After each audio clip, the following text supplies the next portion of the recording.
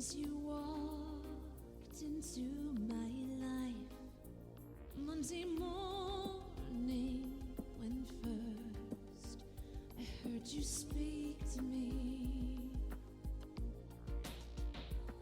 I was too shy to let you know, much too scared to let my feelings show, but you shielded me, and that was the beginning.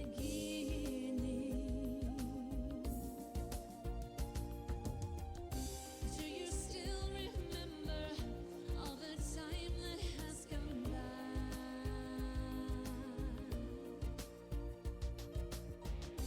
Do you still believe that love can fall out from the sky?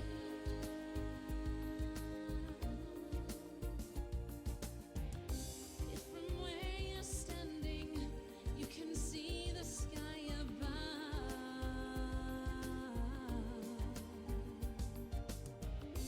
I'll be waiting for you if you still believe in love.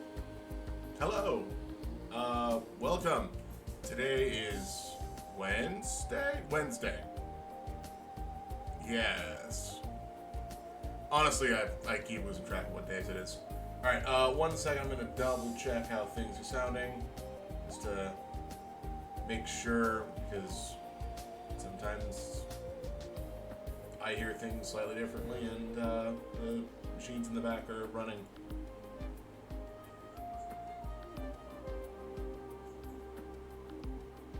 I am very quiet by the sound of that. That was like super quiet. Why on earth is it that quiet? But then again, everything's quiet.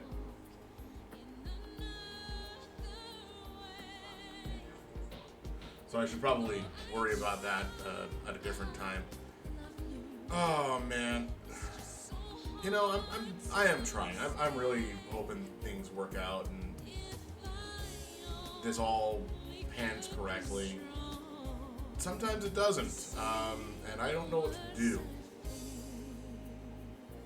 Like I'm just one guy. I haven't figured all of this out yet. Like,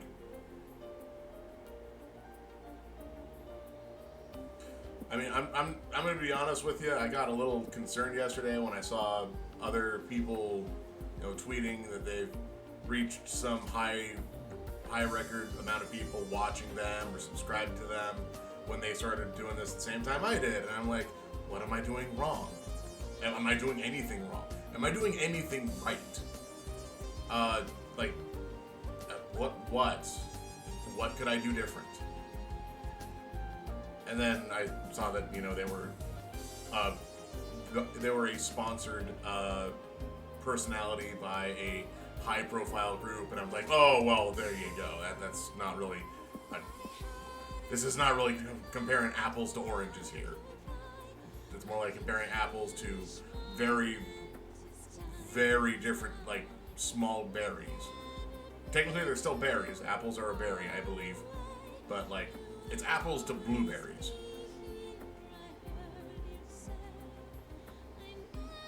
I'm not saying I'm an apple. But, I'd like to be.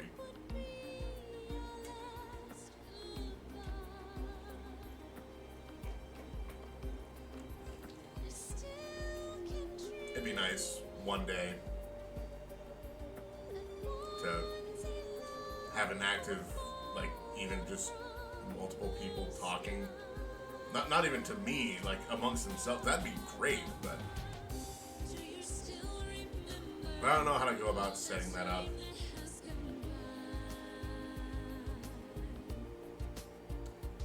But that's not a thought for.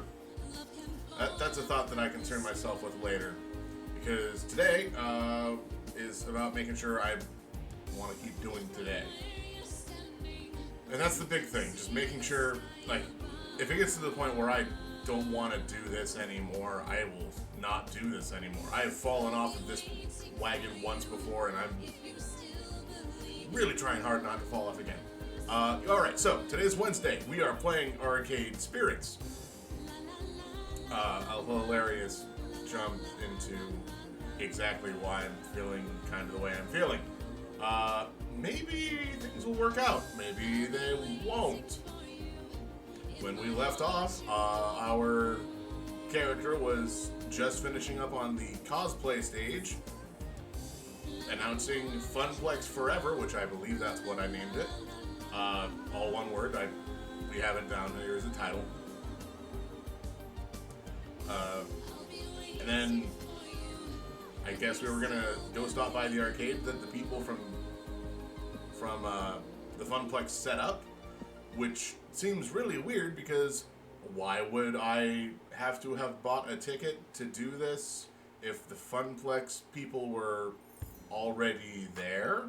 Was the FunPlex, closed for this whole venture? But we'll probably get more information as the time goes on that. Let's see. Is there anything else I wanted to talk about today before we jumped into the game? Thank you for being here, for showing up. I usually thank people at the end. This time, I'm thanking you right now. I will still thank you at the end. But, I don't know. I'm not very good at, advertising myself.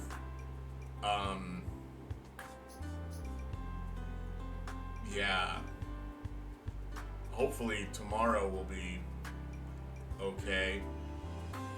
I mean, hopefully today will be okay, but tomorrow I'm doing something entirely different that I haven't tried before. I guess I can kind of show off the camera thing that I'm doing tomorrow. So, yeah, this is not really a thought of what I want to do, but, I mean, this is what I have. I've got this webcam that I've got tilted down so it won't pick up any reflection of anything. So yeah, I can switch here, and then we'll have a webcam screen. I'm trying to put this in a good position, but because the tripod it's on is very small, I can't really do too much about that. But the plan is to open cards tomorrow. That's tomorrow. But I'm trying to get the mouse out of the way and the keyboard gone. As you can see, there's an Eldritch Moon pad, but I don't have a lot of space and workability. I don't know how people do this. But tomorrow I'm going to do some card openings tomorrow. But that's tomorrow. Today we're doing Arcade Spirits.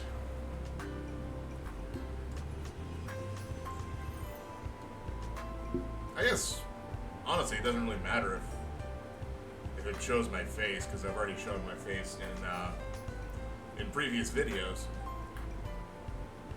But that kind of just destroys the illusion of, oh hey, I'm a cute little cat creature that's not actually a cat. I still remember what lore I have. I still remember that I am technically a dwarf that's been cursed by a witch into being a cat right now. Because I couldn't get a dwarf avatar fast enough. Because I set a start point. If I didn't start at that start point, I was never going to start. Man, a lot of this is kind of weird feelings for today. Alright, I'm going to stop this sound and we're going to launch Arcade Spirits. So, we're going to do that. We're going to pop over here and then hopefully this works. Switching over to game scene, which should have it. Come on.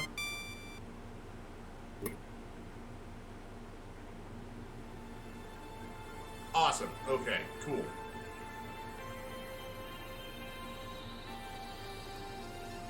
And then just to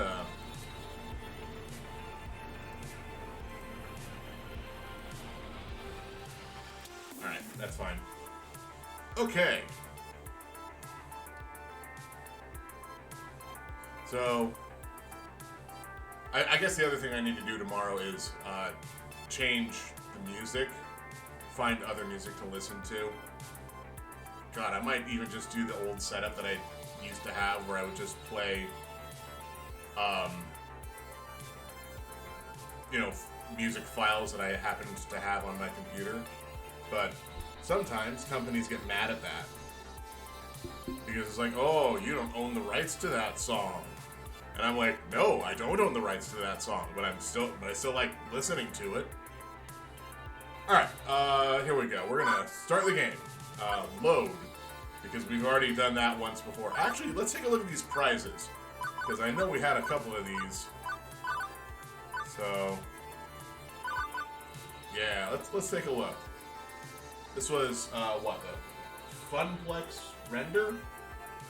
So this is the 3D model of what the FunPlex looks like. Not bad. Arcade test sketch. Okay.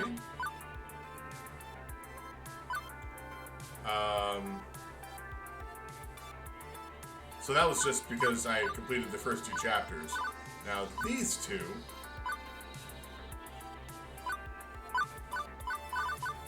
Okay. I kind of understand these hints. The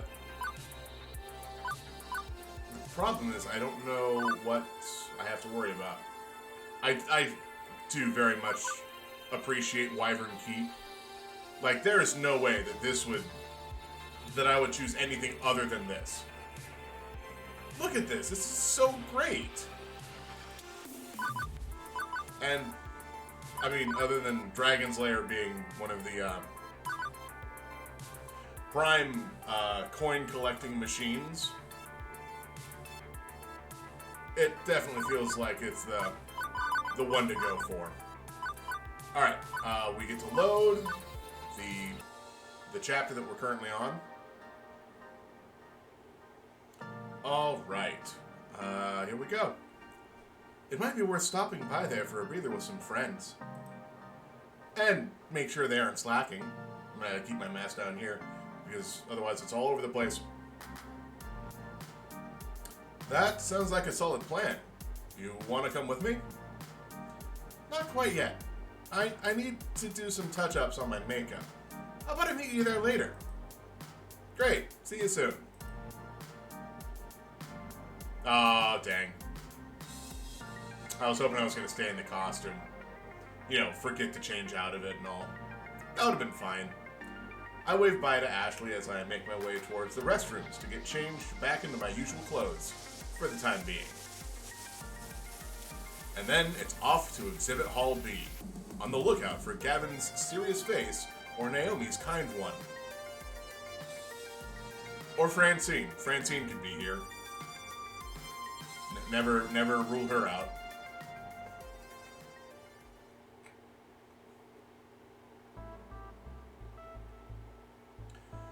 Let's see, Exhibit Hall B. It's, very much resembles Exhibit Hall A, where I started the day. Industry types, dealers, swag, crowds, so many crowds. But there's definitely more actual arcade games here, as local places have set up pop-up arcades all over the place. Man, I wonder how many copies of the same game is here. It's hard to notice the smaller displays with the giant garish Deco's Palace display eating up at the center, but I managed to crawl my way around the edges to find... Oh. Pretty much everybody else in the crew, save for Francine. Excuse me, but, Percy, do you just have floating buttons the whole time?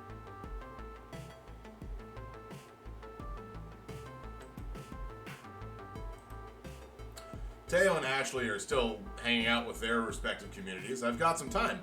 Maybe I can bend someone's ear. Meanwhile, let's see what everybody else is doing now. Let's see, Gavin's reading the news. Naomi's fixing a busted Galaga machine.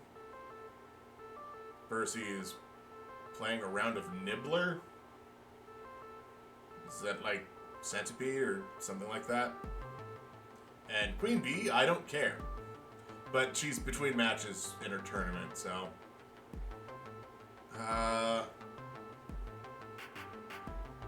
You know, maybe I got off on the wrong foot with her.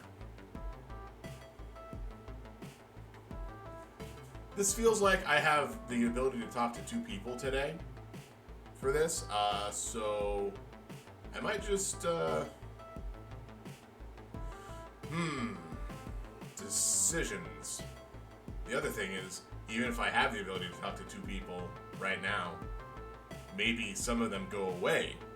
So I'd have to talk to somebody specific first. Otherwise, they may be gone by the time I get back. But I'm gonna help Naomi. I have basically made my decision of who I'd want to attempt to woo in this game, and Naomi's the choice. I just want to keep up relations with the other people as well. Like, good face-to-face relations, not like relations. But Naomi looks totally flustered with the monitor chassis for her game partially removed so she can tinker with it. It's definitely neck glow, so the neck can't be cracked. So why am I getting nothing at all? Hey, Naomi? Oh, Zal. Sorry, I was wrapped up in my own little world there. What's up? I'm taking a break, and as of now, you're on break as well. That's sweet, but I really can't. You're getting nowhere on that game. Take a break. Consider it an order. Thank you, Gavin. I guess I'm on break then. Cool. You want to get away from the crowd for a bit, find a quieter corner and hang out, decompress a bit? You know, lie down at home and decompose. Ugh. Absolutely. I can busy myself with games, but I hate crowds. Always have. Every year I go to Max. Now he reaches out and grabs my hand before I can inject. That way we don't get separated. Smart move. And drags us off to a semi-quiet little niche between two display booths. Good for a private conversation. Okay. No broken games, no chattering strangers. Good. Honestly, I love my retro games, but I wish they'd break down less often. All this 1980X tech is fun to play with, except when downtime is lost profits. Okay, so I gotta know, why the fixation on retro games? I kind of have to know this too, because I also have fixation on the older games, because those are the games that I grew up with, and they're the ones that I feel the most connected to, which is why I played them on stream, just to make sure people can kind of get a base feeling of who I am as a person, I guess. I mean, I guess that's why I do it. I'm not saying they aren't cool, it's just not something folks our age are usually into, right? I'd contest that with posts by 20-somethings on classic game collector sites. But you're really asking why I'm into this stuff. Yes, that is exactly. Also, I'm going to turn it up a little bit. Yeah, that's good. Yes. Ooh, And hey, Use what's the not correct to window. love? The cool glow of a cathode ray tube, blooming color through the scan lines, the simple and clean pixel art style. Everything's good sound-wise, right? For all of you. I'm not just playing dark, no sound.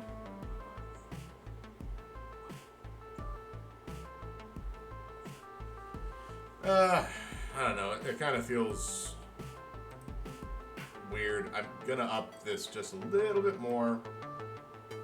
Hopefully that's not too much. And then I make sure I'm on the right menu or right window. One stick, a few buttons, easy to learn, hard to master. You can keep your crazy networked real-time strategy beat-em-up esports fighter thingies. Give me a maze, or a spaceship, or a bunch of dots any day. Maybe I have to turn it down again. Because I'm getting weird peak vibes from OBS. Or a princess to rescue and turtles to jump on. You know, I have to... One of these days I'll have to play Mario and not jump on any of the turtles. Right, well, more the jumping than the rescuing. Although I do like the princess rescuing the prince in Wyvern Keep. Good pick, Saul. Yeah, that's why I chose it. Weren't you pulling for me to pick Phrase Invaders? Well, yeah, but I can dig Wyvern Keep too. Yeah, it's the one both you and Gavin agreed was an okay choice. So how'd you get started with retro games? Well, I know the cliche answer is I had an older brother who introduced me to the games, but that's basically the truth. Sort of. Indirectly, I guess. For a whole summer, my jerk of a brother was in charge of babysitting me, and being a teenager, he didn't want to bother. He wanted to go to the arcade and hang out with his friends.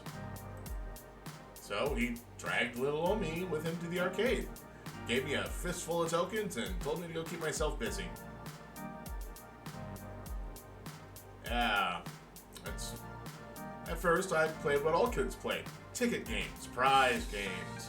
But I got bored with it fast, realizing I wasn't winning much of anything. Honestly, kids are smart, right? They gotta realize they're being scammed. Let's see.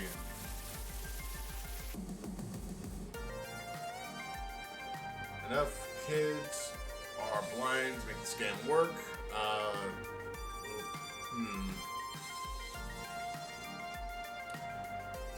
Well, I've fallen victim to the whole prize scam many a time. Like, that's even just what tomorrow is. We're opening card packs because I enjoy opening cards. I enjoy playing with the cards. I'd love to play with the cards more, but you know, it's really hard these days. And frankly, if I get a point where it's either stream or go hang out with people and play cards, I might do the go hang out with people and play cards. Mostly because it's good to have outside interaction with people. And I haven't really had that for about...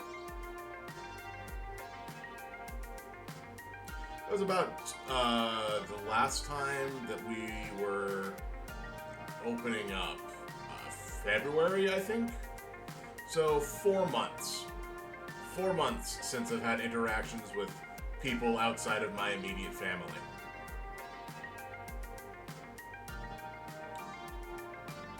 It's been rough. This is kind of a hard time. Like, I know it's terrible for a lot of people, and I'm very much not in the worst of it. It's just... You ever feel yourself, like, slipping away? Like, you made a point of setting yourself as this kind of a person, and you do this as best you can, but, I mean, I'm very introverted, but I do need to get out with friends every so often. You know, that's a conversation that's not even pertaining to what's going on right here. Let's see.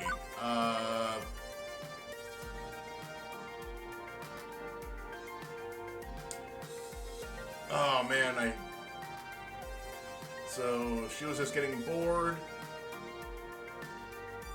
Oh, when you really want to... No.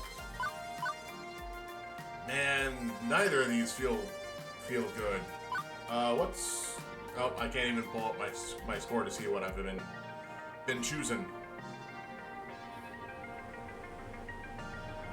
Let's see. So what do I want to say?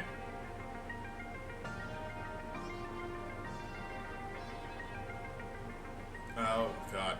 The problem is all the ticket games are like skee ball, which nothing wrong with skee ball, or the the tower stacker. You know what? The one where the blinking light goes back and forth, and you got to make sure you can stop it in the right spot, and then the next one goes back and forth, and you got to stop it right above that one. Otherwise, you lose. But yeah, enough kids are blind to the scam to make it work. As someone who's worked the floor for weeks now, trust me, kids are blind to how the house always wins. It's disgusting, really. But capitalism demands you have those games anyway. Because, hey, profit, right? Oh, I know. It's lousy, but it's the way it has to be. I just hope we don't end up as bad as Deco's Palace. You know, with their little image on the flashing screens between the hot dog advertisements. Plus, well, there was one other problem with the ticket game area. Too many kids.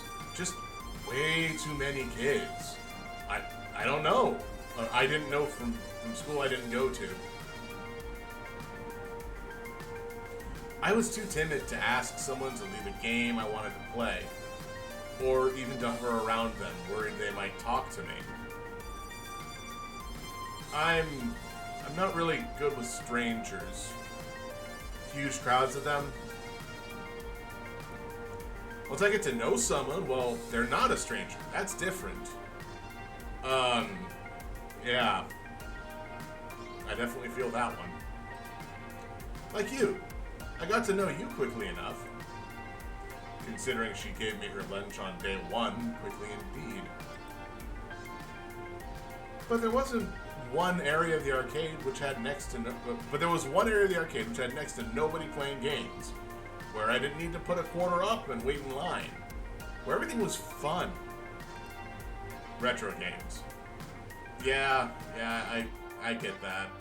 I remember going to arcades and playing. Well, I would play pinball a lot, but also because there was basically a wall with pinball machines. Only a few older guys came back there. I could play anything I wanted. Every game was a single token. That was the other big thing. Each game was cheap. And frankly, when you are 10 years old, you don't have a lot of quarters. So you gotta make sure you get your playtime out of what you have. Yeah, every game was a single token, and it was also amazingly cool and flashy and colorful, and oh, it was paradise. Those games were my new best friends. Now I look forward to my jerk of a brother. Now I look forward to my jerk of a brother abandoning me in the arcade to go play fighting games. Eventually, summer vacation ended, and it was back to school. But I kept visiting arcades, especially ones with good retro collections.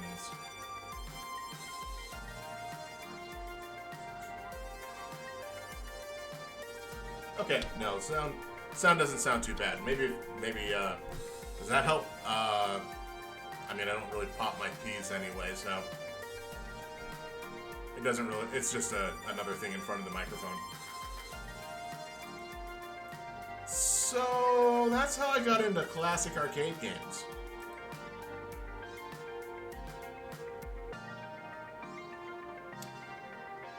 Okay. And that's how you caught Pac-Man fever, the only prescription being cowbell. I don't know, a young girl alone with a bunch of older gamer dudes seems inadvisable, or do you have any favorites in particular? I honestly think the basic answer is the better option here.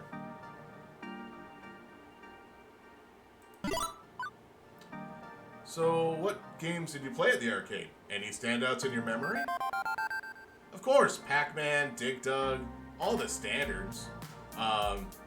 I remember, personally, the arcade that we had a multi. It was a multi-chip machine, so you could play different games.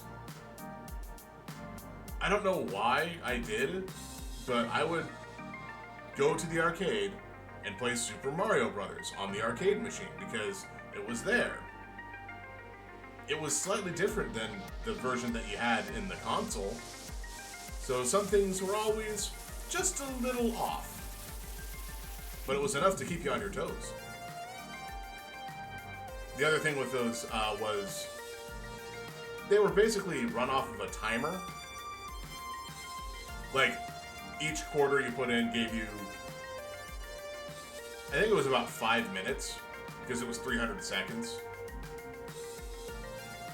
Which, thinking back, is kinda not good.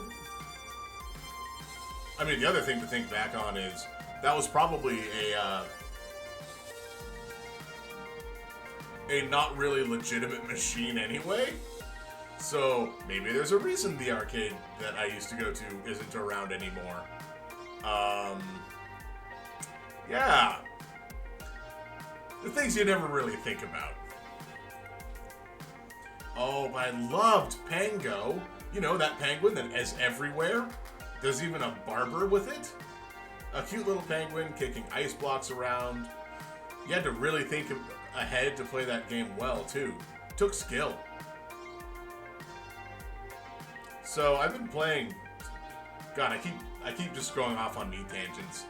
I have a Switch. I have the online membership, so I've been playing old NES games on the little NES thing. And I've been playing Fire and Ice, which you play a little elf that has the ability to make blocks of ice, either directly in front of the floor where he's standing or directly behind. You can also remove blocks of ice, and you have to defeat fire. I've gotten about slightly over halfway through the game, and then I hit a brick wall, effectively. And I'm not sure how to beat this boss.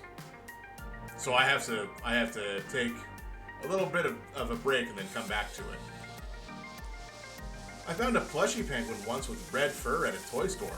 Bought it immediately, made a purple bow tie for it, and that was my Pango plushie. It's still in my workshop, in fact. The plushie, I mean, not the game. What about the bow tie? I wish we had the game.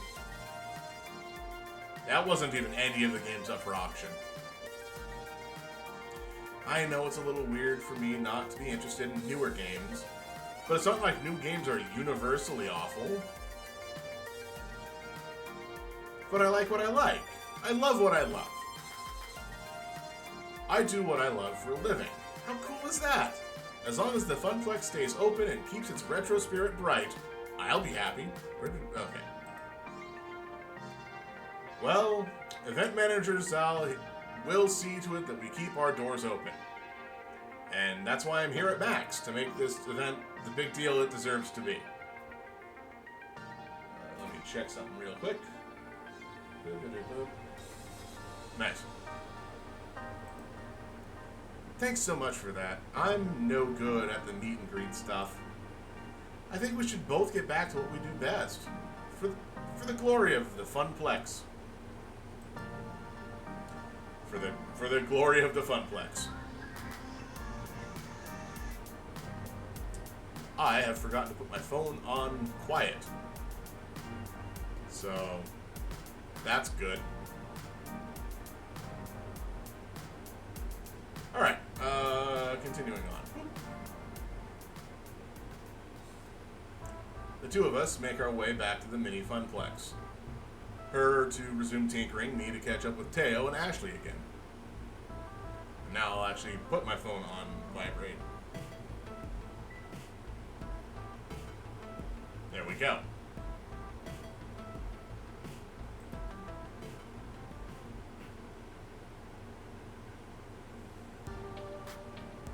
My current status, sitting, same. And enjoying it, also same.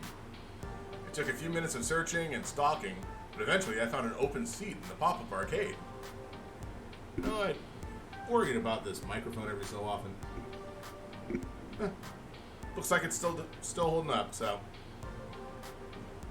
While the sit is satisfying, the rest of everything else is miserable. My feet are sore from walking all over. I don't remember the last time I ate. I feel dehydrated and I have a slight headache from all the noise. Yeah. Hydrate before you dihydrate, buddy. And there are still 4 more hours of max left. Oh, if Gavin saw me in my current state. Hey, guess what, buddy? He does see. Oh. Leaning back, arms at my side, completely exhausted. I can picture it clearly. He'd be looming over me with his dark, unfettered eyes. He would lean in close and frown, grumbling. He'd say, "Sal, may I remind you these seats are for patrons only?" Hey, I pay... My AI blackmailed people for these tickets. Technically. I audibly sighed just thinking about it. As luck would have it, though, Gavin and Naomi are huddled over the Gallica cabinet, trying to figure out why the monitor is not working. Why could the monitor not be working? Freedom. My buns are experiencing the best freedom has to offer. And while my body feels like it could collapse at any moment, I feel good about it. Right? It's been a hard day. Did things that didn't quite feel would work out well, but hey, I think we made the right choices. Getting the word out about FunPlex Forever was great. Seeing people's face light up with excitement is why I'm really here. Plus, spending time with Ashley was an added bonus. She certainly got passion to spare. I smiled to myself. The pain in my heels and the rumbling in my tummy.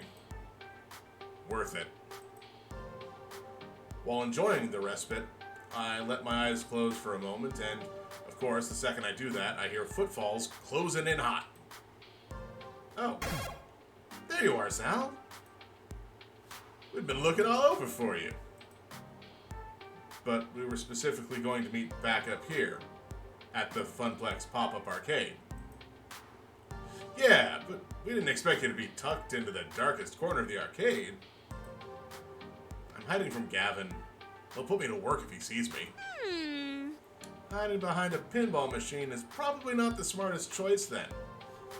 Look, it's not my fault they're the largest machines. They take up the most foot space. You know how much he loves pinball. Every spare moment he thinks no one is watching him is spent getting that high score. I have so many candid pictures on my phone of him playing pinball. You have to show me. Like, right now. Yes, his concentration face is so cute.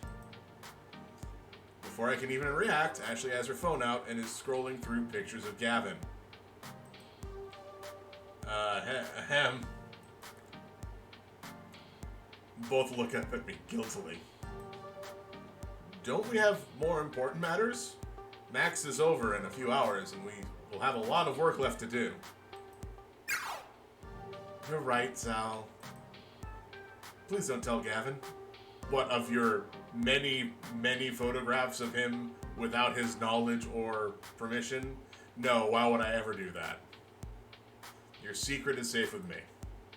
Right, so, business time. I think I've got something. Go on.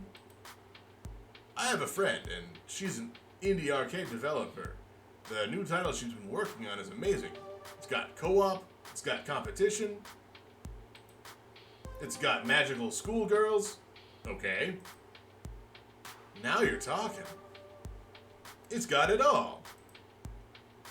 Wait, I'm pretty sure I've heard of this game. Is it called Magical Moon Cuties? Yeah, that's the one. And she's been thinking about premiering it at FunPlex Forever.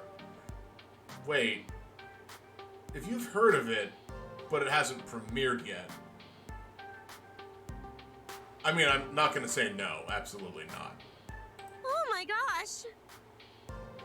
That'd be cooler than cool. Yeah, no, yes, absolutely. Sure, premiere it, just make sure it's okay. It sounds interesting enough. Might make for another fun game for people to play. Definitely. My friend is somewhat known in the... somewhat renowned in the indie scene, and the game's been in development for years. I'm sure it would create some buzz, at least. Are you kidding, Teo? We'd be the talk of the arcade world. Ah. Words are having difficulty leaving my mouth. My tongue is large and in the way.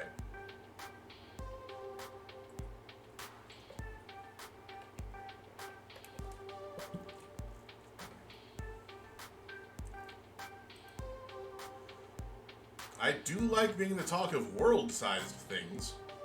Let's go check it out. I stand up, invigorated by the news.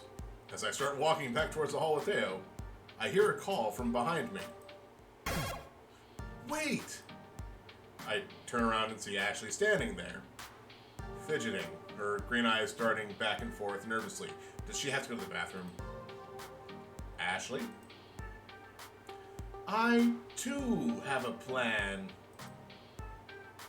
She motions for us to come back towards her, which we do. Huh?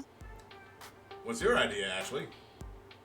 She puts an arm around Teo, and the other arm around me, huddling the three of us together. So what I'm proposing might not be the most legal course of action. Do I even want to know? You've seen the huge monitors hanging from the ceiling in the middle of all the major halls, right? Yes, they are there. You can see them. They're actively changing. They're constantly bombarding us with ads and false hopes of high-quality convention food, like that hot dog that says "Yum," that costs 9 something. No matter how amazingly tempting that $9 hot dog looks on the big screen, don't even think about it. Exactly my point. Everyone is looking at it. I know a way to sneak into the back area, and all we have to do is break into the main communication center and upload the flyers Zal made to the rotation. Whoa! You want to do what? No, I'm good. Shh, keep your voice down, Teo. Unless you want to get arrested for being an accomplice. Yeah, that's why I'm saying no. It's a genius plan. Everyone at the Max will see our name in lights and then not show up, because this is how you kind of get yourself known as, I guess, like, pariah is not really the word here, or a martyr, because those are all when you put your name out for doing one thing that, I guess something else. But, like, I'm trying to remember. So there was the like 1980, mid 80s, I think it was, the Max Headroom incident. Sure, that's, oh, okay, I guess I have to probably clarify what that is. Somebody managed to hijack a broadcast onto a public broadcasting station, and they took over what was on the screen. They injected their own broadcast to the public. So that is very illegal, like super duper illegal. And mostly really bad, and I do not want to do it. Like, once this conversation started up, it's like, nope, I'm bailing on that one. Sorry, Ashley. It's better to get our promotion through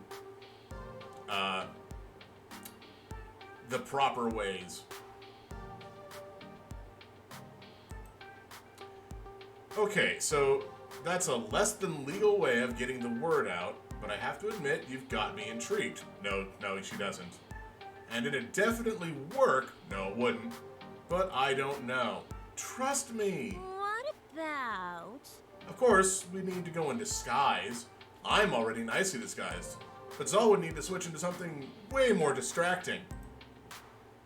Why more distracting exactly? To distract from your face, of course. What I'm trying to say is people will remember the costume, not the person wearing it.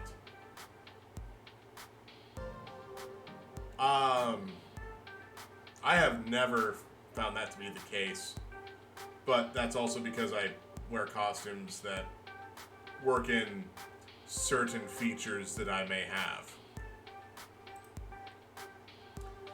Which means Maid Sal rides again. I knew it. Come on, you did so great on stage. Think of this as your encore. How about it? Let's not forget about Magical Moon Cuties. It's a valid alternative. It is a valid alternative. I would much rather do that one. Both options are valid, honestly.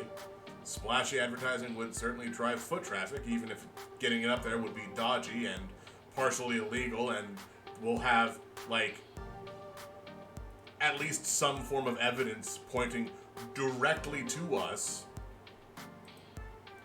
Importantly, Iris could help us do it safely without anyone noticing. Safer than Ashley going off on her own to try this inadvisable stunt. But a highly anticipated indie title might do the trick. Yes, that's what I'm going to do. And result in far less jail time. Teo, let's go check out the Magical Moon Cuties. Ashley, you got this. You don't need any help from me. Honestly, I don't feel like getting carted off to jail today, and it's not on my scheduled agenda. Plus, I'm pretty sure Ashley can handle breaking and entering all by herself. And yes, I do realize how wrong that sounds, even in my own head. I bet you've seen plenty of heist anime. I mean, I've only seen like 3, but I don't know how many times you can count One Piece as a heist anime. Mostly because they've done it 7 times within the first 50 episodes. How many times do you need to steal something? Also, I include Lupin the Third as a single heist anime, even though there's currently, what, 6 series? Plus the movies. So that counts as 1. Yeah, I bet you've seen plenty of heist anime.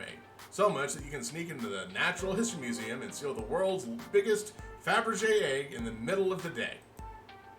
I've got like 12 bobby pins holding this wig on. Okay. I won't let you down. I know you won't. And please, try to be careful. Ashley smiles widely before prancing off into a crowd of arcade folk. You can stop worrying, Zal. Ashley knows exactly what she's doing. Yes, getting arrested. That's why I'm worried. Haha, fair enough. Well, shall we go see a lady about an indie game? We shall.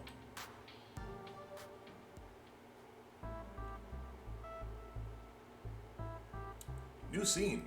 Interesting. This all looks pretty standard. As we left the pop-up and traveled deep into the halls of Max, people kept stopping us to say hello to Teo. We'd be happily on our merry little way and then get interrupted by a random person. Probably that saw the flash mob or the subsequent videos posted on whatever video sharing site that they have. Oh man, it's Teo. How are you doing? Great, but hey, we're on our way to meet with someone. Let's catch up later. Cool. Laters. And this happened every couple of minutes. Walking through the convention floor was like walking through a field of landmines, where instead of explosions, it was uncomfortable introductions to people I will probably never see again. Yeah, that sounds about right. Eventually, Tale leads me back to a section of arcade games hidden behind all the major companies' booths. near where he held his dance flash mob. What they set up here was mostly reminiscent of the rest of Max. So it's just a tiny, like a small booth-wide presentation of the rest of the convention. Arcade cabinets are closely lined up side by side, making several aisles for gamers to aimlessly wander down. I would have expected to be more used to pushing my way through throngs of crowds by now, but nope. Teo and I forced our way through huddled masses of chittering conversations. As I look around at all the different arcade games that surrounded us, I notice something's off. There are exactly 0 titles that I actually recognize. No Dig Dug, Gauntlet, nor Street Fighter.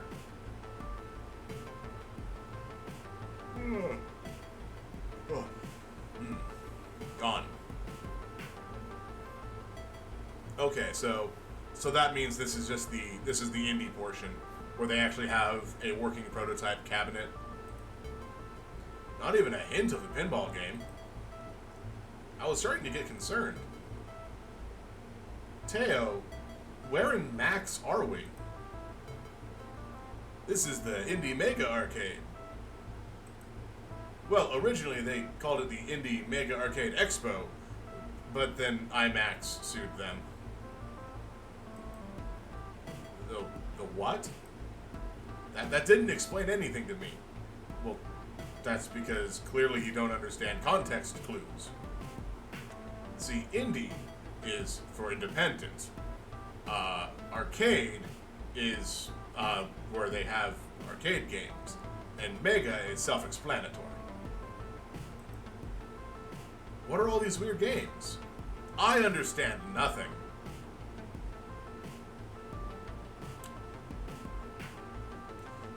Yeah. Nah, I'm gonna let that one sit.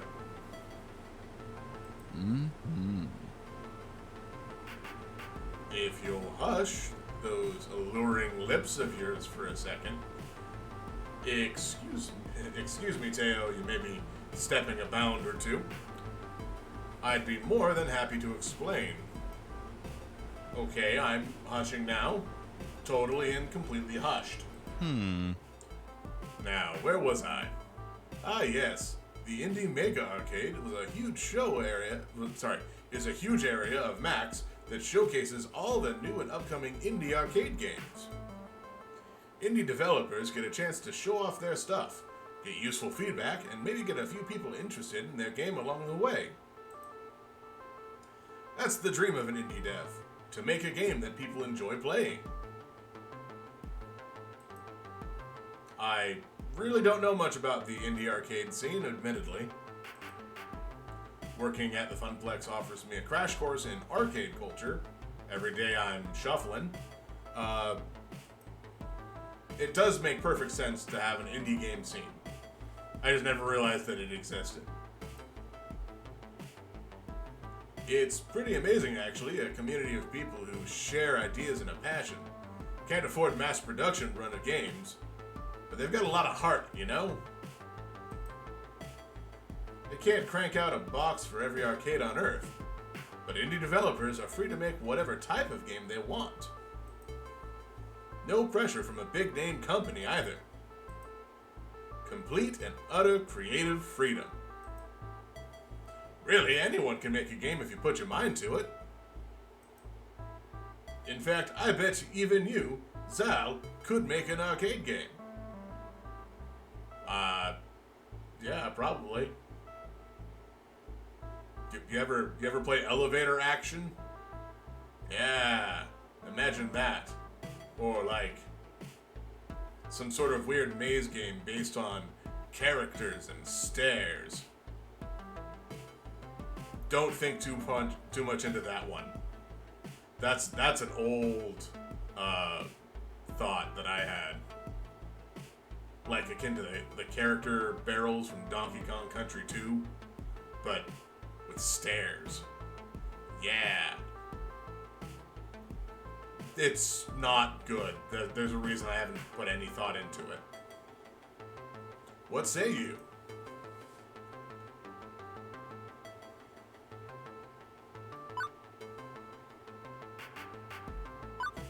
My game would be spectacular. I've always been the idea guy. Ever since I was a kid, I've been dreaming up game ideas. Like the zombie-themed fighter, where you can use your arms or somebody else's arms. It's a train driving racer. I've got tons of them, waiting to be turned into a fully fledged game. The zombie-themed fighter actually does kind of sound cool, but it would have to be a beat 'em up and not like, one-on-one. It's more akin to Streets of Rage as opposed to Street Fighter. That would be kind of fun, actually.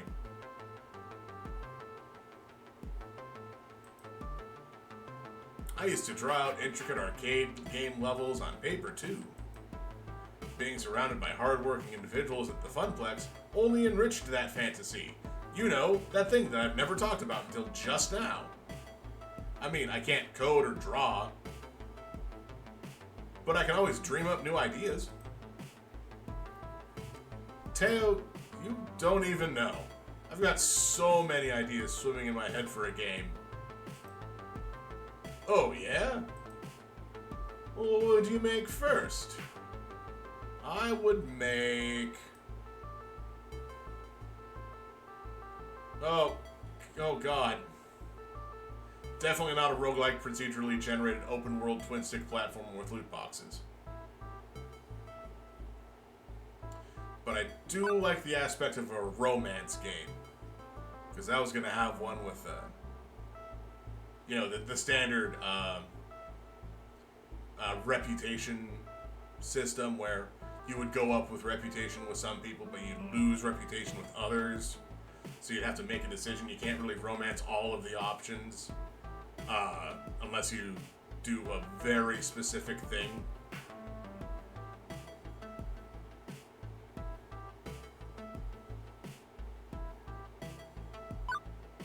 No, it'd definitely be a romance game. I don't know exactly how a romance arcade game would work, but I'm all about creating new genres. I was thinking some sort of game where you can date and romance people. Yes! Also, it takes place in an arcade. A game about arcade romance in an arcade. Take a step back there, Saul. You're getting a little too deep. Yes! Really, the core of the game would be an in-depth look at all the different aspects of arcade communities and how they function and interact with each other. Yes? A bit slow for a coin-op arcade game, but also plenty of kissing and touching butts. Okay, now you're speaking my language, which is butt-touching. The language of love. Nope, just butt-touching. Too easy. I like it. All right. Well, if you ever get super bored of being an arcade event manager, I can hook you up with all these proper people to launch your second career. Or, I guess, primary career if, you don't have this one. What do you mean? Oh, I have some friends who make arcade games for a living. Some friends. As soon as I said it, I became overtly aware of the situation. I'd imagine when he said that, like, I have some friends, he kind of fanned his arms low and wide. Like, I guess kind of like how you'd imagine cinematic Dracula grabbing the bottom of his cape and then low and wide and then never really got up to the pulling it closed above his face. Since we set foot in the Indie Mega Arcade, people have been waving and nodding to Teo, not to mention all those people stopping us along the way to get here. I'd say more than some friends. You're a popular guy. What? Come on, that's silly. He waves his hand, waving off the very notion that I know to be true. Everyone knows who he is, and I had no idea. Teo's always been such a crowd pleaser at Showtime stage, but I guess his popularity has spread to all facets of his life. Dance champion and indie arcade scene champion, huh? I try to keep my friends' circles pretty separate. Sometimes it's not always perfect and they tend to overlap. You know, like in Max. Yeah, that's fair. But hey, it's got upsides. All my friends are here. The biggest downside of Max is just so hard to see everyone. I never get to spend enough time with them, you know? I got friends here in the Indie Mega Arcade. I got my FunPlex crew. I got the dancing community. I just can't see them all. And when I can't see them, I feel like I let them down. I hate having to choose between them. Yeah. Couldn't imagine how that's working out. Once again, I've failed my friends. You know, it's a surprise anyone still talks to me anymore. Teo sighs heavily. His mood shifted from excitement to utter solace. The cool, collected Teo is showing a side I've never seen yet. I guess he's able to experience emotion other than joy. Confirmed. Teo is not a joy robot. But this isn't right.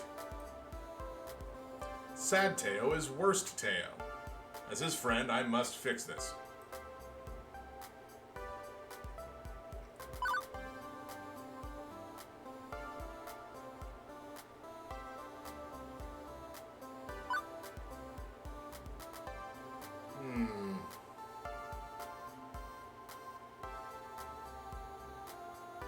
God, I feel like this is still the answer I need to give.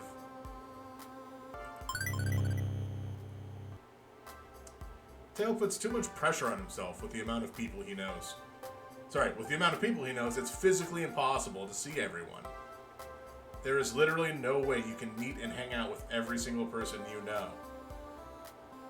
That's why days like, or events like this should go multiple days and not just a one-off, but if you'd given 15 minutes of time... Wait. If you had given 15 minutes time to the amount of people I've seen you say hello to, it would have taken the entire day to get through them. You exaggerate.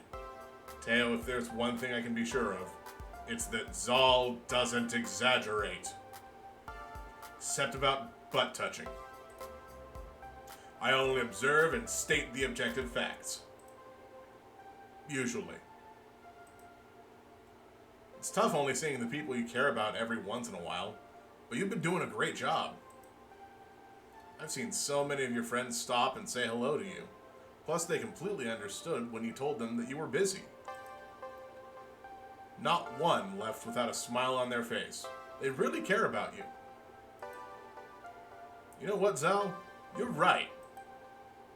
The more I hang out with Teo, the more I learn about him. That's usually what happens when you hang out with people. It's always something new and something unexpected. Let's bring this back around to why we're here. How did you get involved with the indie arcade scene anyway? Through Michelle, the indie developer I want you to meet. I met her a few years ago at a previous Max. I was hanging out with my crew near the dancing games and she stopped by to play around. Since she was new to the scene, I struck up a conversation with her. Much like when I met you. Ah, so there was plenty of flirting then. I cannot help myself when surrounded by such beautiful, wonderful people. And Michelle makes indie arcade games? She's only one of the coolest and most prolific arcade developers in the industry today. She's worked on several big-name indie games, and when she's not working, she's speaking all over the world about arcade development. Color me impressed. Sounds like Michelle is the sort of influential person who could really help with FunPlex forever. Yep, still fine with the name of that. That's still an okay name. I'm gonna open this real quick. You know what? Let's get this nice crisp opening sound. Yeah. I don't do that too often.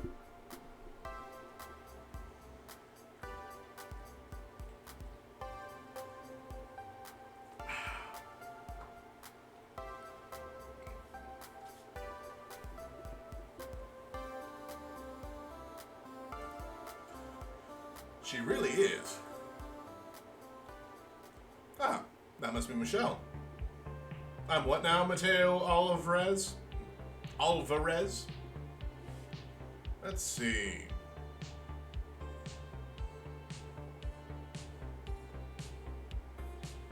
Well, I don't really understand the what the shirt is, but oh, Michelle, only the worst person I've ever met. As to be expected from somebody of your caliber. Haha, touche, I was just looking for you, by the way. Well, I'm glad I found you. What's on your mind? I wanted to introduce you to Zal. Nice to meet you. The pleasure is mine. It took me a second, but Michelle totally looks like... Uh-oh. I mean, I'm gonna say it. She's got the same facial construction as Gavin. Oh, right, the FBI lady. You aren't, perchance, also a federal agent? That's it. I'm doomed. This was a setup. I'm gonna be renditioned to a CIA black site. Renditioned doesn't sound like the right word, but also I'm actually dead serious. I think she's got, the same kind of flat cut chin, but that appears to be most people have that cut chin that, so she's got the same cut chin that Gavin has. I did not recognize her as possibly being the CIA lady. Who? Me? No way. Although my sister, well, I can neither confirm nor deny what she does for a living. I see. Okay, that makes sense. Gotcha. I'm gonna shut up now and focus on arcade stuffs.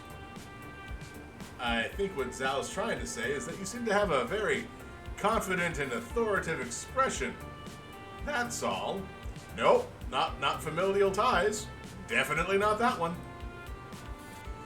Yep, that's exactly what I meant to get on the nose, thanks, Teo. Sure, okay, let's go with that. Anyway, I spoke with Teo earlier in the day, and he told me you had a business proposition. Consider me all ears. That is a lot of ears, madam. Allow me to elaborate. Zal here is recently appointed as the event manager for the FunPlex.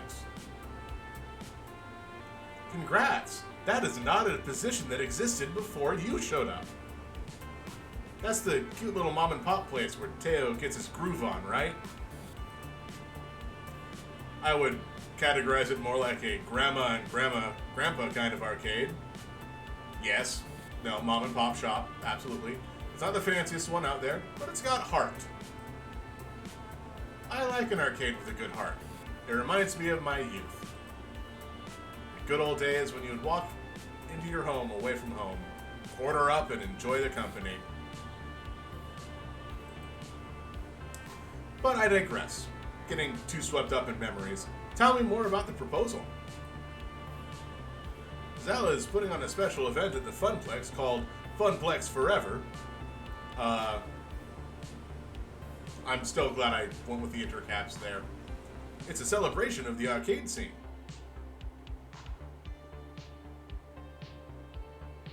I'm sorry.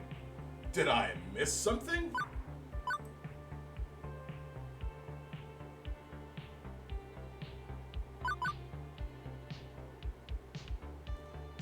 So, wait. Hold on. I feel like there might have been a step skipped here. So, Zal is putting together a special event at the FunPlex. And then, oh, I will.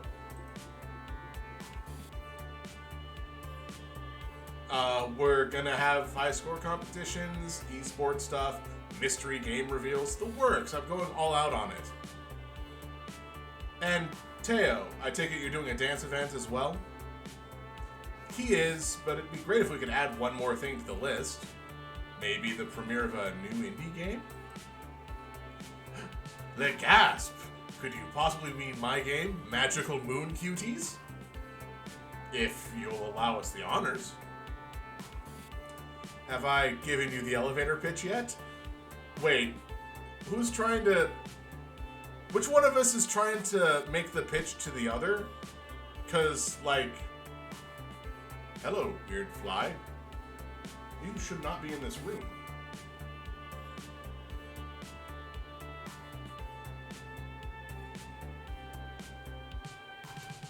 That's gonna bug me for... it's because it's a bug. For a while. But... So, like... Yeah, I get the feeling we're both on board with this and trying to talk to each other into being on board with this. All I know is there are magical schoolgirls and I'm intrigued. It's a competitive, cooperative puzzle game where people have to work together to match all the magical orbs before their opponents can. Like, what is it? The bubble drop? Think 3-player magical drop, but with combo attacks. Magical drop, that was the name of it. Uh-huh. Okay. Sure, that's entirely reasonable. Everyone plays a different adorable magical schoolgirl, hence the cuties part. That sounds better than the last time I heard it. Right? I'm pretty excited to share Magical Moon Cuties to the world. I really hope one of them is, you know, the standard magical girl kind of thing where, well, that would be a thought for a different time. Don't want to go spilling out things that would make actual money off of these things. But it's akin to an anime that came out recently. Not recently, but like you could find it. It's not one of those like 1980s that you can only reach on a laser disc or something.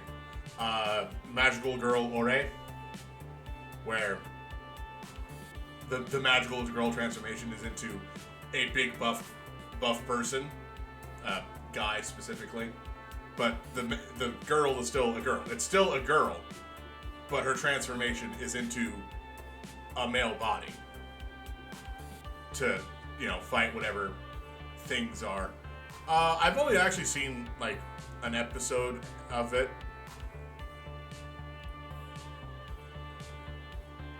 Because I was watching it with my sister, and, well,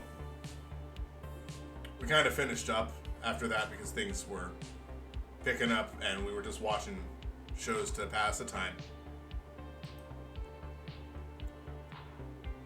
I've mostly been doing some very selective demos for media outlets today, but so far the general public hasn't been allowed to play it. I'm looking for the perfect place and time to release it. Big publicity would mean I might land a manufacturing contract or a publisher, so I could do a wide release. FunPlex Forever might be a good choice for that, but I'm gonna need a little more convincing. What else you got?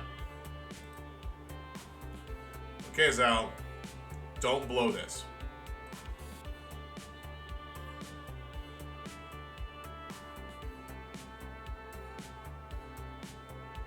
Wow, those are not good choices.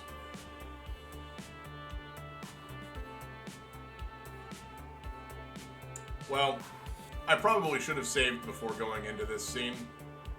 But, you know, here we are.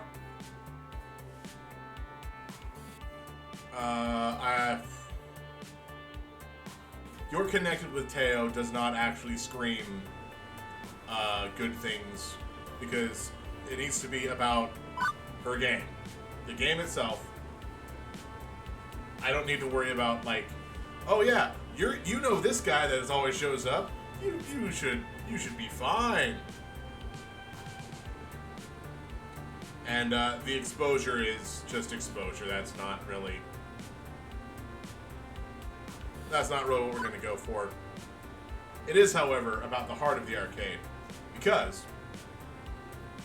by the sound of what she's doing, this will be a at least 3-person arcade stand. So it'll have the 3 machines, as opposed to like oh, come on, I can think of this. So you know a circle? How you can make like it into multiple shapes when you cut it? This is a terrible analogy or example, and I'm sorry. I'm actively trying to figure out what I'm trying to say. So, realistically, you can have a hexagon, and then you can cut that. But that's still not quite enough space. So you need some sort of 12-sided shape, or like an 8-sided shape. But no 8-sided shape exists in nature, or to humans. Where would you find some sort of 8-sided shape?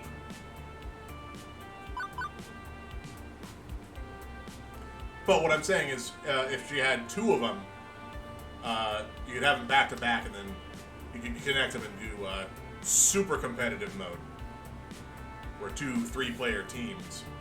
So no, it's definitely about the heart of the arcade, absolutely. Michelle mentioned earlier that she likes an arcade that has heart and soul. I should appeal to that. You aren't gonna find an arcade that has much more spirit. Yep, there's that title drop. Then the FunPlex. Everyone who frequents there, employees and patrons alike, want nothing more for this event to succeed. I feel like there should be a than somewhere in that sentence. This is our chance to show the world our dreams. We've been pouring all our combined energy into making FunPlex Forever victorious. Teo, myself, all the staff, all the gamers, that one butler who decided to break into the comms office. With magical moon cuties on our side, we can just bring even more heart into this affair. It's all the perfect fit for the kind of friendly atmosphere we want, bringing people together. Oh, you got me right in the feels. Plus, I really want to play Magical Moon Cuties too. Fair enough, I was sassing you anyway. After I discussed it with Teo, I already knew I was going to show the Magical Moon Cuties at the FunPlex. What if I hadn't come here? Love that enthusiasm, though. Really? Really? I mean, it's either FunPlex or Deco's Palace, and while Deco is the heavyweight champion of the arcade world, it's not a good fit for my dreams. Great! So it's settled? I think so. I know so. Magical Moon Cuties will have its first playable showing to the public at FunPlex Forever. Always bet on Duke. I'll haul my prototype cabinet over to the arcade the day before so you can get it set up. I'd appreciate you keeping it hidden until the event, though. I already bought a mysterious... Sorry. There's not even an I there. Already bought a mystery concealing tarp for our rare game release. Heck, what's one more mystery concealing tarp between friends? This will be an event to remember, and I'm thrilled.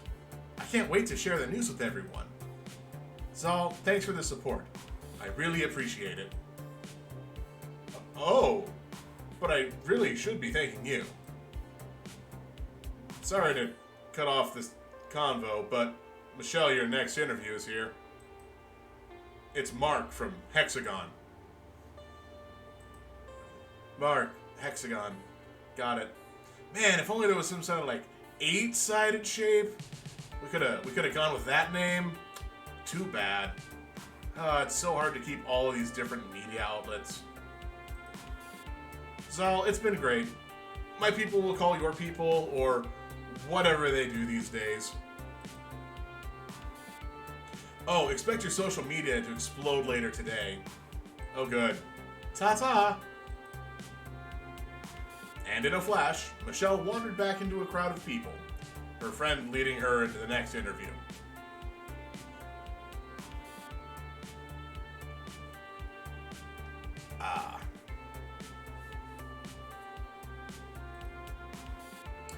Leaving me standing in shock, unable to believe that what just happened.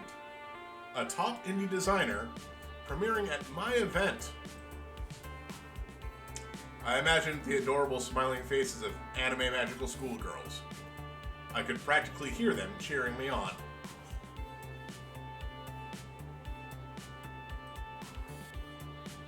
I knew everything would be okay. This is my life? Huh? Oh, nothing. Just musing to myself. Out loud, nonetheless. No worries. I do that all the time. Mostly when I'm alone, though. Oh, man. Could you imagine just talking to yourself? Who would do that?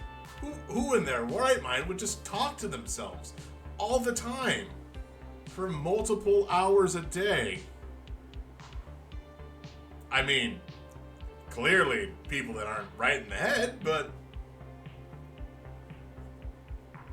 you know, where was I going with this? I should probably just leave it sit. Love it. But overall, that went really well. I'm glad that Michelle was really excited to bring her game to the FunPlex. Me too, otherwise this would have been a wasted venture. Honestly, I feel like a weight has been lifted off my shoulders. What with Ashley helping me with the hype of the cosplay contest, I feel like I have to go bail someone out of jail now. FunPlex Forever is going to be amazing. That's the spirit. I never doubted you for a second. I was about to reply with a totally witty retort about doubting and time. However, we were interrupted by the sound of a bell chime. The hall will be closing in 30 minutes. It's over already? I was just getting started. I've barely seen anything yet. I could do this for at least another 4 hours. Like tomorrow. I'm frightened and confused as to how you still have so much energy left, Teo. I amaze even myself sometimes. As for me, I was exhausted, allowing yawns to escape my mouth. Well, I'm officially pooped and ready to go home. Did I ever eat anything today? I still wanted to squeeze in a couple more games before the hall closes. They're gonna have to drag you out of here by force, won't they? Kicking and screaming. Thanks for your help with FunPlex Forever today. That's what friends are for. Did I...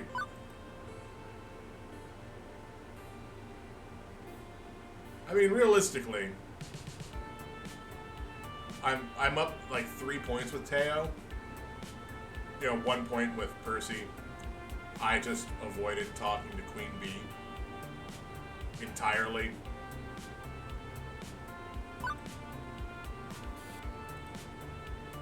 And I'm glad to have you as a friend. Ditto. See you back in the arcade, Sal. With our pleasantries exchanged, I left Teo to finish the dying seconds of Max in the Indie Mega Arcade.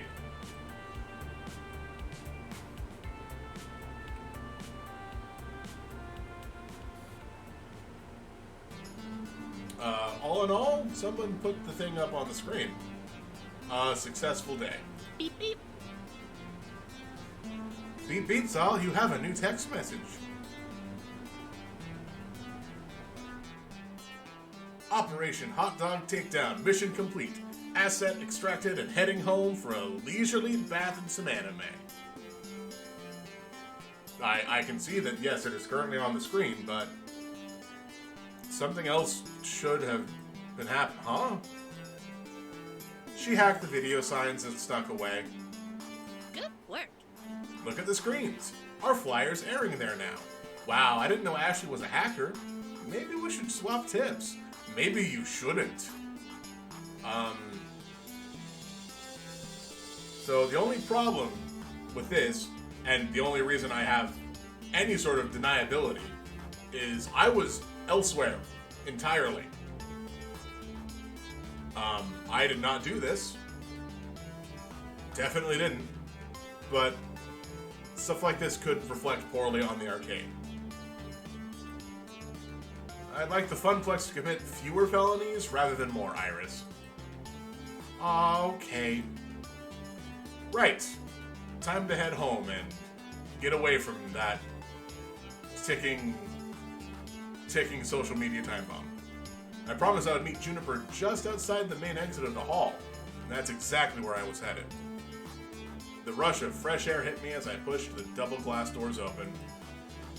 It was nice. Refreshing. And had a much better smell than the one I've been around all day. I didn't have to wait long until I saw Juniper. She bounced happily up to me. So, how was your first max, Sal? It was.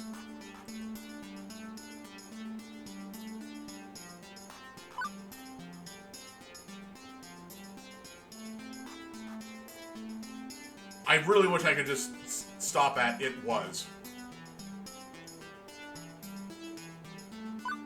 Exhausting, yeah. My brain and body couldn't function after today. I am drained with all facets, physically, emotionally, mentally. I am so tired. As to be expected with a convention. Although, in your case, you really outdid yourself and got smacked with 300% of what anyone else would have done, yeah.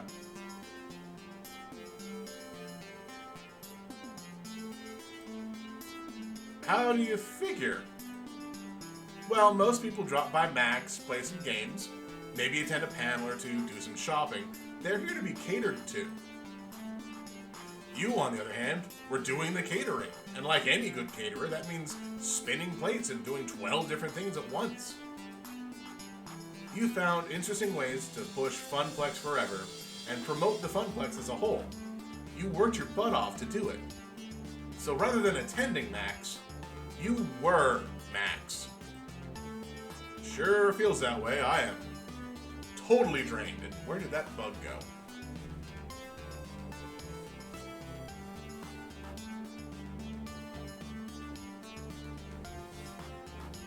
Ow.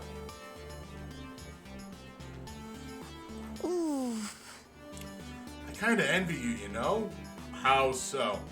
It sounds like you had some great adventures today. Other than designing that flyer, I didn't do much beyond playing a few games and buying a cute t-shirt and stuff. But let me tell you, they are really super cute t-shirts. Yeah, no, that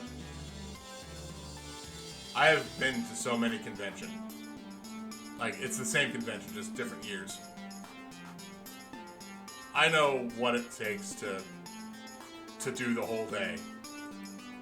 Sometimes you just can't do it. I'm glad I can support you, though. Even if it was just, you know, by doodling up a flyer that's on the big screen.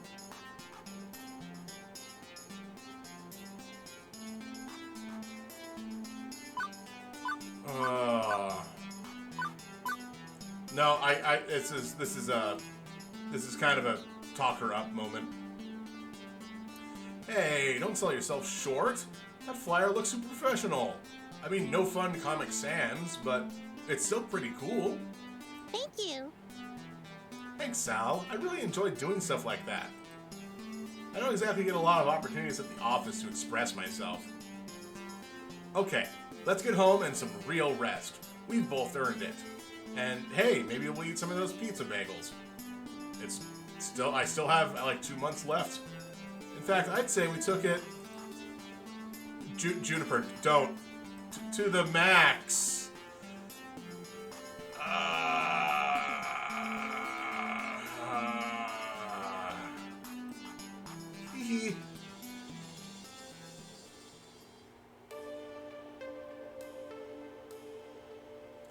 After that moment, the rest of the evening was a blur.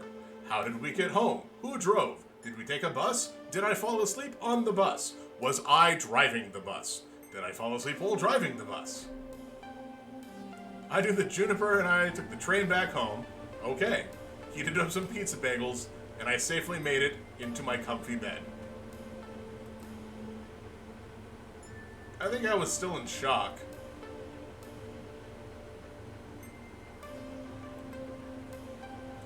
At the beginning of this day, I thought that no one was going to know about FunPlex forever. We'd be stuck as a relatively unknown mom-and-pop arcade. But now it seems like the whole world knows. Which is great. But also pretty nerve-wracking.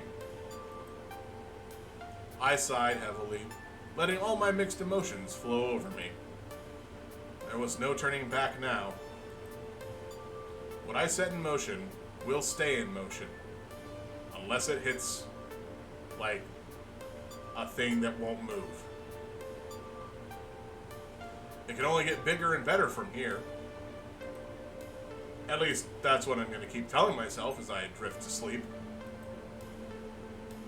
I'm proud of what I accomplished today, and I can't wait to tell everyone at the FunPlex about all I've done. I hope they're proud of me, too. At least Francine. I hope Francine's proud of this. Like, she almost obviously clearly is, because that's who she is as a character. But like, I really want to make Francine proud about this. And before I know it, FunPlex Forever will be upon us.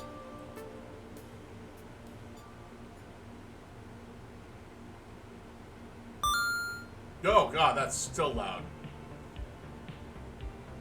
You've cleared level 3 of Arcade Spirits. A winner is you.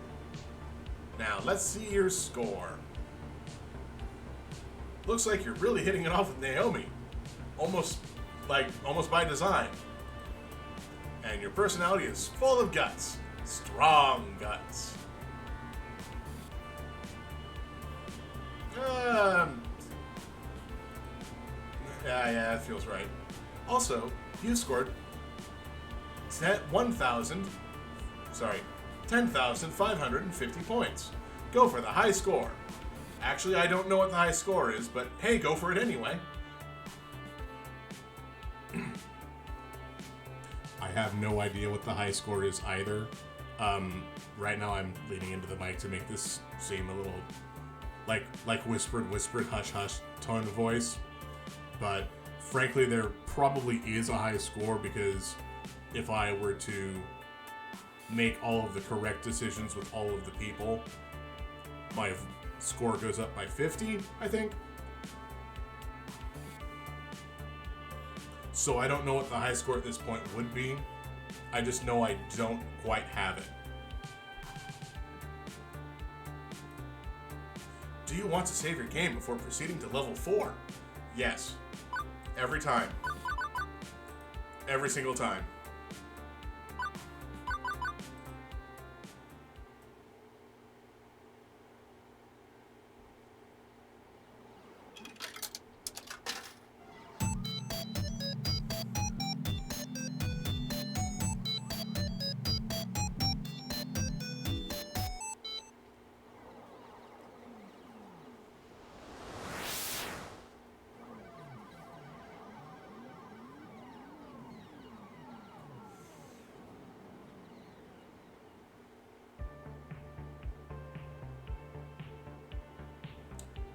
It is the future, the year 20XDX. Every single time. And this is my hour. Mine. No one else gets this hour. It's like daylight savings time, but it goes directly to me. Max has come and gone, and we're hoping a good number of folks we reached out to there will be here today at my big event. FunPlex Forever. This is a make or break moment for me. My chance to put the FunPlex on the map. My chance to make something more of this job than a 9 to 5 vacuuming the carpet and looking for missing ski balls. My chance to prove myself that I can do this. Everybody's counting on me to bring in customers and to keep them coming back for more. Without that, we're constantly at risk of the FunPlex shutting down. So, no pressure or anything.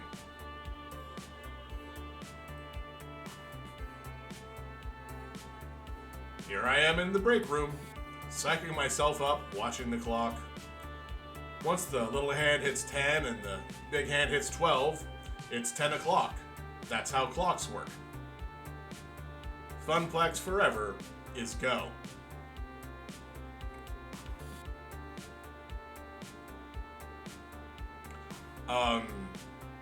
Don't you need to be a little more concerned about, like, setting up before the big hand hits 12 and the little hand hits 10?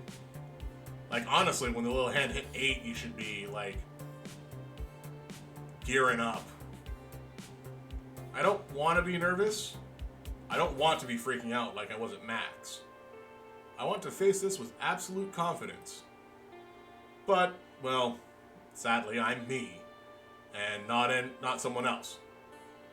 And those old instincts to assume that everything will go wrong, those feelings are still hanging on. Almost time to go. You ready? No. Yes? You know what? Let's go with yes. Even if it's no. Relax. You're a people person. Go out there and person of the people. Yeah. I'll be behind you every step of the way. I thought you were planning to hide in your workshop. Well, turn your back on the door and I'll technically be behind you. And drop by now and again, then to keep me company, maybe? But definitely focus on the event. It's your big day. Good luck. I'm probably, I have to worry about 3 machines that may or may not work. So, I get the feeling that Naomi should really be there. 10 o'clock. Time to do this. Presumably, if I had a different relationship choice that was way high up there, it would have been a different person here. You can do this, Saul. And you know what? Even if the family curse makes you fail miserably and crash and burn, at least you can say you took an honest whack at it. You'll never succeed if you don't take at least a few whacks. Go around. Take your whacks. With that settled, I push through the door and out into the arcade. Don't whack in the arcade. I don't think we have any of those machines.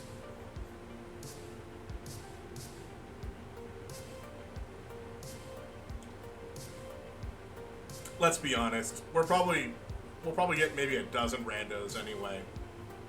No big deal, right? Are we gonna, like, screen pan over and then it just be full of people? What did I just say?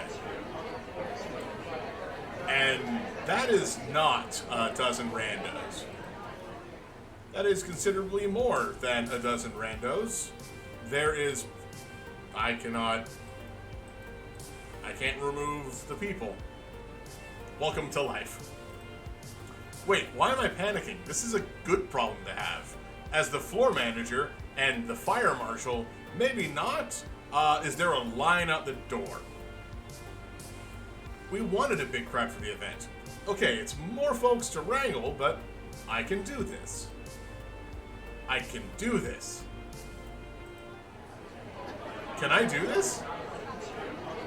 I step out in front of the crowd, waving for attention. Hey everyone. Briefly, I look down to make sure I'm wearing pants, unlike my nightmares about public speaking. Welcome everyone to FunPlex Forever at Francine's Arcade FunPlex. We've got some awesome things in store for you today. I'll go over the basics, then we can get this party started. First, the token machines will be splitting out extra tokens when you buy $5 or more, so make the most of it. Second, the Fist of Discomfort tournament. We're streaming it live on Queen Bee's channel. Sign-ups are at the prize desk. See the giant pink flamingo for details. Third, a high score contest for nearly every other game in the arcade. Register your 3-letter initials with Gavin at the desk to join in. I hope no one has the same 3-letter initials. Believe me, all of your initials can't be ASS. Whoever holds the top score at the end of the day gets a trophy and tokens. We're planning on monthly high score challenge leaderboard, so let's get that started. Fourth, for those of you participating in the cosplay contest, your outfit looks great, and check in with Ashley about the details. I do like that confirmation right there. Fifth, I can confirm the rumors. The terrible way to confirm these rumors. We're gonna have Magical Moon Cuties playable on the floor today. The Funplex is home to the indies. Finally, in a few minutes, I don't know why we're doing this now and not at like 3 p.m. I'll be revealing our new rare game. Only a few prototypes were ever made, and today you'll get to play one of them. All of those things were on the flyers and the promotional websites and so on, meaning the point by point was kind of redundant. They're ready to go. But I should pump the crowd up a little bit. Get them excited. Can't half-ass this either. Oh, this is another one of those things where it's based on my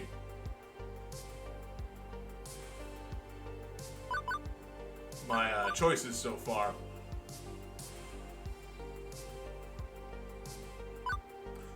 Oh, yeah, no. And then veteran or newbie alike, I hope a lot of fun.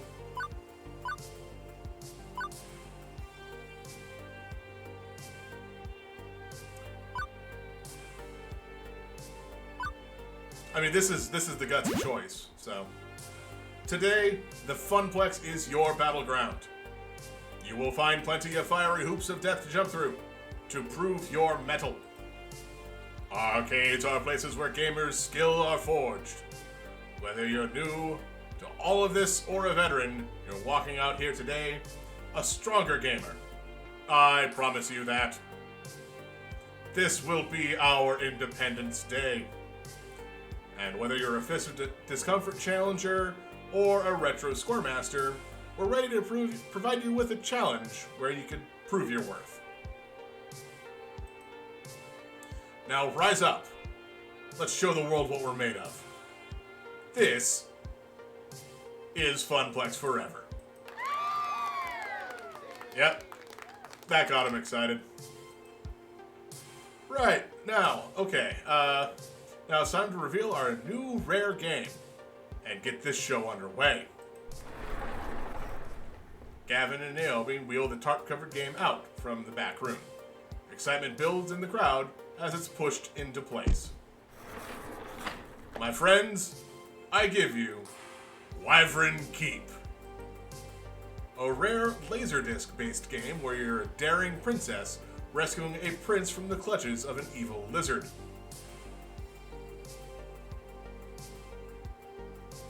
Like, the best part about this is in fact a wyvern. The arms are the wings, so that's the difference between a wyvern and a dragon. If its front arms are connected to its wings, it's a wyvern. If its wings are on its back and it can stand up and fly after that, it's a dragon.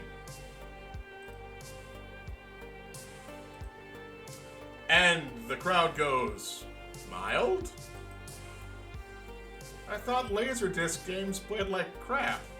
Isn't that why they stopped making them? They're not all bad, but they can be kitschy nostalgia, at least. Rando, who's okay with this. Could be fun. Maybe I'll give it a shot after I'm out of the Fist of Discomfort Trinity pools. Not the outburst of joy I'd hoped for. Aww. But I thought this game was really sought after by collectors and stuff. Yeah, that's the problem. It's by collectors. People that want, like, a weird rarity that they can have in their back pocket and be like, ooh, I have this thing. And not players. It's like the old NES challenge cartridge, where you'd play it, and the object was to be like, get a bunch of coins in Mario, get a bunch of points in Tetris, and do something on, I think it was Excite Bike. Sure, the cartridge itself costs a lot of money, but is practically worthless as a game. That's different from being popular. I suppose. I wouldn't worry though, today's crowd is fairly hardcore. Once more casual players are wowed by the animation, it should pay for itself. Didn't I get it for, like, the cost of vengeance? So as long as it pays for the power used to restore and run it, we should be good. Didn't Cell kind of get it for free? My point stands. Yeah, I'm about ready to give up on this for now and move on to other things when I spot something out of the corner of my eye. Very hesitantly, a young girl approaches, eyes full of wonder at the cartoon playing before her of the daring princess. And after dropping in 2 tokens, she starts to play, standing on her tiptoes to do so.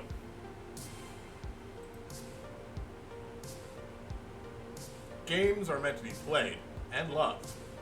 The players that grow to love them, players like me, always find them in the end. Hopefully, that girl will have cherished childhood memories of Wyvern Keep, just like I did. My nerves unwind somewhat on seeing everybody ready to go. Maybe today will work out just fine after all. I hope I don't have to worry about screaming parents and small children swearing up a place. With the event underway, folks head off to sign up for the high score challenges, the Fist of Discomfort tourney, or just go play some games. As for me, I work my way through the crowd to the back. One last thing to do, check in with our VIPs before they dive headfirst into the storm. Teo manning the stage to encourage folks to get silly on the dance floor. Good job, Teo. Percy's preparing his Moopy run, and Queen Bee's ready to face her first opponents. Now, I can rely on the staff, but in a lot of ways, the gamers are our star talent for the day. It's their event. I need to support them. For starters, I wave over Teo. Everything set up for dancing, Teo? In Teo fashion, he winks and gives me a thumbs up. Absolutely. Ready to rock it, but can't stop to chat. Running the stage is my focus for the next few hours, and it's gonna take every ounce of social juice I can squeeze out. If you need me, check me out during lunch break, okay? Phrasing and okay.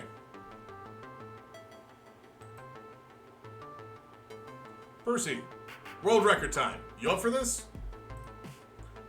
Absolutely. I can now remember what voice I gave Percy, because I know he's got the actual British voice, but whoa, okay, he definitely looks focused today, not his usual softly smiling self. Naomi set up a little camera to record the whole thing. When I set the record, I'll submit it as a new high score to defeat. Man's got a plan. The culmination of years of effort, all coming to a head. The pressure's well and truly on, isn't it? I can always try another day, yes. But this isn't for me. I mean, it never was for me. But today it's also for you. For the FunPlex, you mean? No, you. Specifically you. This event is more than a way to put the FunPlex on the map. It's like your own personal high score attempt. Chasing a dream, always grasping. Just out of reach. I'd hate to let you all down. Morale improvement systems online. Aim the encouragement cannons. Oh, goodness.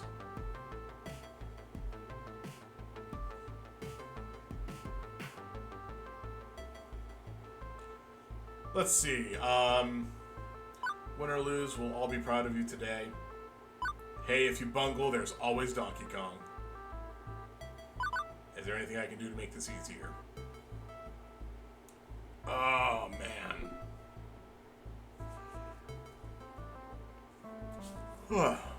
And no, there's not always Donkey Kong. I remember there being a lot of hoopla about that a year or so ago, and I'm not sure where that ended out. And I know personally I cannot speak for it, because financially I cannot afford to speak for it. So I'm not going to try. That said, I'm not a high score seeker. I don't have the drive, I guess, for it. Because sometimes you play a game and you want to play a different game, but oh no. Honestly, what I don't have is the constitution for it. You know, sitting in one spot for hours on end, not moving, not getting up to go to the bathroom or go get something to eat. But, like, I can do that for some amount of time. It takes more than 12 hours to get a high score in some of these games anymore.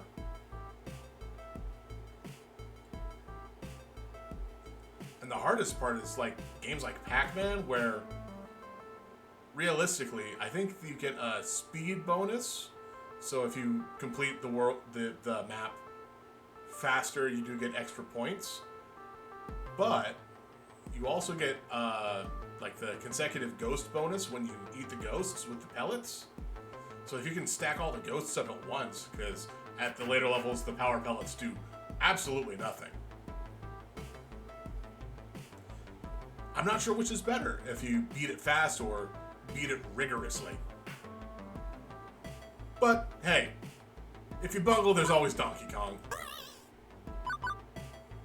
I understand that game with the monkey and the barrels is somewhat popular. Maybe you could destroy that score if you'd strike out today. Yeah, see, exactly. Too much drama around that one for my tastes. And, well, Moopy is deeply important to me. But I understand your meaning. I'll do my best, Al. You have my word as a Sinclair. I guess his last name is Sinclair. Percy offers a quick salute, then marches off to war with Mr. Moopy's magic maze, having a seat on his stool to begin the run. Next up, I'm checking in with... What the f? Right. Yes, you. Hey. Ready for the tournament? Nope, no way. No, I am not ready in the slightest. Not for this, not for him. The subtle head nod she indicates a fairly nondescript fellow in a t-shirt and jeans.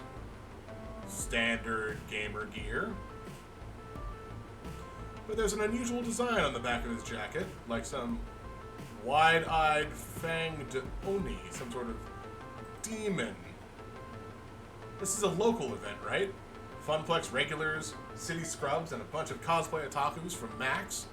This is anybody that decides to show up, kid. I can't tell you what. That's... yes. I mean, yes. That's what this is. Then why is the demon here? Oh. Well, presumably, he got on a he bought a ticket, got on a plane, flew out here because there was a comment about how you were going to be here, and he came here specifically to defeat you on your stream. That's how that works. The world is out to get you, Queen Bee. The who? Hey, listen. Hi, Iris. Known on Western shores as the Demon, and in his own country of Japan as Kami, two different things, he is the top-rated Fist of Discomfort player in the world. As for your question, Miss B, I invited him. Sure you... Wait. Whose money did you use, Iris? What? Ooh. You asked me to handle invitations for the tournament, remember? As part of my helpful assistance in setting up FunPlex Forever? Honestly, I was surprised he accepted my invitation. All the other top-rated pros turned it down flat. He even flew here from Japan on his own dime. Again, isn't that nice of him? He bought a ticket, flew out here, just to defeat you. Sal, did your magic phone fairy just put me dead in the crosshairs of the greatest player who ever lived? God, I hope so. Maybe? Yes. We'll go with yes. Hope you're up for it. Sorry? Yeah, she's screwed. I am screwed. I am so completely screwed. Queen Bee can't be losing morale now. Look, like, one lost game is not much. Because, frankly, it's all about who your opponent is. And how good of a fight you put up. If you lose, you lose. That's how it works. There's always a winner, always a loser. You can't always be one of them. You have to be both. You aren't like the prime person if, even according to your own statements, this other person is the greatest player alive. So what you do here is you put up a fight. You play your best game against the greatest player. If you win, you win. If you don't win, you don't win. You're still a good player. He's still, quote, the greatest player. If he loses, he's still the greatest player. Today doesn't change that. If he was undefeated, that might be a different thing. Plus, this is one of the main events, and she's got the top fighting form. And when she's in top fighting form, she's an all-star entertainer. I've got to pump her up.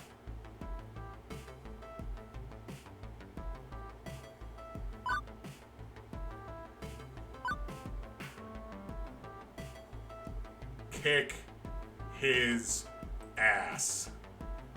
As Queen Bee wrings her hands and chews her lip, I lock eyes with her. Queen Bee? Yeah? Destroy him. This is your shot at taking down the demon. Fate dropped this in your lap. Now you need to go out there and do your best. Own this. There was nothing else I could choose there. This is her personality. It's the best option. She squeaks out a smile, but it's not her usual radiantly confident grin. Hey, thanks. Thanks, kid. I'll give it a shot. As she marches off to join the tournament, which would be hilariously if she didn't actually sign up for the tournament. I'm getting a sinking feeling. Did I make a mistake? My calculations estimated that having a top player would bring in at least 150% more attendance. No, you're right. I was just trying to help this event be the best it could be.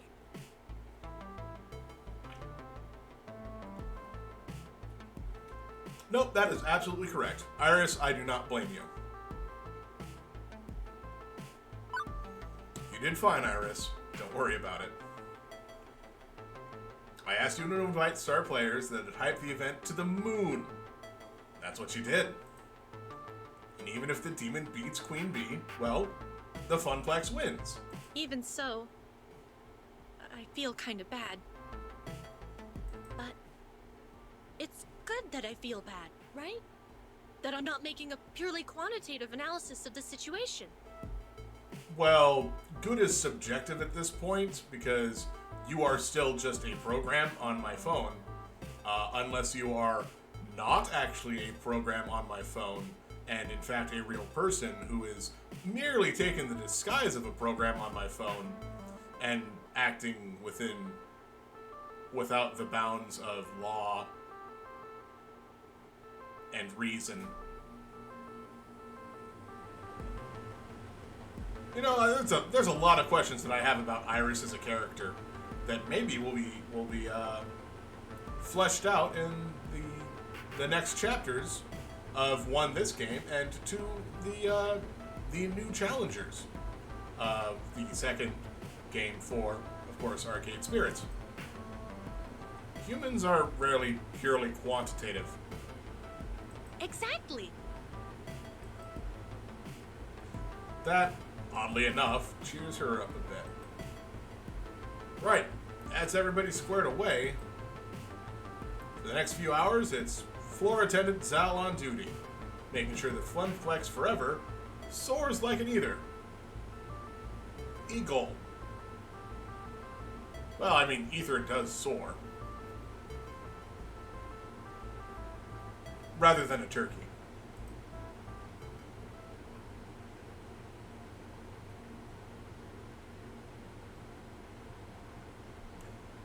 By and large, the event runs itself. Or rather, Teo, Ashley, Gavin, and Naomi keep it rolling. My job is to troubleshoot. Sounds like there will be possibly 4 things I have to troubleshoot. And boy howdy is there trouble to shoot.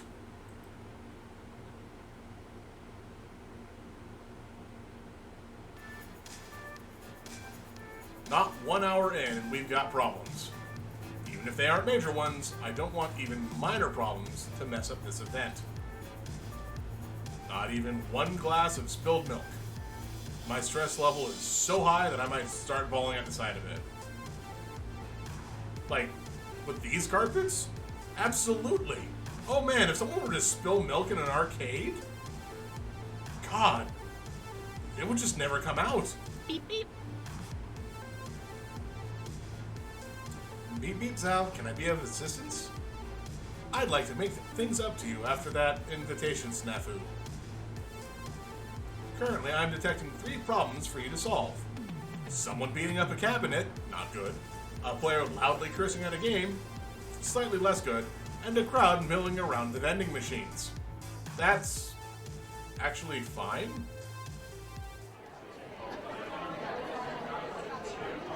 As floor attendant and event manager, it is my duty to make things right. The crowd's already on edge from all the high-stakes competitions. Where do I start, though?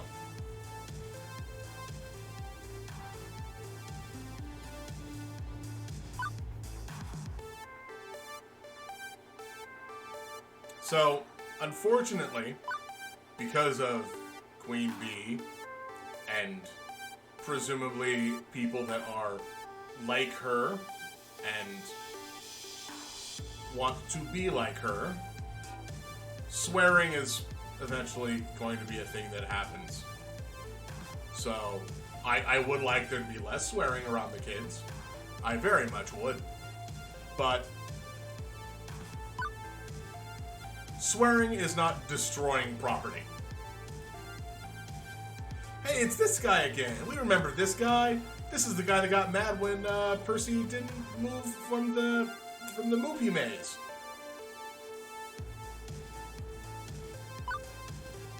This gamer is busy smacking at the side of a Wild Rider cabinet. That it appears to be not a pinball machine, so that's not good. The fake plastic motorcycle handles on the front of the game rattle each time. Oh, no, dude. No, this can't be happening. Sir, you're not allowed to hit the games. Plus, if Naomi saw this, he'd be as good as excommunicated. Oh, you're that guy I got mad when that fat dude wouldn't stop playing Moopy, right? Hey, we just had that conversation. Good, I'm glad you recognize me. Sorry, I've got anger issues. I'm trying to work on them. But would you just look at this? Of all the rotten luck. I got the top lap score. I did it. And now, the game's frozen, right after crossing the finish line. Oh, that is unfortunate. But yes, like hitting the machine doesn't help. Honestly, I'm not surprised. Wild Rider is one of our most problematic games, constantly freezing or going splat. Naomi fixes it at least once a week. It was made in early 2000X's with janky low polys and low production value as a whole. I'm sorry for hitting the game. I guess it was pretty rude of me. But is there anything you can do to help me? Keep my score. I've got a real shot at winning this one. Do you have a camera? This guy rubs me the wrong way, but he seems sincere in his apology. And he's a paying customer today, despite claiming he'd leave forever. So should I keep that ball roll? So I should keep that ball rolling. Let's see.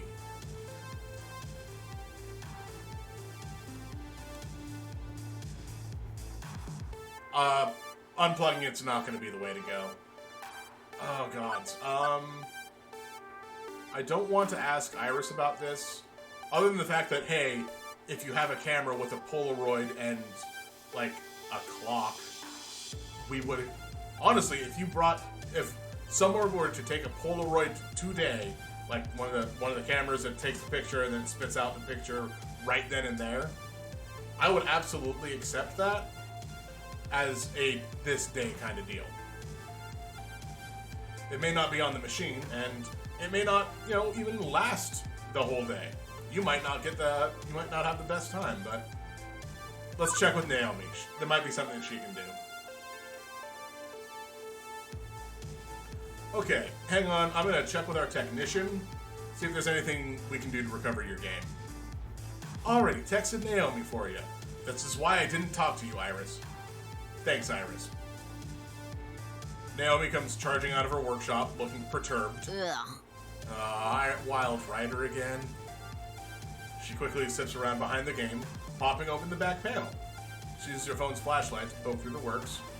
These early 3D games are such a pain. If it was a pure retro game, or even a pure modern one, it'd be way more reliable. Okay, I think I see the problem.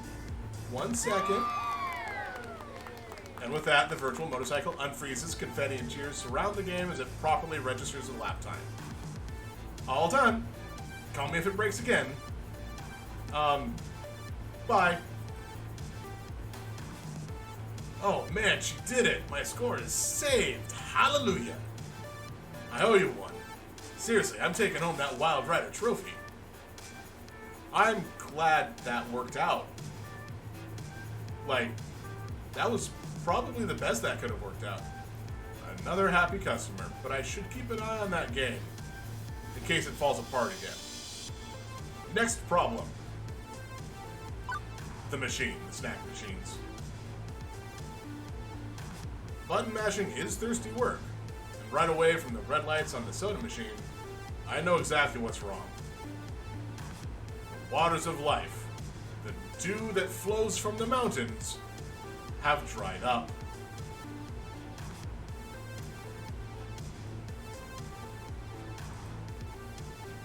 What gives?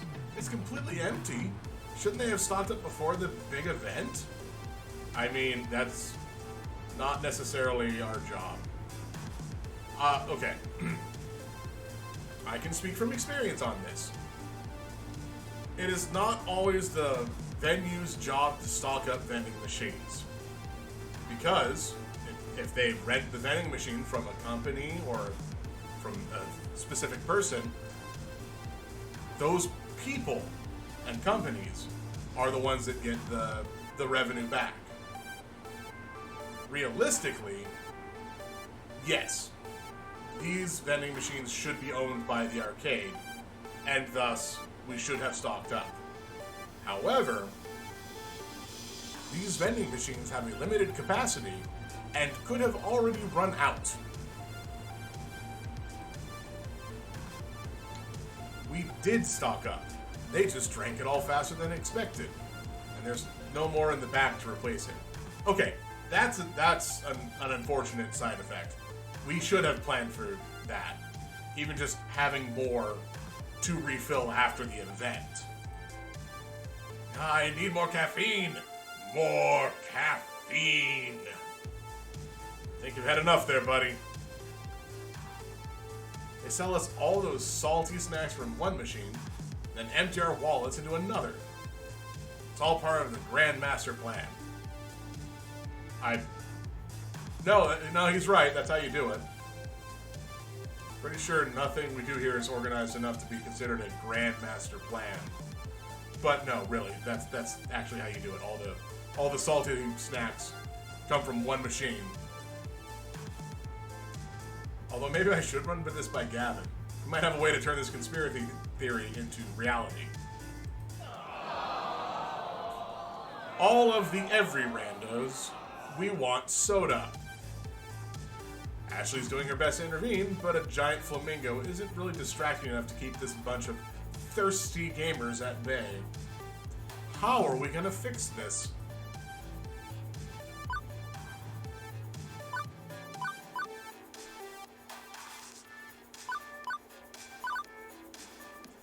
I mean, it's at this time that I actually would have to use Iris, because she's probably the better bet. I feel like I'm supposed to not, like, focus on using Iris so much. Although it's weird that she's shown up in the other one as well.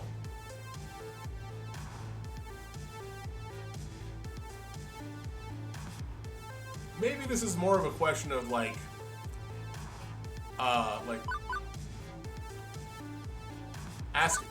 working with your community, working with your friends, or working by yourself. Because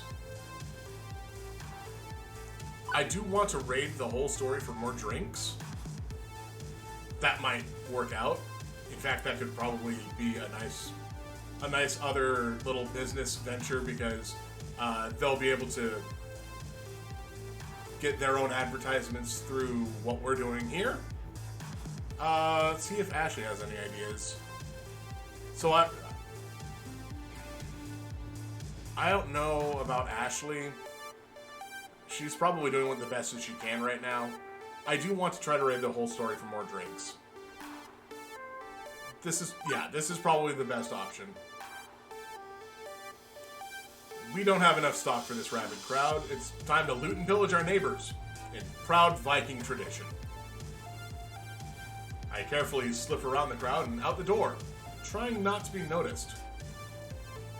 Fortunately, the morning crowd at Whole Story largely consists of avid readers, not soda addicts. I quickly rush to the counter, putting my best sad puppy face into play. Hey, I'll buy your sodas. Hello. Hello.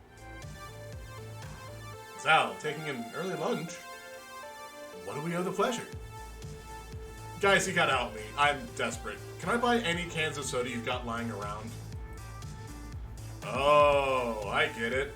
Run on your vending machines, huh? Gotta keep those gamers well lubricated with sugary, syrupy soda. turns his head to look at can that I opened earlier.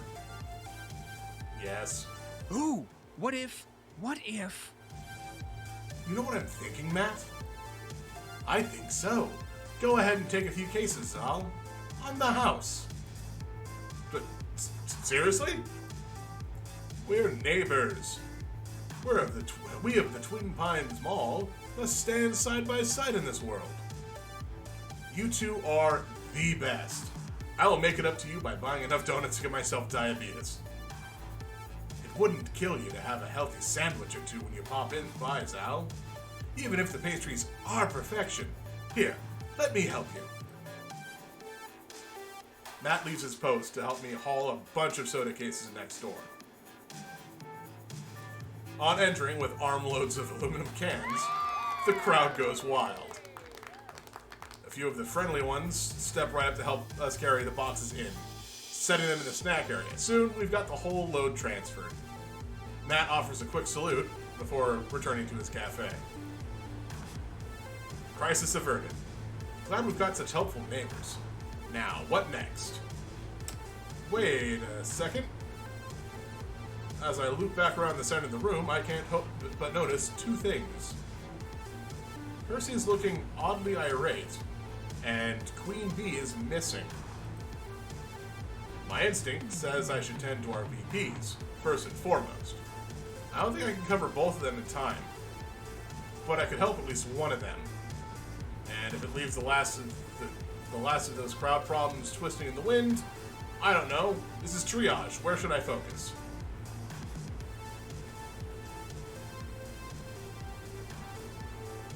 Okay, so I think I gotta help out Queen Bee here because as much as I don't really follow, high-end esports and this type of thing, if she's having a problem, then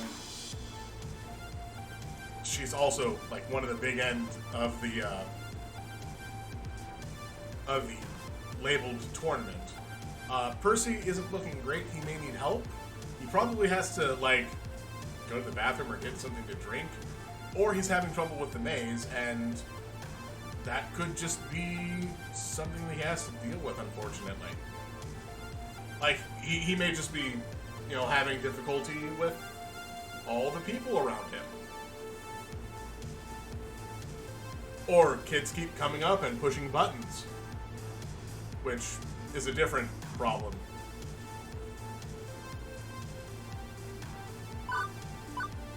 I think we gotta deal with Queen Bee.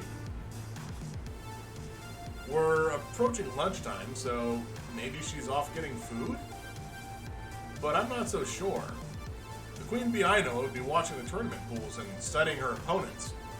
Heck, I've seen her pack protein bars for a quick lunch rather than walk away from fits of discomfort. Yeah, definitely should have done that myself. I'll have to walk away at some point in time within this hour to jam something through my food tube. Sorry, I meant my mouth and esophagus. I do not have a food tube. I decided to check in with Gavin, who has an eagle-eye view of the entire event from his perch at the prize desk. If only we could have had Francine there this whole time, but I guess she's probably in the back sleeping. Hey, Gavin, I was wondering where she's in the employee break room. Where Queen Bee is? Okay. I'm honestly kind of surprised you let her in there. It's crowded in here, and one less anxiety-riddled gamer in the mix is probably healthy for the event as a whole. If you'll excuse me, I've got scores to tally. Best of luck. Okay, I guess that answers that. Weaving through the crowd, I make my way to the employees-only door. I scratched out the apostrophe last week.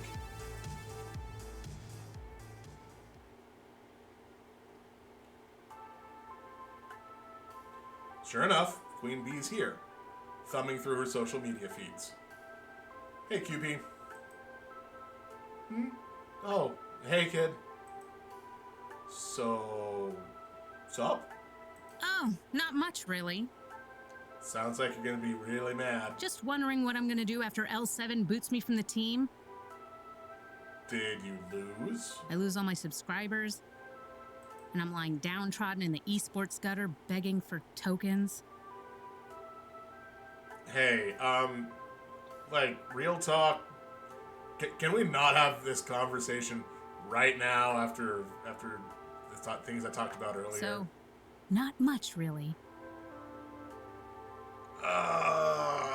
Well, this is about you, not about me, so... What? Because of the demon? One loss, especially the best player in the world, can't possibly torpedo your whole career. Queen Bee sighs, locking her phone for now and tucking it away. Her face is still wrought with trepidation. Look, kid. It's complicated. There's things about L7 that I don't talk about. Some really messed up things. Kind of like, sometimes it's better to not be a part of a conglomerate if you're gonna have problems with them. It's not just the pressure to perform, it's the pressure to perform perfectly at every second of my career. It's expectations beyond the norm, beyond what anyone else in my team has to deal with. How hard does the demon have to work? Simply put, I'm a woman in esports. That is what changes everything. That is not...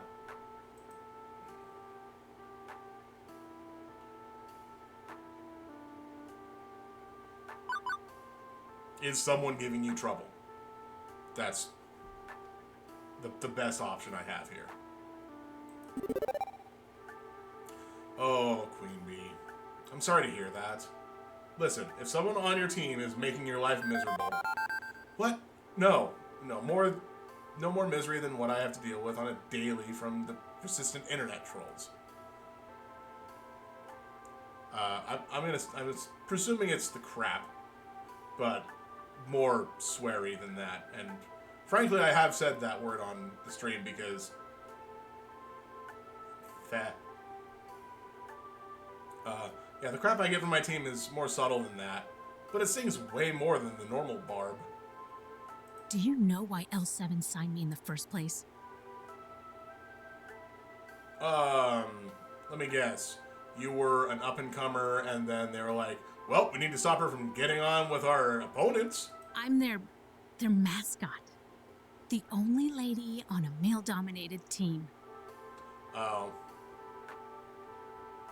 That does feel bad.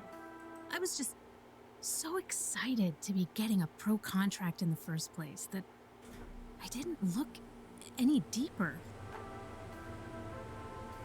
You know, I really should have looked deeper. If I did, I would have noticed their history. Huh. You know, it's making it sound like, maybe leaving L7 might be, an upside. Women gamers hired and fired over the years always let go for performance issues. Performance issues, my ass. They have a rotating slot for the obligatory eye candy hire, and everyone knows it. And now I'm starting to hear rumblings about my performance. It's like I'm getting too old for them, and it's time to trade in for a younger, hotter esports star. And it's not like any of this is in writing. Oh no. They never say why it happens. It's to avoid the legal system, obviously. They blame the gamer every time. Poor performance. But it's as plain as the nose on your face. You know, I never really understood that, that saying.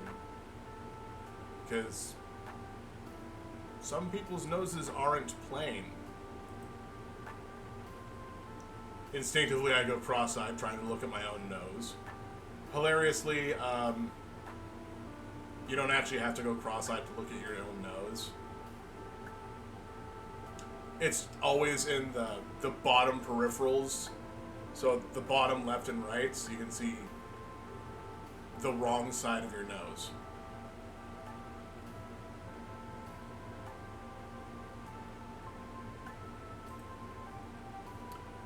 Well, maybe not my nose. Mine is a work of sublime beauty crafted by the gods themselves. There we go. That's some... You know, this kind of stuff happens all the time in esports.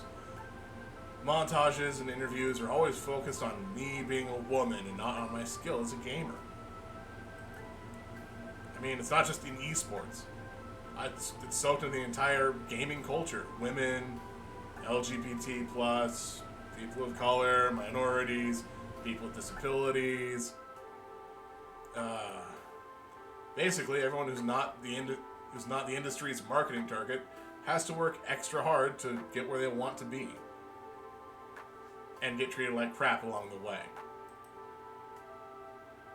I've fought tooth and nail to get where I am now. And to have it be threatened because I don't uphold their sexist standard anymore is, frankly put, yeah, it's garbage. So, it's there and it's real, but tough to prove any real allegations. Closest thing I've got to hard evidence is my win-loss rating. It's steady and solid. No performance problems at all. Nope, no way. I don't lose. They can't drop the axe just yet. Not until I make a mistake. Which is why she had a problem with Demon here. And well, taking on the Demon and getting destroyed in front of a live-streamed audience at a small event, an event I should be winning hands down, that's all they need to justify abandoning ship. Honestly, I'd have abandoned ship on this team ages ago if not for the fact I rely on my team's salary to live. I even had to put up with the L7 sponsored events at Deco's Palace. What a filthy pit of ego and aggression that place is. But without this contract, I need a real job, like an ordinary pleb. Yeah. Man, I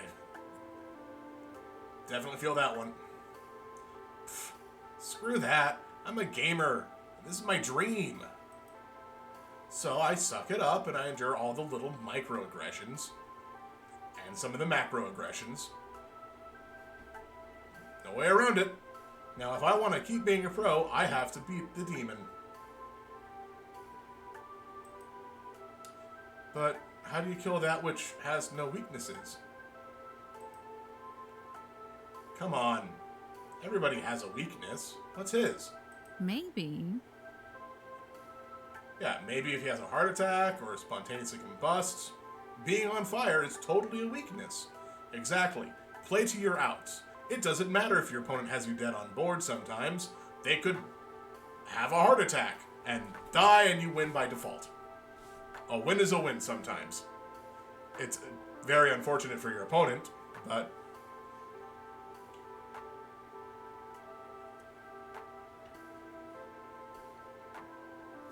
Of course, I say this because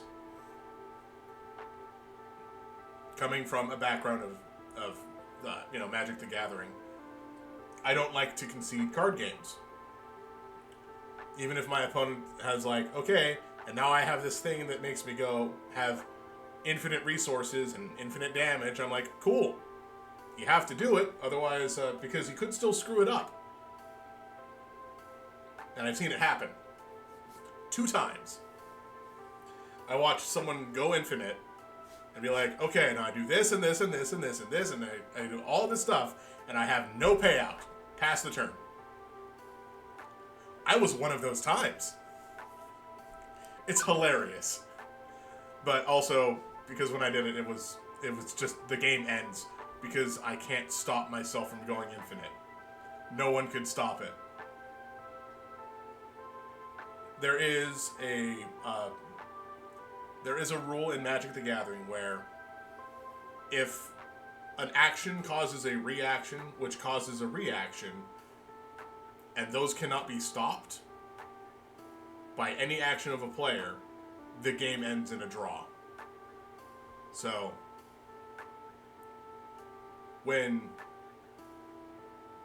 I'm just gonna, talk about this combo right now. I know we're probably doing Magic tomorrow, but I want to get this off my chest. So, this is the one I really like to do.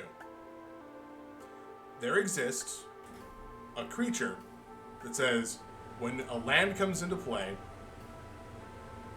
create a specific token creature. It's called a 1/1 Saproling creature token. And there's an enchantment that reads, all forests and all saprolings are both forests and saprolings. Which sounds redundant, but it means each saproling is also a forest, and each forest is also a saproling. So, when a land enters play, create a 1/1 saproling that is also a forest, which is a land entering play. So you create another saproling forest, and that just happens. And if none of the players can stop it, it happens indefinitely. The game ends as a draw. Even if there's other things in play, like, I guess if there's other things in play, like when a creature comes into play, deal damage, or have your opponent put the top card of their library in their graveyard, that one still really wouldn't affect much. The damage one would. That one could actually make the game end as a win, because by the time there's only one player left, the game says, okay, you're the last one alive. It doesn't matter if things are happening, so long as you're alive.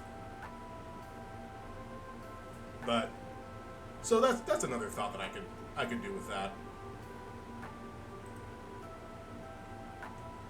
Maybe walk me through it first. In Fist of Discomfort, how do you counterplay your opponent? I am utter crap at that genre. Maybe explaining it to a noob will help. She pauses, trying to figure out how to word it on a level that even a neophyte can handle. Let's see. Okay, so there's 3 play styles: aggro, mid-range, and control. Yeah, that's about right. Simply put, aggro is quick beatdowns, mid-range is a balance, and control is the long-term plans. In this case, I play aggro, and from what I know about the demon, he's an absolutely perfect control player. He uses elaborate item combinations to stall the game, then seals your doom. I'm going to hazard that control beats aggro. Most of the time, yes. It sacrifices early game power for early game stall, meaning I burn out while he's just getting warmed up. So the difference here is you can actually switch from aggro to mid-range very easily. It's complicated. If I wanted to counterplay him, I'd have to play mid-range. But I haven't practiced those characters, that playstyle. He'd outskill me easily. No choice, I guess. I'll have to get out of my comfort zone and face the demon as mid-range. I'll figure something out along the way. Yeah, it's just... So, control you're gonna be hard defensive as much as possible. Aggro is aggro. You put your fist in your opponent's face. That's how it goes. And mid-range is the happy medium. So, I guess for the most part, it's a little easier to switch from aggro to mid-range partway through what you're doing. But hilariously, if you can play mid-range and then switch to aggro partway through, like, if you can play, I don't play like League of Legends or any of those MOBAs, but if you can play a hero that is assumed to be a specific type, like mid-range, and then after 3 turns or so, whatever the point in time that people are like, okay, you're obviously going to have this. You come back with something completely different, and then you just aggro them to town. That might be the best bet, because after 3 turns, they should have their set and plan from seeing what you were. I'm going to slay the demon. I'm going to do this. I will.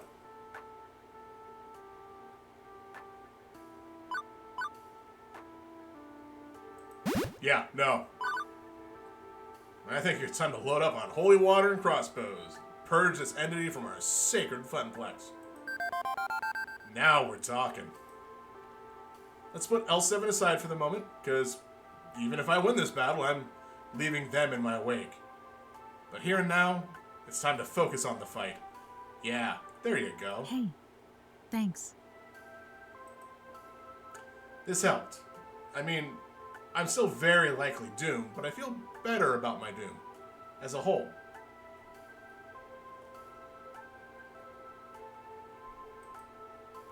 You'll be there for the finals later on today. Oh, I probably should. I nod in affirmative. Although Percy should be wrapping his high score run about the same time. Meaning, no, I really do have to be there for this one. Because Percy's Percy. This is my fault. Or, more importantly, this is Iris's fault, which is, in turn, my fault. Hey, it's cool, I get it. You've got a lot of pressure. Or you got a lot going on. No pressure. Now, you've got an event to manage, and I've got a fight to prep for. Let's both do what we do best. You got it, Queen Bee. She pulls out her phone to do a little research as I depart.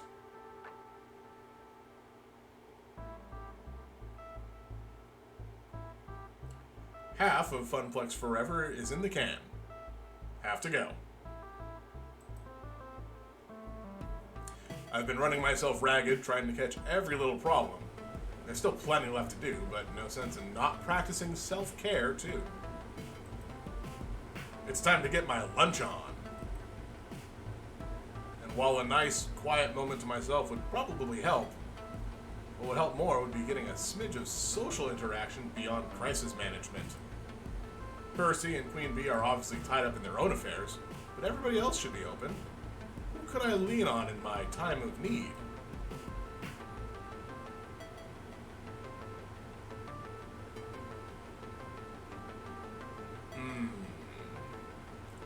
Choices.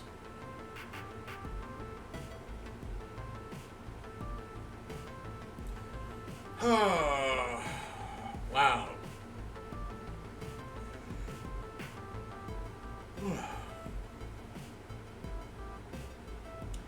Naomi's in her workshop. Gavin could use a break. Ashley ducked into the employee's room. And Taylor's at the Showtime stage.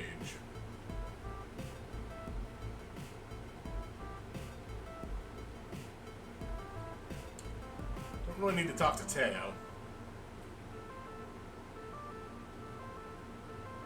I trust he knows what he's doing.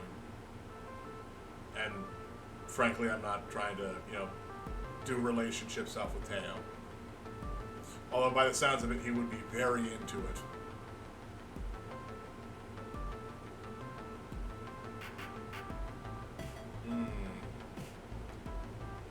Naomi or Ashley?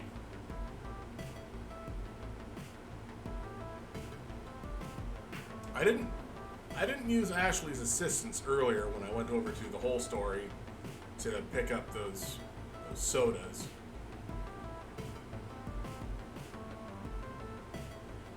I did call on Naomi, and she was fine.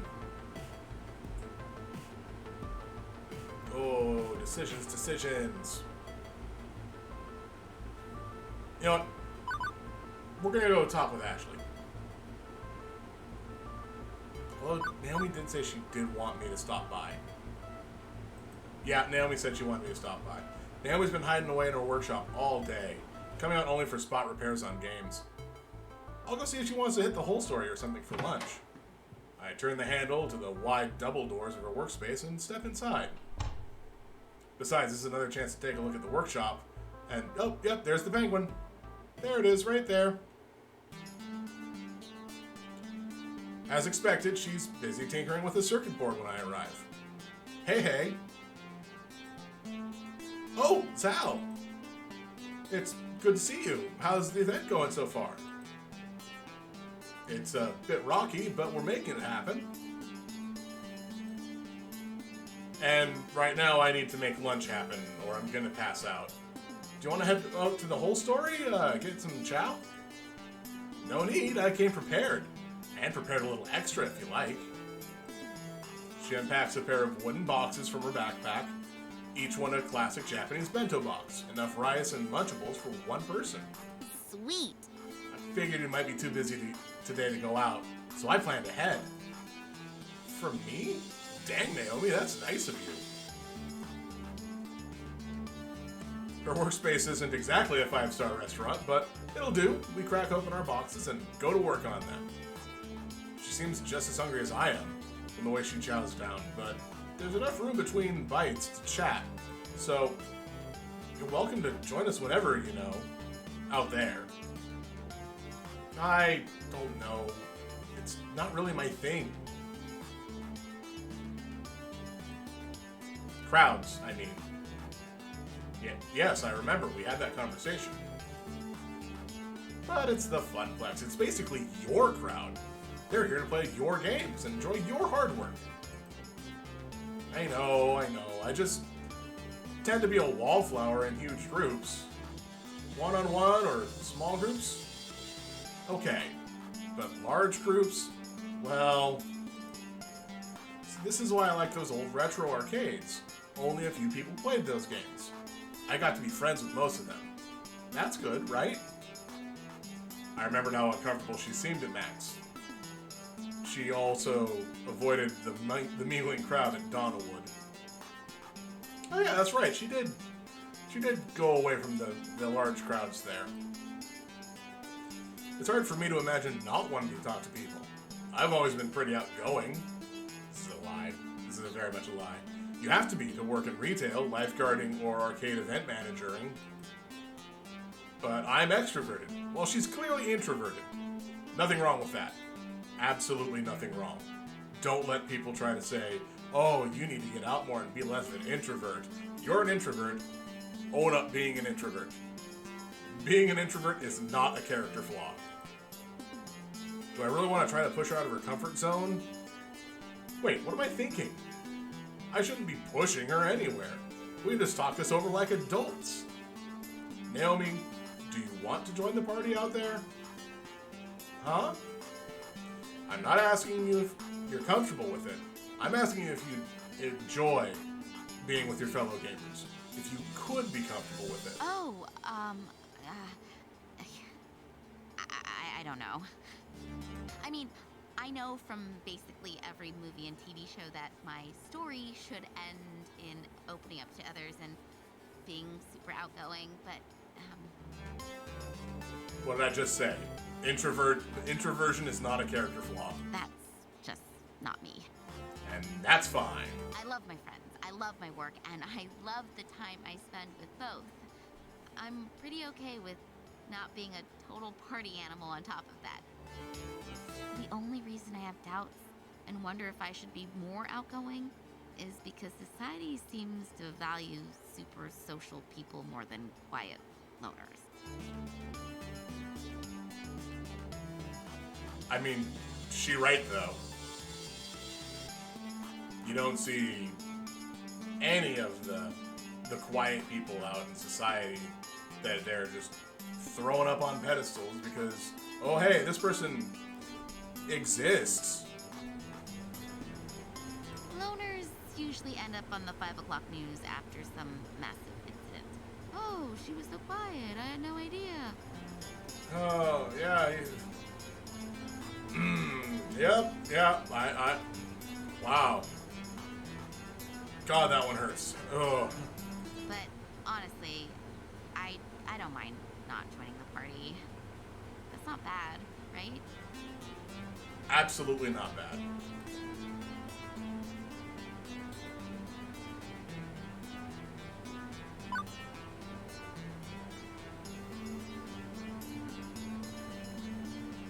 Yeah, even if the second one does seem like, oh, like you're not as quiet as you claim to be, you're passionate. No, if you're happy like this, that is totally okay.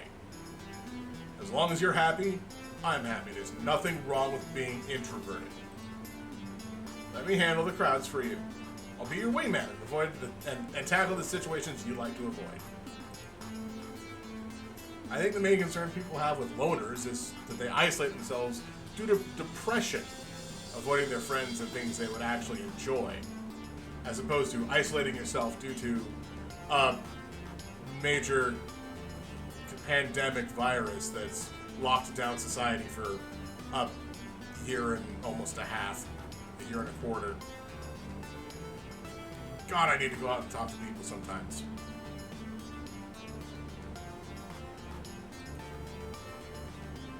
Oh, that's not me at all. I love spending time with you and with all the others. Yep, so I don't think you have anything to worry about. And if you do want to pop out and check out FunPlex forever, take as much or as little time as you want. Hang back or get involved. It's totally up to you. Okay. Thanks, Zell. Maybe I'll do that, just that. I might blend in with the wallflowers, but it would be nice to get a peek at what's going on out there. If only to appreciate the hard work I've put in. I'll make some time to do just that. Oh, and maybe when you aren't wrangling a dozen contests and dealing with hyper-competitive gamers, we can, I don't know, walk the floor together or something. Yeah, I think that might work. Better than my past efforts at being community-minded, at least.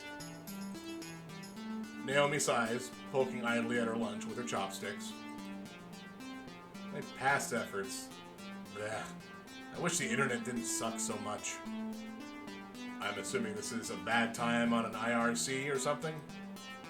Huh? Well, there are tons of communities online for arcade enthusiasts, and it's easier to mingle in a virtual group of total strangers than a real one. Yeah, again, I can follow all of this.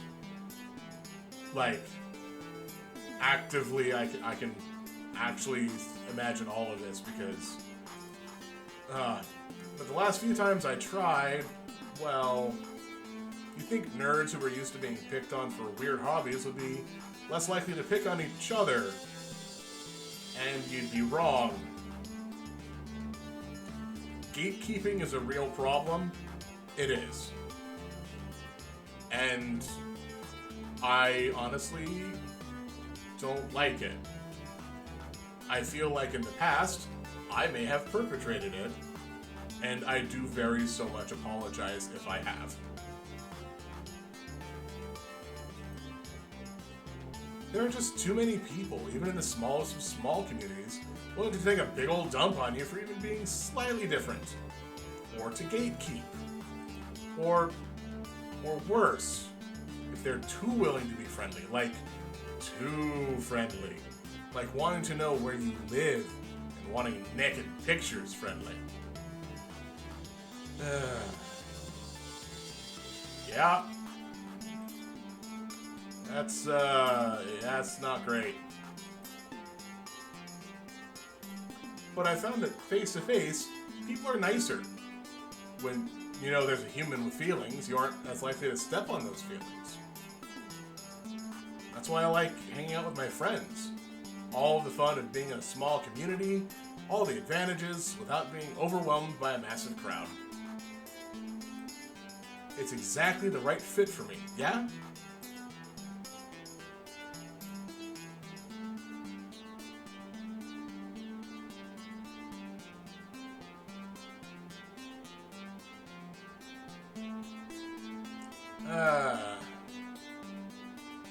I'm not sure if this is the guts answer or the joke answer, but you're open about what sort of social contact you love. Good. Like, I know that's probably pushing me further with the logic, but no sense diving headfirst in the deep end. You can wade in from the shallows, get used to the water, learn to doggy paddle a little. Definitely don't just jump in where you're waist up in freezing cold water, because you do not like that. You definitely don't like that. Did I mention I used to be a lifeguard? Multiple times, yes. And you're right. I only have to go as deep as in the ocean as I like.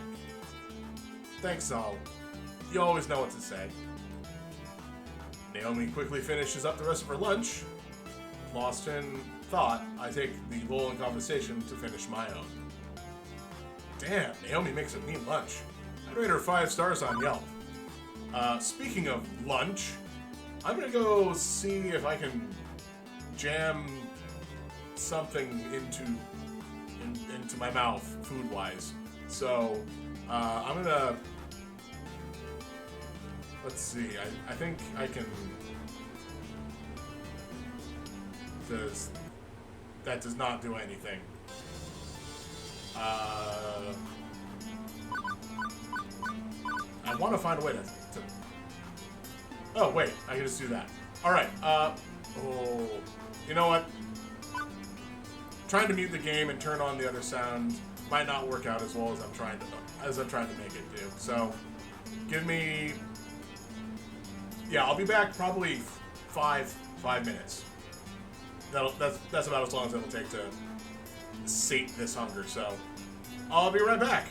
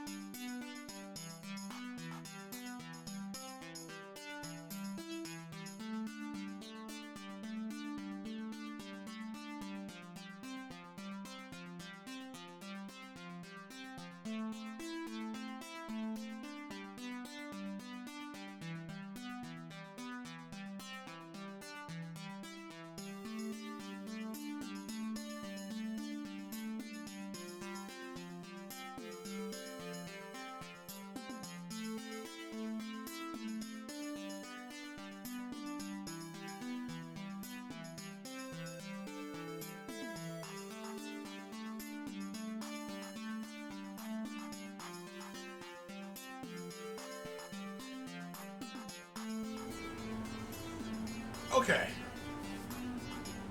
That feels a lot better.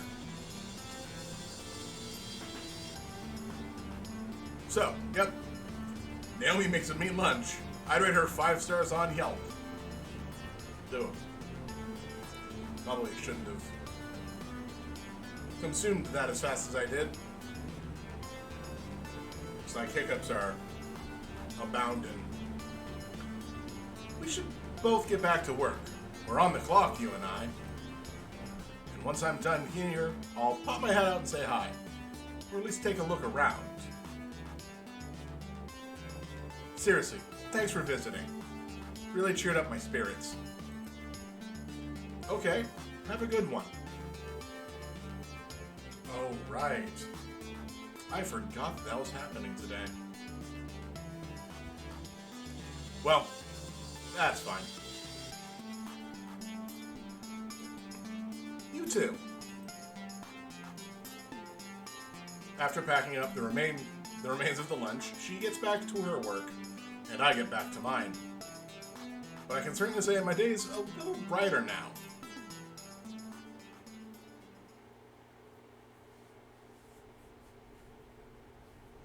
The next few hours pass quickly. With renewed confidence, Percy's deep in his world record run and performing admirably. I wonder who renewed his confidence. He's intensely focused on that score, inching ever closer, while Queen Bee effortlessly destroys locals on the path to her inevitable showdown with the demon. Myself, I float through it all, taking care of little problems while keeping an eye on both of them. But as the events wind to a close, all eyes are on our 2 main events, and the very real possibility of our local heroes falling apart at the finish line.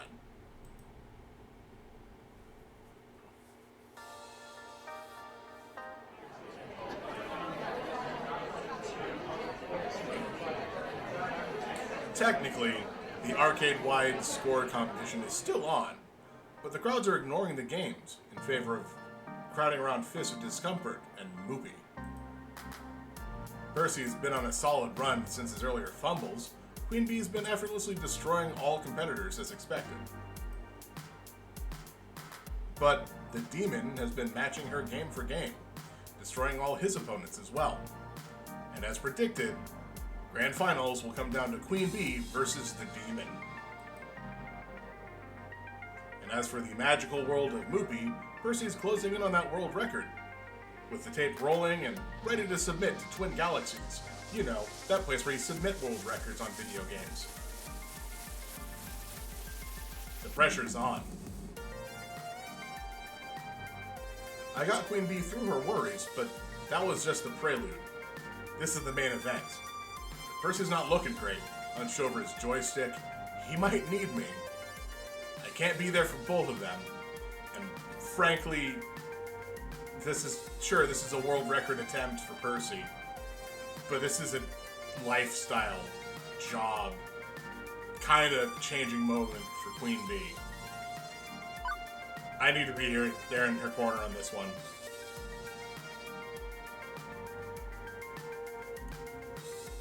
Oh, as much as I want to be like, yep, Percy, you got it. You do you, buddy. She needs the help. This is it. The grand finale of the Fist of Discomfort at FunPlex Forever. I can sense the excitement in the crowd, and it's hard not to get swept up in the hype. My nerves are through the roof right now, and I'm not even the one playing. Using my event manager authority, I reach the front of the crowd, where Rhapsody, a Fist of Discomfort expert Iris invited to handle the play-by-play announcing, introduces the competitors. Okay, yeah, no, that's fine. On the player 1 side, the rising star of L7 Gaming, local FunPlex champion, and internet sensation, Queen Bee. A few folks in the crowd, locals mostly, cheer Queen Bee on.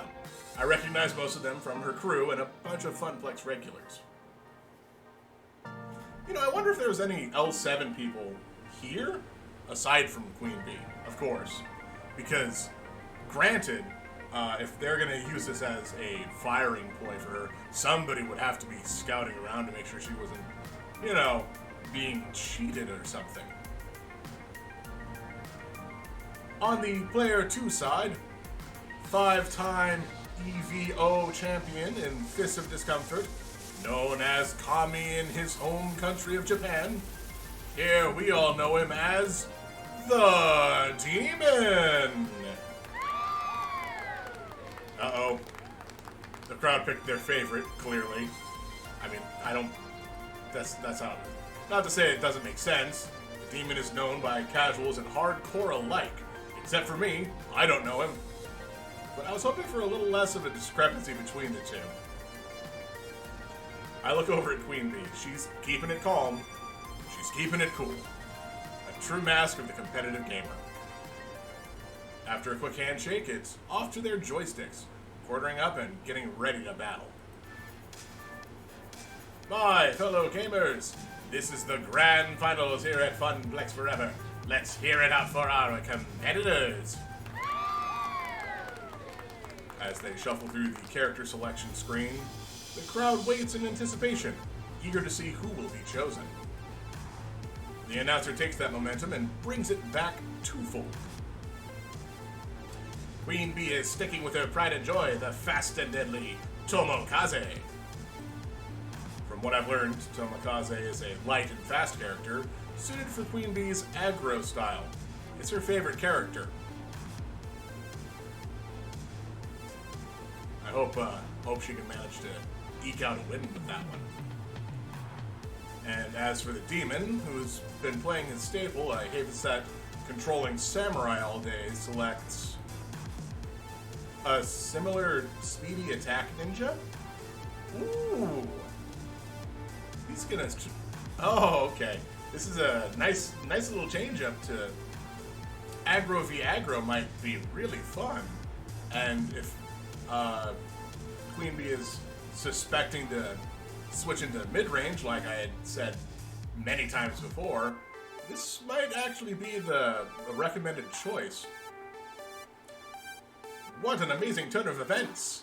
The Demon completely strays from his normal character roster and chooses Silent Blade. This is completely unlike anything we've seen the Demon do today. What an exciting matchup! One you won't want to take your eyes away from. Wait, this doesn't make sense. No, this makes perfect sense. Queen Bee explained all this to me. The Demon plays slow, control-heavy characters that drag the game down to their level for an eventual defeat. But now he's playing aggro? Because aggro is the play against mid-range. And Queen Bee's aggro character could easily be a mid-range character if she chose to. With characters locked in and map set, let's not delay this match any further. The countdown is at 3, 2, 1. And begin! Right out of the gate, the Demon comes at Queen Bee with a ferocity I haven't seen since Queen Bee's usual matches, where she charges head-on into her enemy. Right out of the gate, the Demon attacks Queen Bee with a ferocity like I've never seen. Like a cheetah, the Demon spares no time running straight towards his prey. Cheetahs spend a lot of time waiting. A lot of time. The Demon has completely ignored the ninja creep waves. He's taking full-on minion damage, and he's not even phased. In fact, he's not even stopping to buy items. Our champion from Japan has only one thing in his sights, and that's Queen Bee. Okay, yeah, this is bad. He's playing aggro. He's playing a faster aggro than Queen Bee, rushing her down before she can get her bearings. It's not much of an edge, with the Demon risking everything like that, but it's just enough of one to keep her from finding her footing. Normally, these matches go on a good 5 or 10 minutes, but he's already put Queen Bee down once, then mauled an allied sensei while she was respawning.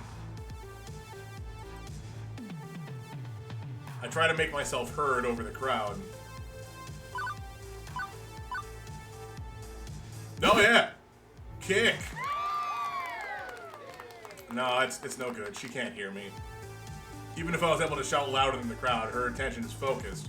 She probably wouldn't register my voice. I can do nothing but helplessly watch as Demon pulls her apart again and again.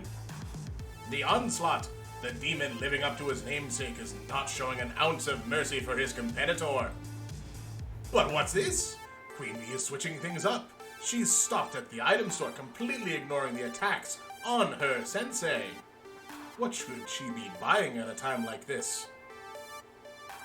Fortunately, she seems to have developed a plan.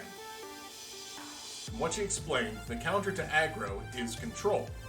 So by changing her tactics, it might just allow her some time to catch up. And one of Queen Bee's senseis is down for the count. But that death has bought her enough time to grab as many control spells as she can. Queen Bee blasts the lane with Storm of Frost. Okay, I get it now. She's using a weird hybrid style to trying to stall the enemy with ice spells, while make her own progress down the lane.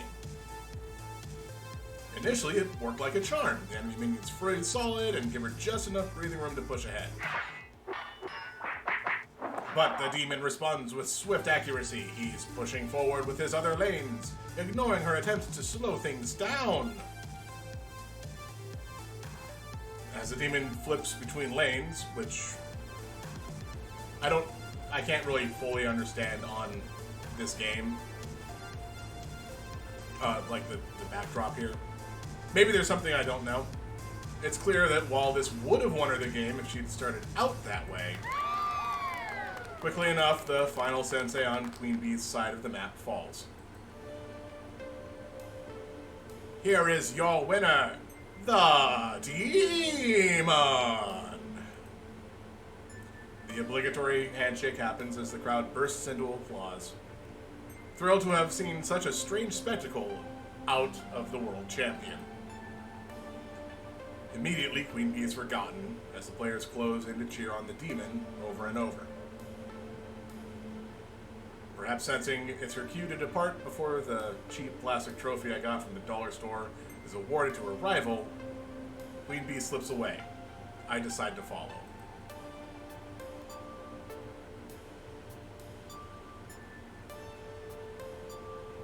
I find her in the break room, collapsed in one of the folding chairs, face in her hands. This is why I went with Queen Bee and not with Percy, because I get the feeling this was going to happen either way. Quietly, I take the seat next to her. I don't know. After L7 Gaming dumps me, maybe I can live off my stream subs alone. If they don't abandon ship too, I mean. Maybe cut my living expenses a little. You know, move back into my parents' house, things like that. If worse comes to worse, maybe Naomi will carve out the insides of an unpopular game and I can sleep in there. Yeah, that won't happen.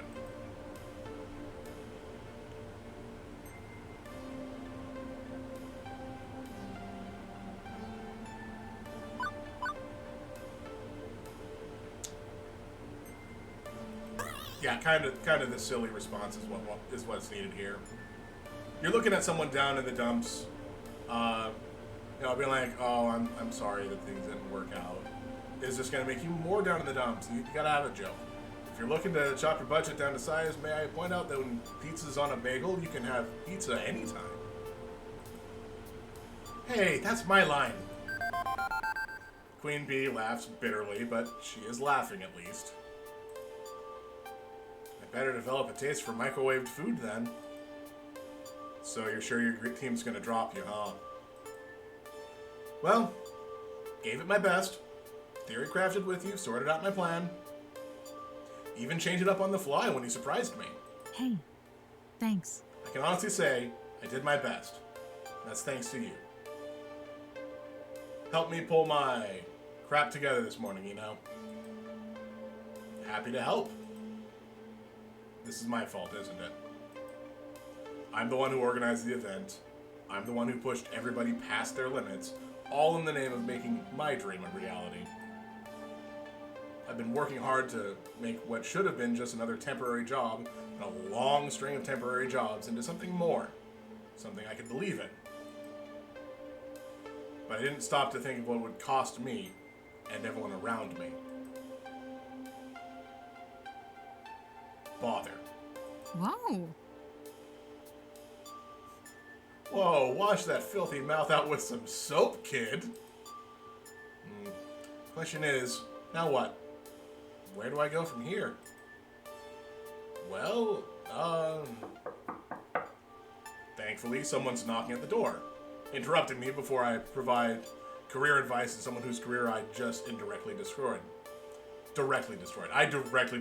My actions caused this person's career to be ended. Although I'm expecting it to be Gavin, or maybe Ashley, to come through and cheer their friend up, the unexpected walks in the door. Presumably, the demon. Ah, yes. Good. As the two of us sort of stare confused, the man addresses Queen Bee. Oh, God. So, funny thing, I did take 3 years of Japanese in high school. I wasn't good. Frankly, so, and that was,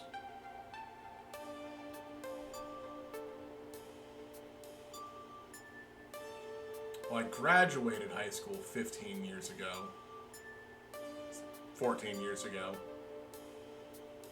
so 17 years ago, well, no, we'll go when I graduated, 14 years ago.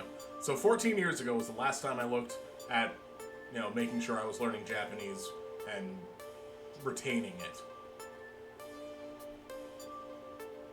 So unfortunately, these two symbols, I don't actually know. Shimato ga, I think. No, that's not a to, that's ta. Shimata ga. Because this would be a ka, but we've got the little, I think they're dondons above it, so it's a ga. Dori jubo?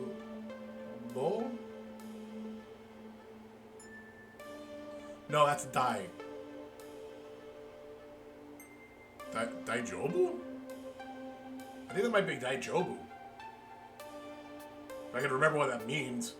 Well, that's the other problem. Like, I have forgotten a lot of things. What? Hey, listen. Oh, good. I have a phone that can translate. 1 minute while I load my Japanese to English speech recognition systems. I'm afraid my English isn't very good.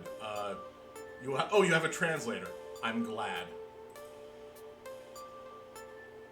Iris repeats everything we say back and forth with a little patience. The conversation flows a bit easier after that.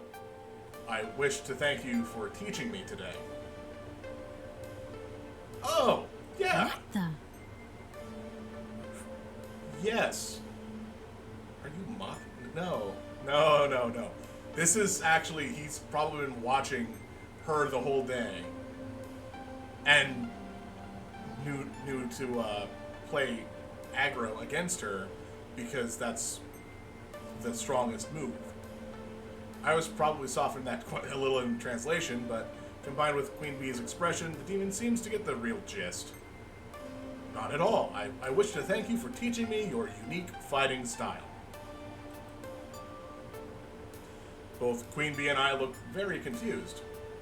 I have been watching your stream for a year now, but watching is not the same as facing you in combat. From that one battle alone, I have learned a great deal. If you will allow it, I would enjoy learning more. I clearly have a great deal of work to do to master your style, as you saw today. Didn't we see him pull you apart limb by limb? Queen Bee's expression softens as she playfully punches me in the shoulder. Way to rub it in, kid. But that's not even what happened. I honestly thought you were watching the match. I was, but I'm still confused. You played sloppy as hell. The reason I lost was due to surprise. He took more risks out there than I did, relying on the fastest, hardest aggro style imaginable to win before I could react. Even in aggro, you don't come blitzing out of the gate without buying a single item. Not unless you're willing to bet it all on that strategy. I was overly eager to show you what I had learned. I won, yes, but I cannot be results-oriented in my thinking. I believe we could learn much from you, Queen Bee-san. Come again? Okay, who's we, exactly? Myself, the Kami of Japan. Onslaught, the Kami of Norcalcine, Northern California, presumably. Fausta, the Kami of Germany. Wow, okay, we're assembling a team. Winds that blow from all directions at once. Wouldn't that be Kaze, then? Isn't Kaze wind? Carrying with them wisdom from across the arcade world. A diverse team, for players, by players. We require an aggro-style champion, a Kami of the East Coast, in America. We would be deeply honored if Queen Bee joined us. As he offers a deep bow, neither of us know quite how to react to that. Queen Bee speaks up first, as it is an offer directed towards her. Hold on. You're offering me a job? That's why you came here? Yes. I've been scouting for talent to compete on our team. Sorry, to complete our team. But I've yet to meet anyone quite like you. You are intense, wild, daring, and exactly what we need. But I could not know for certain until I attempted to surpass you in direct combat. I attempted, and I failed. Winning the match is irrelevant. My play was insufficient. However, if you wish to remain loyal to L7 Gaming, I would understand. Them! Them right in the ear! Right, yes, the censoring. I mean, let me look into my contract situation and square things away first. But, you know, I'm interested. Yeah, interested. I almost barely saw the hint of the possibility of a glimpse of a smile on the demon. Just now. Yep, you can see it right there. Right there. That's the only spot where he's possibly smiling. And it's gone. Thank you. Please take all the time you require. Fate willing, we will welcome you as one of our 4 heavenly kings. We will at last have found our queen. With that, he offers one more bow and promptly turns to exit. Whoa! Yeah. Kid, do you know what this means?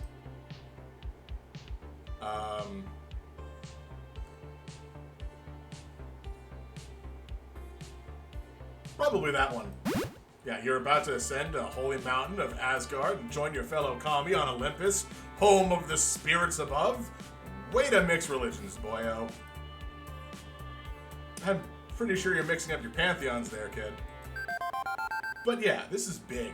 And I mean like super big for me. Instead of bowing and scraping and begging L7 to let me sit at their table, I get my own table. I want to be carried into EVO by oiled fanboys, raising me on a high on a plush couch, feeding me grapes and fanning me with palm leaves.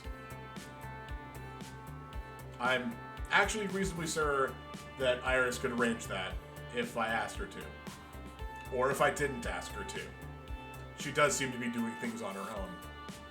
Sure thing, I'll get right on. No, kidding. I was kidding, Iris. Yeah, I'm kidding too. Let's not get ahead of ourselves. I've got a lot to learn before I really know I can hang with them. But now, I've got a future, and it's bright.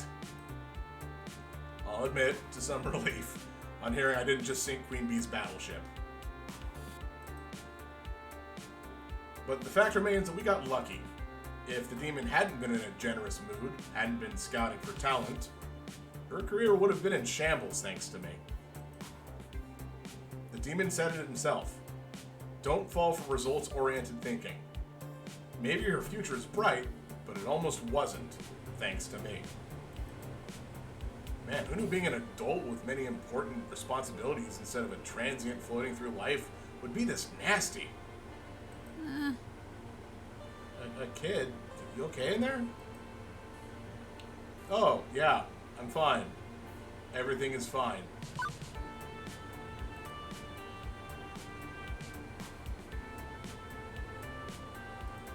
Everything is fine. Shaking the moment off, I do my best to celebrate her achievement. Glad I could help you out this morning, and I'm glad things worked out. Even if, I guess, both you and the demon feel you lost that fight in your own way. Esports, huh? Wild stuff. Hey, thanks. You've been with me through all of this, even when you probably had better things to do. Don't think I haven't noticed. Well...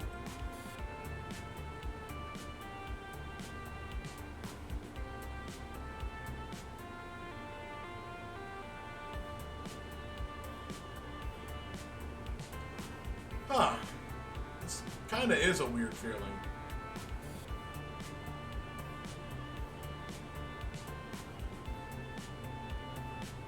Because, like, this feels like I'd definitely like to spend more time with you, which, granted, spending time with her today was a little better than not. Like, she was at the bottom of the characters that I was going for because of, you know, her actions and mannerisms and way of speech and general kind of setup. But it's weird.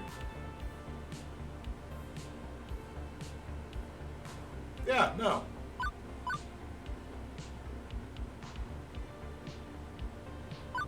I do still want to focus on Naomi. Always focus on Naomi. Yeah, no, I'd love to spend that time. I'm drawn to you, Queen Bee, and your adventurous, carefree attitude. I just hope you'll understand the thought of including me in that wild ride. Oh, well, well, well. This is an interesting development. I think maybe I shouldn't have chosen that one. I was wondering when you'd find the guts to flirt with me properly. It only took you a few months. I'm glad to see my patience had been rewarded.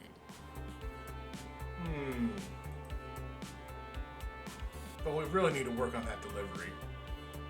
Yeah, I probably shouldn't have chosen that option. But, you know what? We make the choices we make.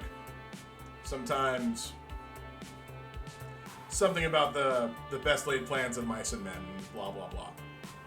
It was cute, but Wild Ride, honestly, I think you would have done better just looking at the cheesy pickup line on the internet. Queen Bee smiles and laughs happily. This is the first time I've seen her genuinely relax and be at ease with herself. All day. It warms my heart, and I smile along with her. We can talk more about the complexity of emotions and proper conduct, but for now, let's just enjoy this quiet moment between us. It's been a hell of a day, and I could just use a hug from someone I care about. Like, I don't know if you noticed, but apparently that super jumped. Because, you know, I had talked to her 0 times today, or 0 times before today, and then I'm up to 4.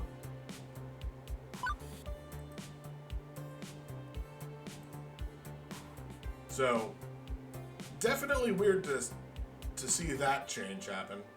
She looked towards me and closed her eyes gently. I can tell how pooped she is. I open my arms up and, with the utmost grace, Queen Bee crashes into my embrace.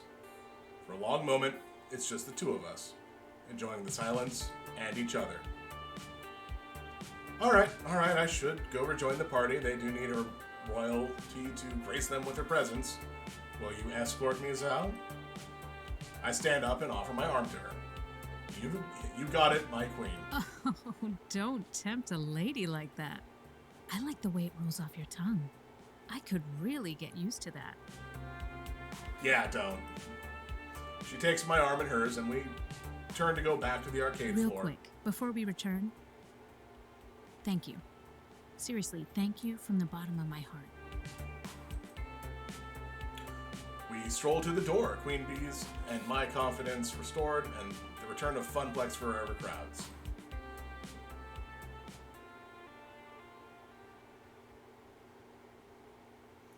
As we re-enter the arcade, I instinctively size up the crowd, looking for trouble, but there isn't any. Good. I don't think I can deal with another crisis. Wait a minute. Where's Purpur? Percy, I don't know. He's gone. Nobody's playing Moopy. In fact, it's already drained out the extra lives and gone back to the attract mode screen. With a score just short of the world record. Oh, crap. You think he cracked under the pressure? Percy's in the hospital. Oh. He started clutching at his chest and then he fell off his stool. We think it was a heart attack. I called 911 right away. The ambulance just left.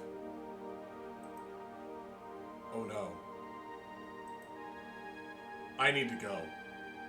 Crap, I ride the bus. I can't drive to the hospital. Queen Bee provides. We'll take my car. Gavin, can you and the other finish up here? I have. This is my fault. I pushed him. I pushed him too hard. Go. We'll take care of FunPlex forever. Quickly, we pile into Queen Bee's rusty yellow hatchback and speed off to the local hospital.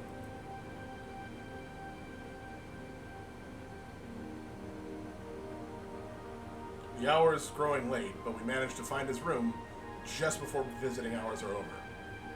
And inside, lying in a hospital bed, he's clearly not lying there. Oh, hello there. I wasn't expecting visitors. How do you do? Is the event going well? Dude, you had a heart attack, baby? Maybe it was stress related, but how do you do? Seriously, how do you do, Percy? Exactly.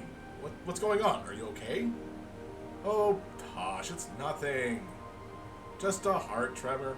Wasn't even a full arrest or anything. They're keeping me overnight for observation. I'll be back at the FunPlex before you know it.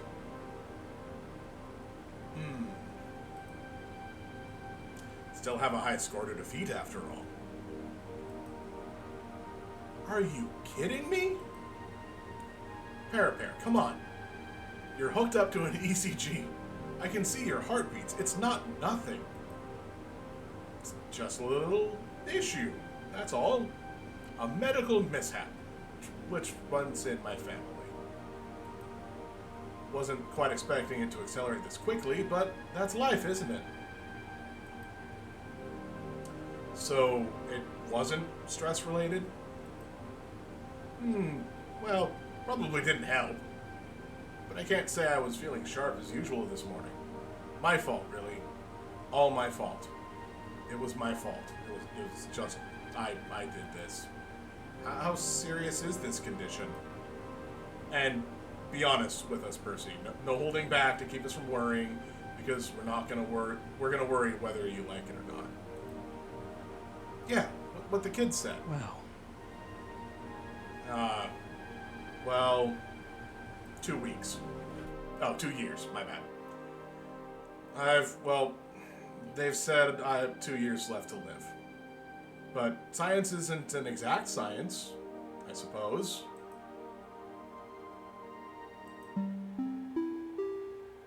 Oh, good. The hospital PA system telling me visitor hours are over. Yep, visiting hours are over. Suppose it's time for you two to head on home. And don't worry about me. I'll be out of here in no time. I'll be out of here in the morning.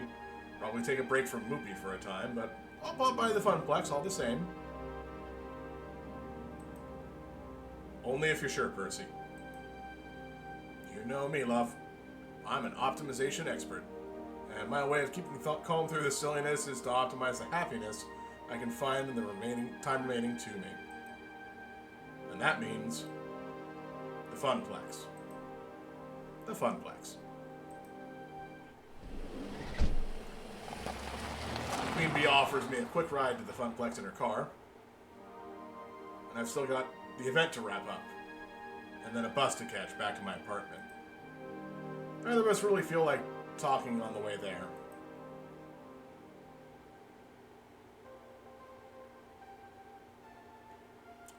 I'm back. Not that there's much to come back to. All the plastic trophies I've picked out for the high score contests are gone, along with their winners. Looks like everybody's closing up shop. Ashley tidying up a bit. Naomi literally falling asleep at the prize desk. And Francine up way past her bedtime, squinting at a computer printout. Hello, dearie. Oh, there you are, Sal. Gavin ran the numbers while you were out.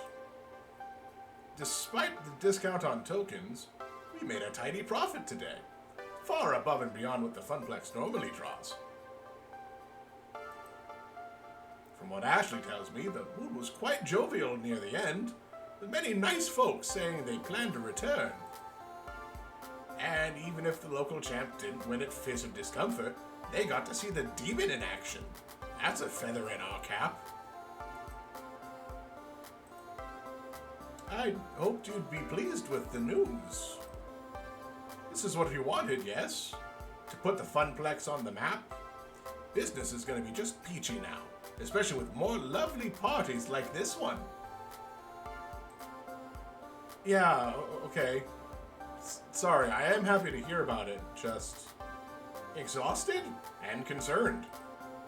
Emotionally, mentally, and physically. Well, for what it's worth, we're all rather exhausted, dearie. But we've got no regrets. I'd like to think I know a thing or two about dreams. Dreams and how difficult they can be to make a reality. Your dream of a thriving FunPlex is going to take hard work from each and every one of us. But we're ready, willing, and able. But true, Queen Bee didn't win, and true, Percy was, hospitalized, but poor dear. Did you know about that beforehand? Did you know that he has a medical issue? Should you have said something, Francine? You appear to know a lot about what's going on. But we did it! Your friends saw it through, and they do it all over again, without a doubt. I nod, a bit numb to it all. I'm sure I feel like $1 million tomorrow, but when Percy strolls... Oh, sorry. Yeah, I'll feel like $1 million tomorrow when Percy strolls back in and Queen Bee sporting her fancy new team jacket. Or her continual old team jacket. I don't know. I don't know what's going to happen. When the daytime crowds are thick with newcomers, happy to be playing the games they love. When I really get to see the effects of what we accomplished. But for now, I really just want to go to bed. You need anything else from me tonight? We're wrapped up like a bow. I'm on my way home for a good night's sleep myself. Go home, Sal. We'll see you tomorrow.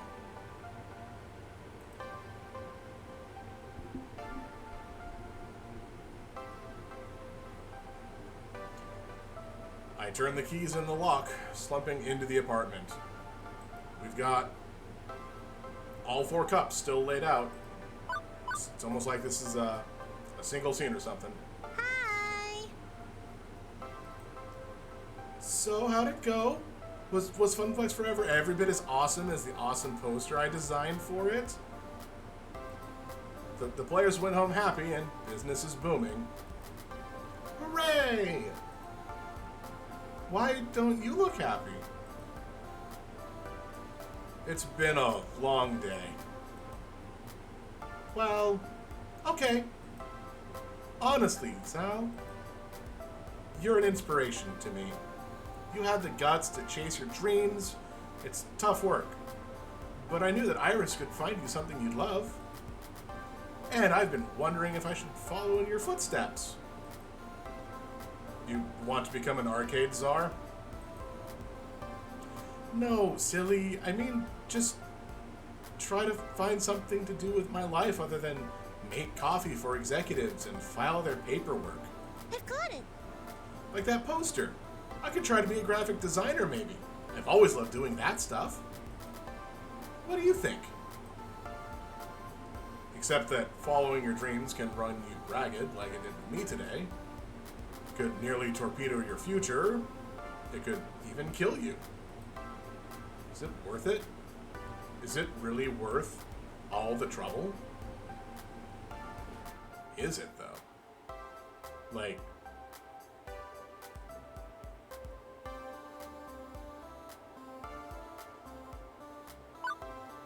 No, absolutely. You gotta jump in. Francine's right. I chose this path. I chose to make my life difficult in order to make my life into something. Juniper's helped me out along the way, and I should help her in turn. I'm not gonna lie. It won't be easy, not by a long shot. But yeah, I think you should chase your dreams. Become an artist on your own terms. Thank you. I knew I had the right idea. Thanks, Sal. You need to go to bed and sleep. Tomorrow, I'll make you pancakes. A reward for my hard-working arcade czar. You used to have pancakes every morning during those summer trips, right? Your mom made them. That was ages ago, Juniper, when my folks could afford trips to the shore. And Juniper got a wry smile. I think I know exactly how we can celebrate your newfound success. How about... I take it we're gonna go to the shore. A beach vacation?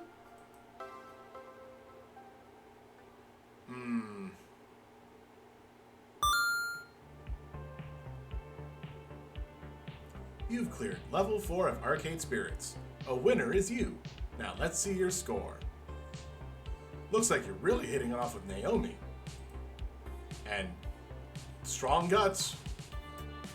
Also, you scored about 3,000 more points than last time. Today's pizza fact. The world's largest pizza covered 10,000 square feet and measured 140 feet across. It weighed in at 44,457 pounds. Do you want to save your game? I do want to save my game. At no point in time did I save during that chapter. Now, before we start this next chapter,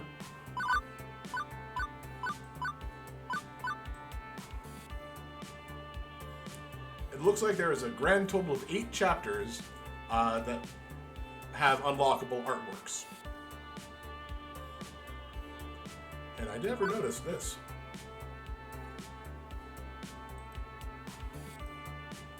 Oh ho! This appears to be some sort of hidden thing that very well could activate some sort of mini game. If, of course, I could crack the code. Definitely not looking up,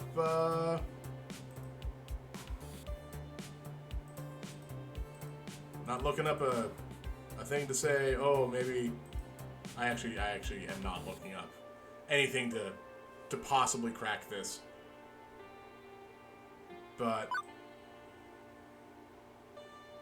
oh yeah, we've got the cosplay sketches. Look at that. We got eye holes for the flamingo, and then we got this frog. I don't know when that one came out. And of course, the butler. Fist of Discomfort pixel art.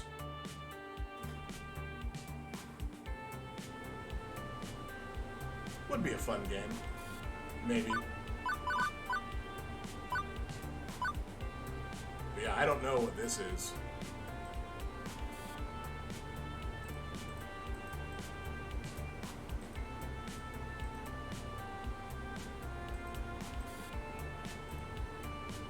What if I set it all to on? Or, no, not on. So the problem is I don't actually know the makeout of the circuit board. I don't know what these are supposed to be. LH341A. This one, which is the... I don't know what symbol that is. Oh, you can't see it behind me. It's the same symbol here.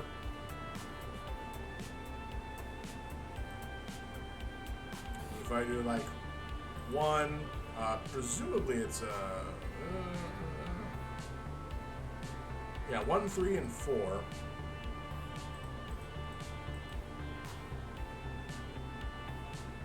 LH. These both say H.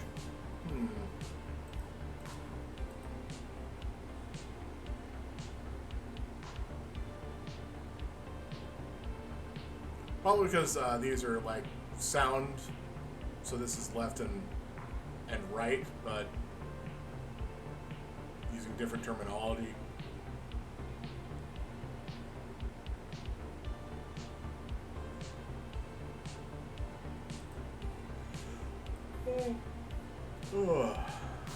Well,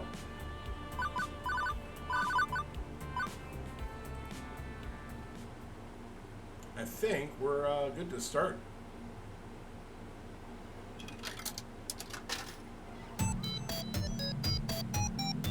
Beach episode.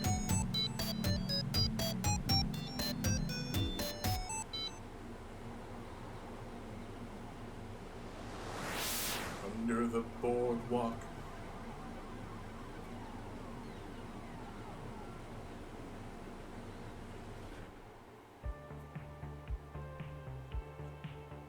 It is the future, the year 20XDX. And romance is in the air. Why would, or at least romance will be in the air if Iris has anything to say about it. Actually, I'm not actually in that glorious 20XDX. Wait, hold on. Also, I'm not actually in that glorious 20XDX Neon Metropolis today. I'm about 134.7 miles south of it.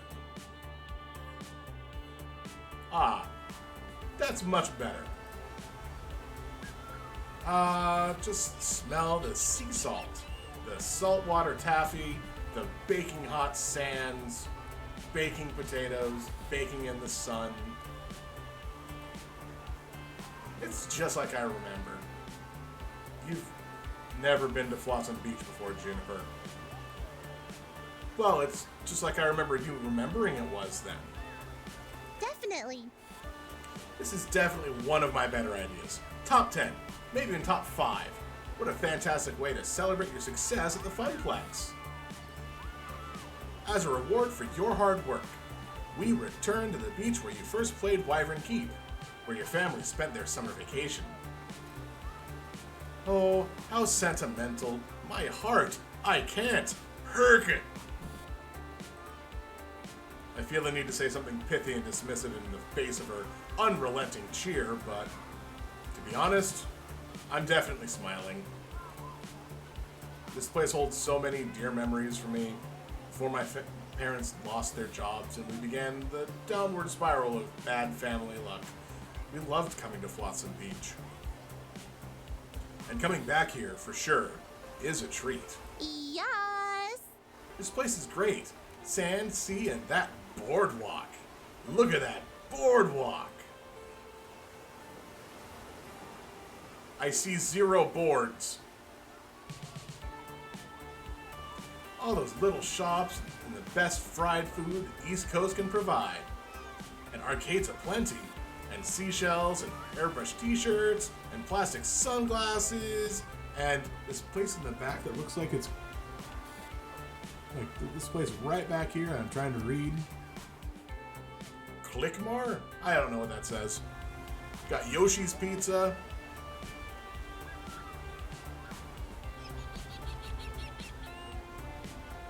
What's that?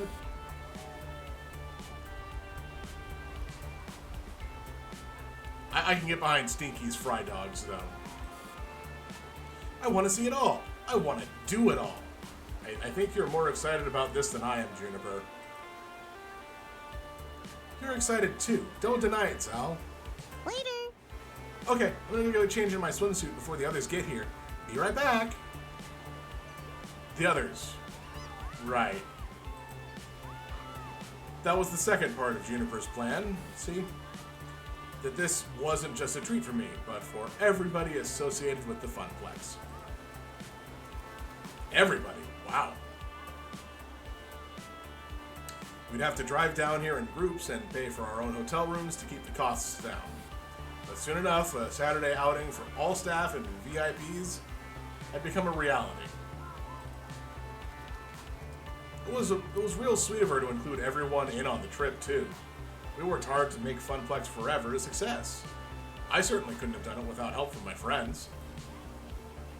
Within the next hour, there'd be 9 of us bouncing around in swimsuits, making sandcastles and buying cheap souvenirs and playing seaside arcade games. Yeah, yep, 9 people. And hopefully not accidentally drowning in the riptides, as my inner lifeguard felt the need to warn. One day of fun in the sun, for everyone. And as for this evening... Beep beep.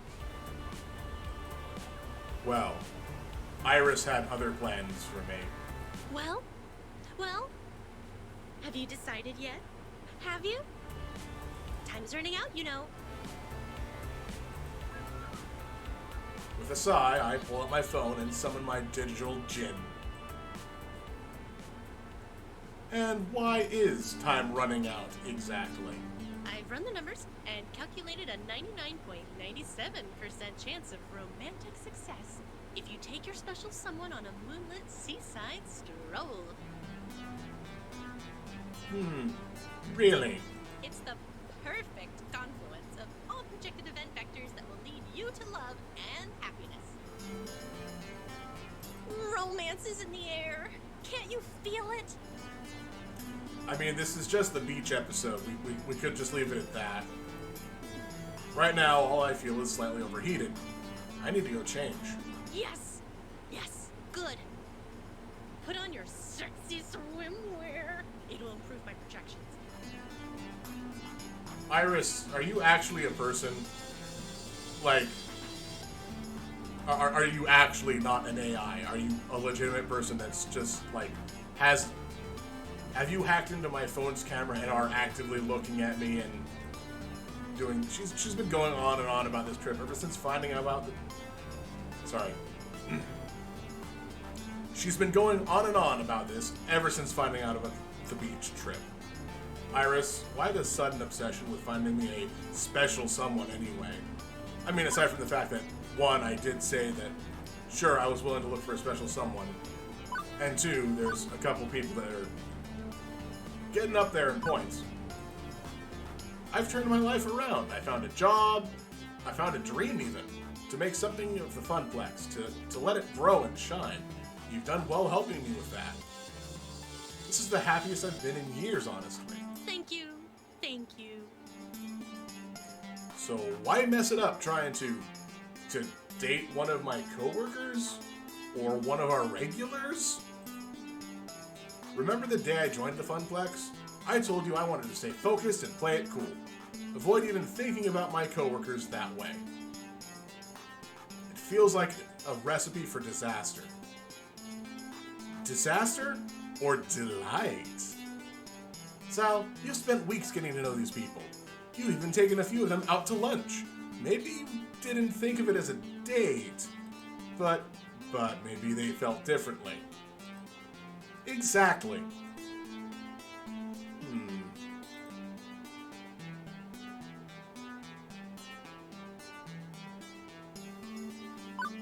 What if I just make things awkward for everyone? I'm already super close to all these people. Closer than I thought I'd be when I first took the job. Do I really want to rock the boat by flirting with a friend like that? The warmest hearts can be found first in friendship, I say. You already know these people. You care for them, Zal. Don't deny it. And I'm thinking they care for you too. And if it doesn't work out, that's okay. We're all adults. We can deal with that. My sources say yes. Trust me, Zal. This is your moment. But you don't have to decide right now. In fact, you shouldn't. Take the day with all your friends to really think about it. After dinner, I'll have finished my number crunching, and you'll have your final relationship scores. That'll help guide your decision. Let's take a look.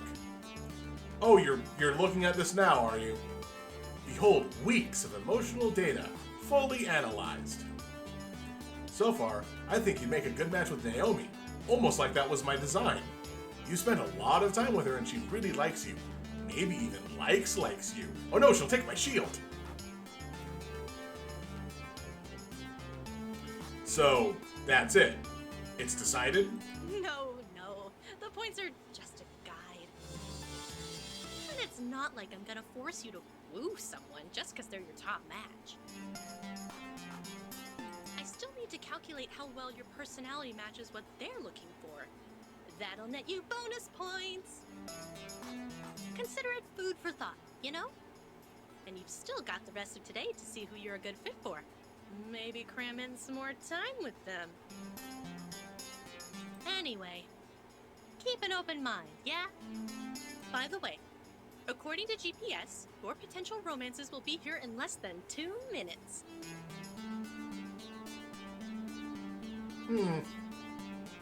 Interesting. Have fun! I hastily jam my phone back in my pocket before anyone can hear that. Dang it, Iris, I could have just chillaxed by the sea. Maybe found that old arcade where I once played Wyvern Keep and had a pleasant time. But, now I need to be... Oops, I hit a button. 1 second, I'm gonna catch it on the but now I need to be sizing up romantic partners. Although, maybe there is someone I've been getting close to. Someone I think I wouldn't mind being closer to, in fact. And it has been a long time since I felt like I could even try having someone to share my life with. Maybe it's time to look for love again. But for now, I decide to focus on the day ahead. Fun in the sun. Good, clean fun in the sun. What would happen here if I would have said that I'm not looking for any romantic partner at all at the start of the game? Like, is this all about being best friends with somebody and taking a long moonlit walk down the beach is the best way to become best friends with somebody? Or is this a different chapter entirely? Very innocent and chaste fun in the sun. Sure, I can do that, right? I mean, that all depends. What's Juniper about to come out wearing? Hello, Flotsam, your queen has arrived. That is definitely an outfit choice. Morning, Sal. Is this private game of the beach blanket bingo, or can we join? Good God, man.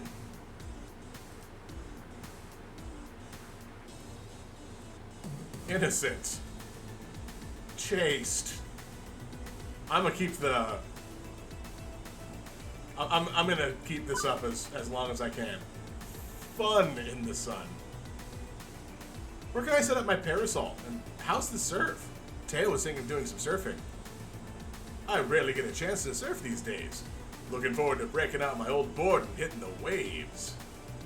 I was gonna play the Beach Boys all the way down here from the city to help get in the mood, but Queen Bee vetoed it. Hey, if you want a free ride in my beloved Bee-mobile with your board strapped to my roof, you listen to my music, Mr. Dance Pants. Oh hey, there's a perfect spot. Let's set up there. Catch you later.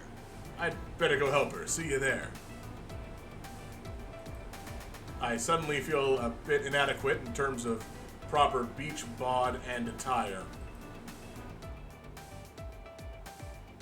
We're here! Excellent.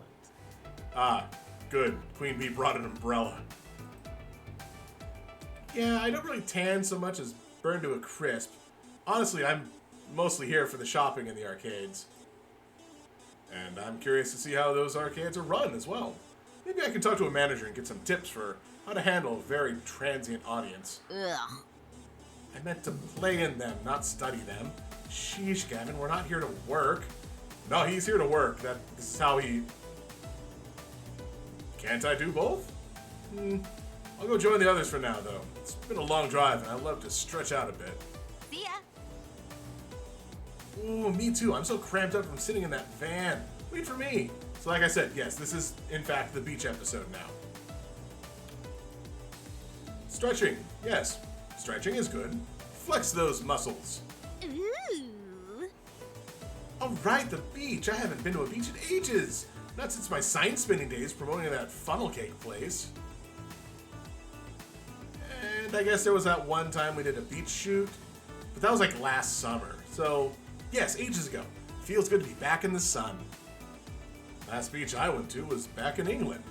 Considerably more cold and overcast than this, I'm afraid. And before you ask, because Ashley already asked, again and again on the drive down here, I'm not going to explode in direct sunlight. My condition is quite stable today. Your condition isn't vampirism. Sorry, Percy, but you're part of the crew. That means we care about you. I promise, though, we won't treat you like you're made of glass. You're still good old Percy to us. Much obliged. Thanks, love. All the same, I think I'll grab a spot under the umbrella before all the good shade is taken. As for me, last one in the water's a landlubber. The water, yes, getting wet and cooling down. Partay! Hello, dearie. Afraid my old bikini days are behind me, but I'm happy to be here all the same. I do love to be out in the sun.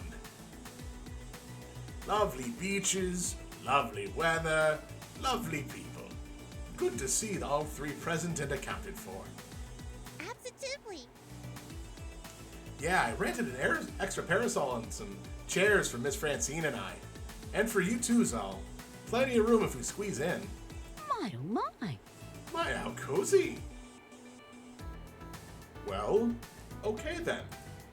This is a new context for me to be observing these people in. But fun in the sun, right? Above all else, this is a day of celebration and cheer over the success of the FunPlex. With that firmly in mind, I join everybody, and we get this beach party started. Although it doesn't take long for the group to start splitting up. There's just too much to see, too much to do.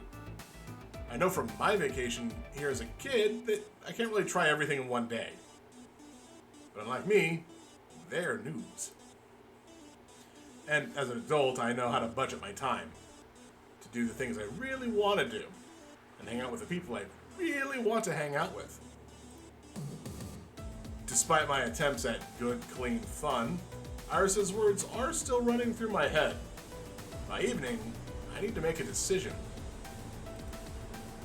That means if I'm seriously going to make a move, like she's suggesting I do, I should spend my time wisely leading up to that move. So, what next?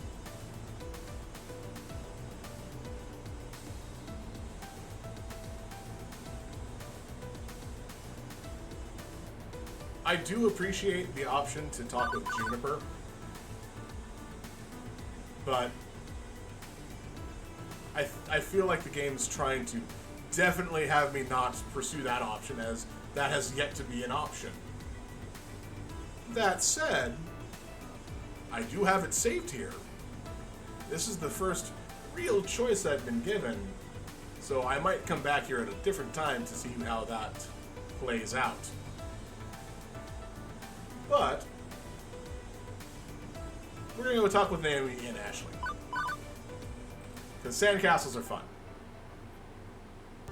In the distance, I see what appears to be a myriad of sandcastles, which makes sense. I mean, I'd be worried if it was a whole bunch of not sand castles on the beach. Well, what would they be made of? Like dirt castles? Rock castles? Rock castles are just called castles. During my many beach outings as a kid, there were always multiple sandcastle competitions going on.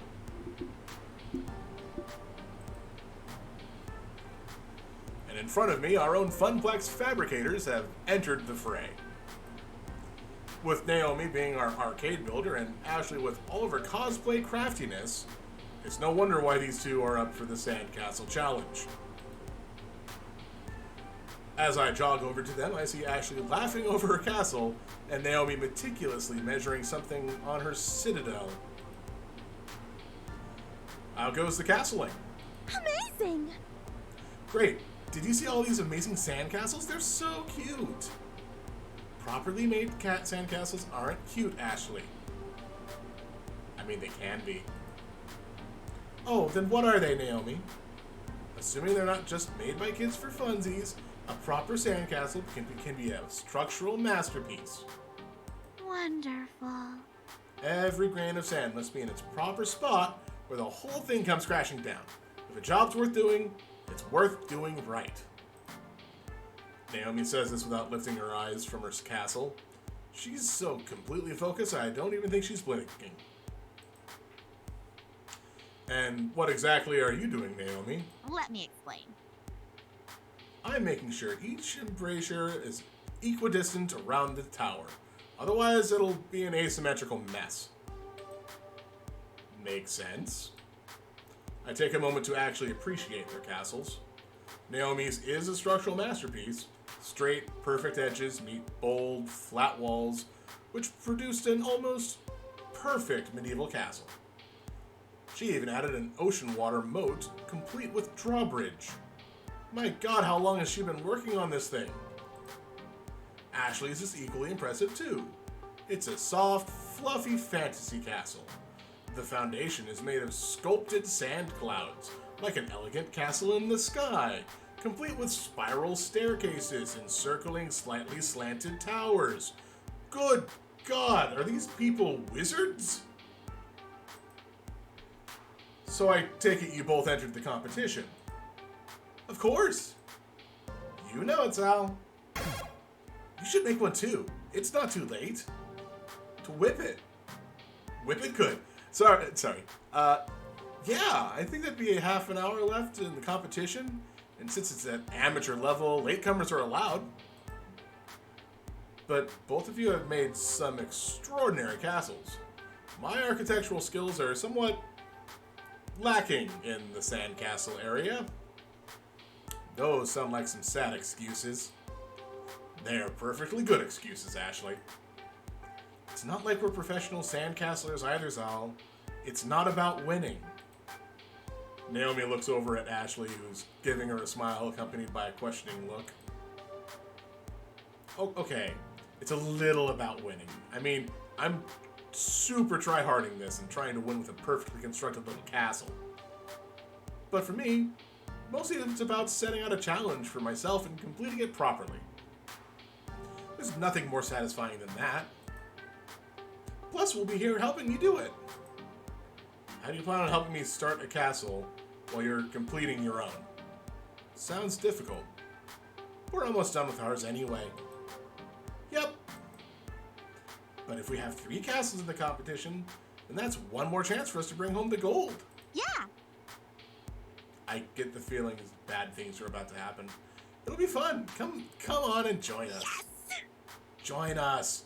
Join us. Yeah, no, let's do this. When I was younger, I remember watching sand sculptors carefully craft their castles. I would watch for hours, just staring in awe. I made my fair share of them too, trying to imitate the professionals, but they were never more than lumps of sand that vaguely indicated shapes. I'm not that competitive, but like Naomi said, it's just for fun. So why not?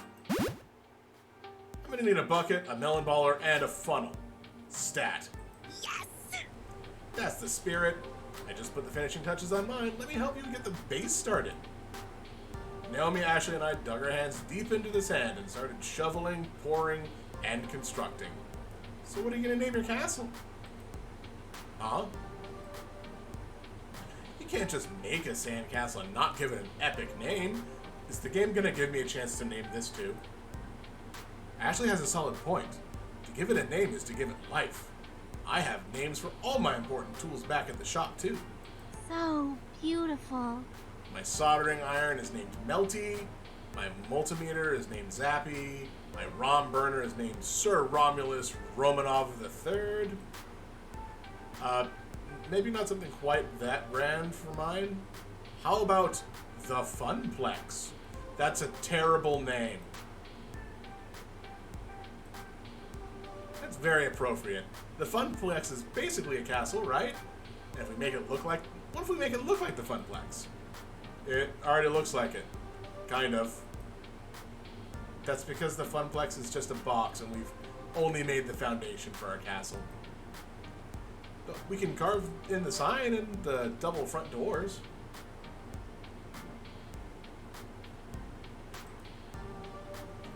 Naomi happily starts putting the details in the sand FunPlex while Ashley and I cheer her on. That looks so good, Naomi.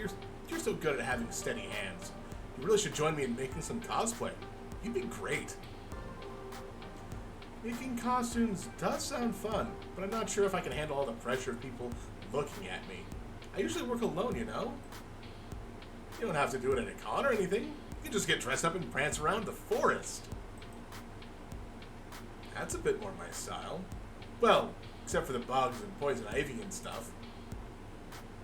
We continue chatting as we construct the sand fun castle. Grain by grain, it takes semblance to the actual FunPlex. Because of the architecture is just a big old box. Nothing much to write home about. We managed to finish it just in time before the judging commences. 30 minutes to make a box. Here comes the judge. The officiant of the Judge Castle contest comes towards us and looks over at the castles. With an arbiter's eye, they glance over ours and nod in respect of a job well done. I didn't even realize I was holding my breath in anticipation, and once the sandcastle judge leaves us, I let a huge sigh. I think that's a good sign, right? The nod, that means we did it. We're gonna win? There's still many others out there to judge, but I'd say a nod counts nicely as a compliment. But which one?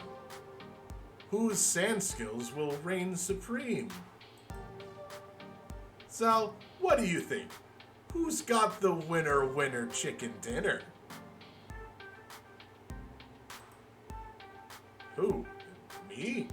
I'm not a judge of fine sand castles. Just do it for funsies. Let's hear what you think. Okay. So, this is an oddity of choice. Either we can decide to say Ashley's castle in the sky with the fluffy sand clouds and kind of off-kilter tower, but still managing to stand up. Or Naomi's medieval masterpiece with its clean edges, straight lines, and little tiny moat. Or we could say the Sand Funplex, which we spent 30 minutes on, and probably barely looks like the building that it's supposed to be in anyway.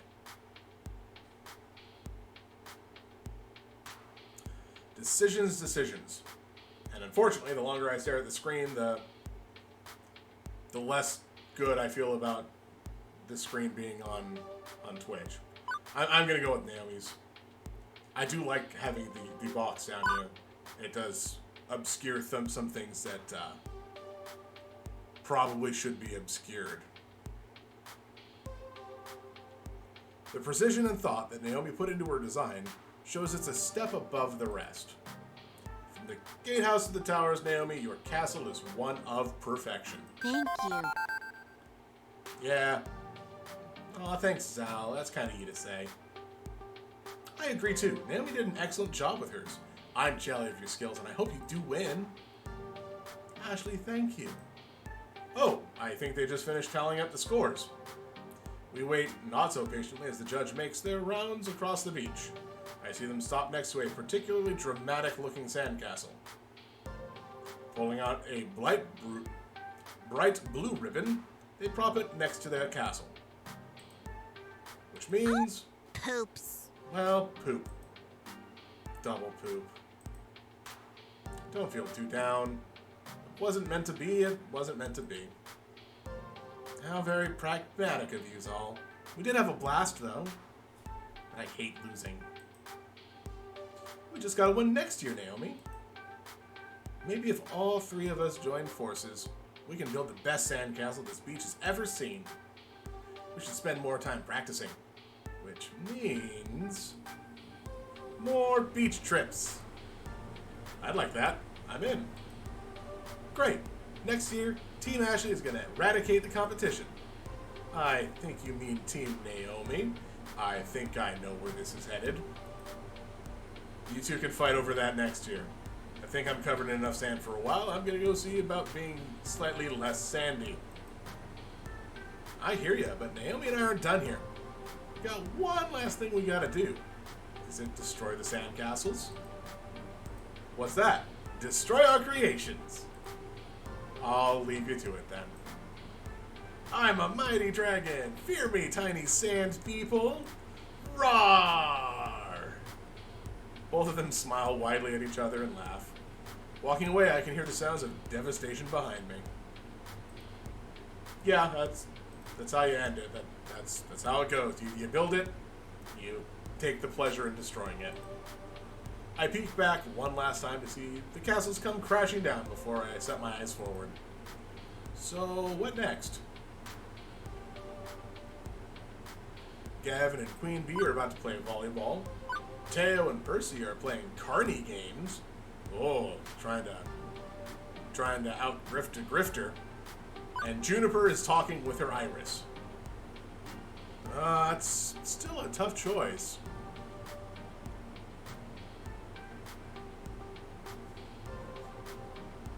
I'm gonna see what's up with Juniper. Because it's weird that this is an option. This never is supposed to be an option in the game, I think. Juniper's stretched out on a beach chair, catching some sun while catching up on her social media feed. Iris, how many Pangy mentions are there in my timeline today? You currently have 23 mentions of Pangy in your social media timeline. That's a much different looking Iris. Huh. That's up from yesterday. Iris, have there been any new Pangy vids lately? I'm sorry. I don't understand. Have there been any new Pangy vids lately? Would you like me to search the web for have there been any new Pangy vids lately? Oh, never mind. Juniper puts the phone away with a sigh. Oh, hey Sal. Enjoying your nostalgic beach trip so far?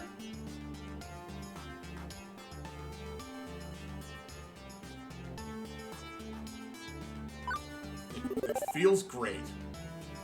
I gotta admit, it feels great to be back. I've got a lot of fond memories of Flotsam Beach. The sand, the surf, the games, the food, and my family. Before everything went south for the Bag Clan, this place was like a second home for us. Totally. Did you just say defa-totally?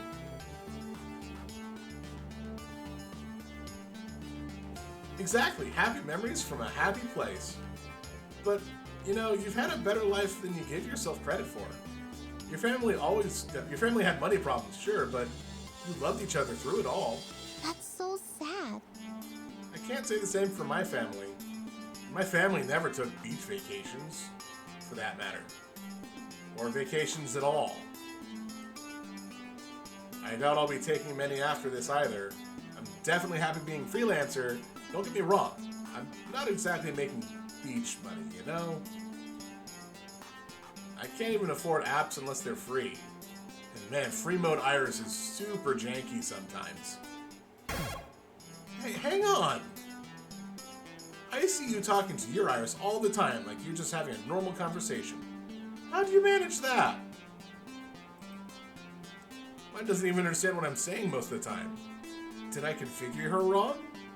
Is there some free mode option I missed out on? Come on, fess up. I just want to make the most of my Iris. What's the trick? What did you do to make yours so cute and chatty? Well, I hate to break it to you, Juniper, but you have to be pretty much on the lowest end. You gotta have nothing but hope at this point. And also, I think she's secretly a government, I think she's a government program. Drat. Juniper knows Iris better than anyone here, aside from maybe Gavin. She's been suspicious for some time of my super-duper version of Iris. But my Iris is technically a pirated software service. I'm not supposed to have premium access. Do I trust Juniper with the secret? Or would telling her betray Iris's trust in me to keep it?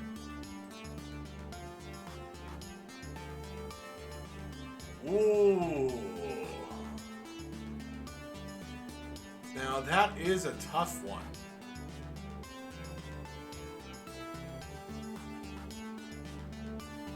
Because I could choose to... No. I don't think it's a good idea to betray the trust of the benevolent machine that I have in my pocket. Because at any point in time, it could always no longer be benevolent. So, while Juniper is, of course, my childhood friend, like the last couple years of high school friend, I still don't know exactly how long the two of us have been friends, but I'm gonna change the subject. I don't know. What's this Pengy you keep asking yours about? I doubt mine would really know anything more about it than yours does. What? What's Pengy? Good. That got her off track, although now she's looking at you like some know-nothing doofus, because clearly I have not been paying attention to my surroundings at all. In fact, I think... Okay, no. This is one of the few scenes that doesn't actually have a penguin located in it, as far as I can tell. Only the most popular pop icon in the world, duh. Not to mention the most fiercely protected yet widespread trademarks in existence. Yeah, they even make changes to copyright law to allow this to continue to happen. There's Pengy dolls, of course, and we've got our we've got one on our bookshelf, remember? And Pengy energy drinks, and Pengy barber shops, and Pengy neck massage wands. Like the one you keep on your bedside table. Yes, neck massage wand. Right, that's what it is. Anyway, don't you have a Pengy pinball at the FunPlex? How do you not know who Pengy is? I guess there's just so much Pengy around that I've grown immune to it. Okay, I can see that. But as an aspiring visual designer, I'm always on the lookout for hot new brands. I can only hope one day to create a character as beloved as Pengy. Or, like the Pixel Heart? You know, the Pixel Heart, the one that's...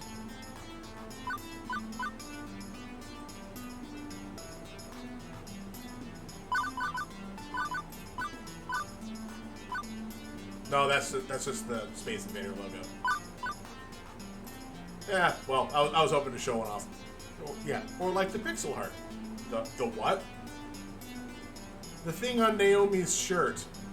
Naomi's wearing a shirt? The button on Ashley's jacket? Ashley has a jacket? Or on Gavin's lapel? Look, I have like the memory of a goldfish right now.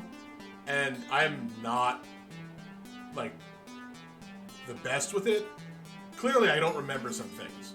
Ashley designed it herself, didn't you know? Nope. Mansell, you're seriously blind. I need to give you a pop art crash course when we get home. But, for now, the beach. Enjoy the beach. I'm getting me some more sun, if you'll excuse. And I wander off. After I wander off, my phone buzzes me. Thank you for trusting me. Yes. I know it was hard, Zal. You're friends with her. But it's for her safety and mine that she not know I'm, off the digital leash.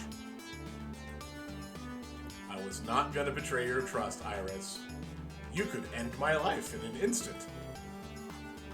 Thanks, Zal. I knew I could count on you. So, what next? Gavin and Queen Bee, or Teo and Percy?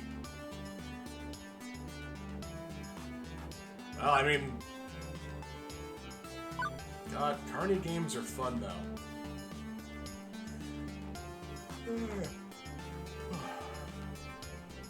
Kind of feels like they're trying to get through all of the options anyway. So I can make a choice. But no, Gavin and Queen Bee. Friendly little sports competition here in the sand. Man, if only they'd done this during the sandcastle competition. Beach volleyball has always been a favorite pastime of beachcombers. It's fun, competitive, and what's not to love about watching athletic people show off their skills? Granted, when my family got together to play, we just ended up hitting the volleyball around and never really kept track of points. But it was always something I enjoyed, even though I wasn't very good at it. Maybe Gavin and Queen Bee will let me join in the fun. If I'm lucky, I'll even get to bump, set, and spike it. As I jog closer to them, Gavin is accompanying the far half of the court. Closer to me is Queen Bee's side of the sand court. It's easy to see that both of them have expressions of sheer determination on their faces. Gavin is cool, calm, and collected, while Queen Bee is grinning ear to ear. Both are reveling in the contest. Each is in it to win it. It'd take some sort of catastrophic event for one of them to back down, like a tsunami. And even then, I'd bet they'd be bopping the volleyball back and forth while fighting against the wave. But this is a momentous 1v1 between two of my most competitive friends. I'm gonna let them play it out. It's unnecessary to explain Queen Bee's cutthroat nature, but Gavin, his ambition is just as fierce, even if it's less vocal. He'd do everything for the FunPlex to succeed, and he's taken that same attitude to beach sports. Are you ready for this next serve? Yeah. You better believe it, pretty boy. I am ready to spike this ball so hard it'll cause a quake beneath your feet. Excellent. If it's anything like your last attempt to score, I'll win this match in record time. That's enough talking. Shut it and serve. Hey, Queen eat this. Or, I guess not. Maybe I'll just try Gavin. Hey, Gav, not today, Queen Bee. I really shouldn't be trying to talk to them. I'm not going to get a whole word in until this whole ordeal is over. Their concentration is intense, game faces are on, and they see nothing else but the competition before them. I might as well take this time to watch them play. Hopefully they'll notice me. Gavin gracefully executes an underhanded serve with the volleyball as it glides over the net, mere millimeters above it. In all fairness, it was a perfect serve, but Queen Bee returns with a dig high up. With enough time, she easily squares up her bows and spikes it down towards Gavin's side of the court. I am not a professional commentator for a reason. Gavin doesn't have enough time to respond, and it falls hard into the sand. Queen Bee claps and stomps her foot on the ground in unison. Victory! Technically, that's not an ace. An ace would be a point scored off of a flawless serve. Queen B laughs and sticks out her tongue. Technically, it's putting me in the lead. Went on like this for quite some time.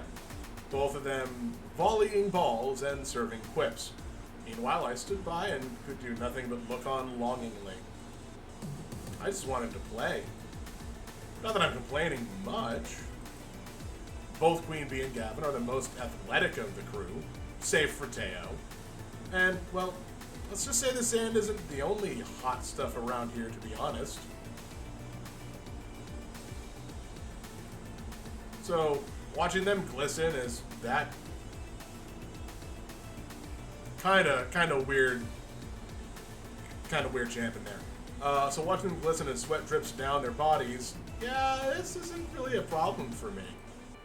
It's enticing, and the gameplay isn't that bad either. Even though I've been standing here for well over 10 minutes, neither one has acknowledged my presence.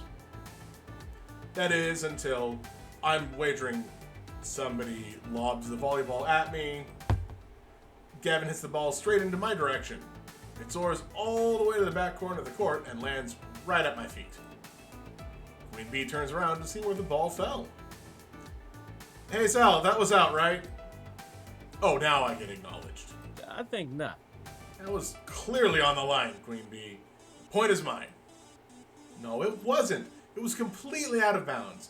You might want to get that prescription on those glasses checked out if you can't see that.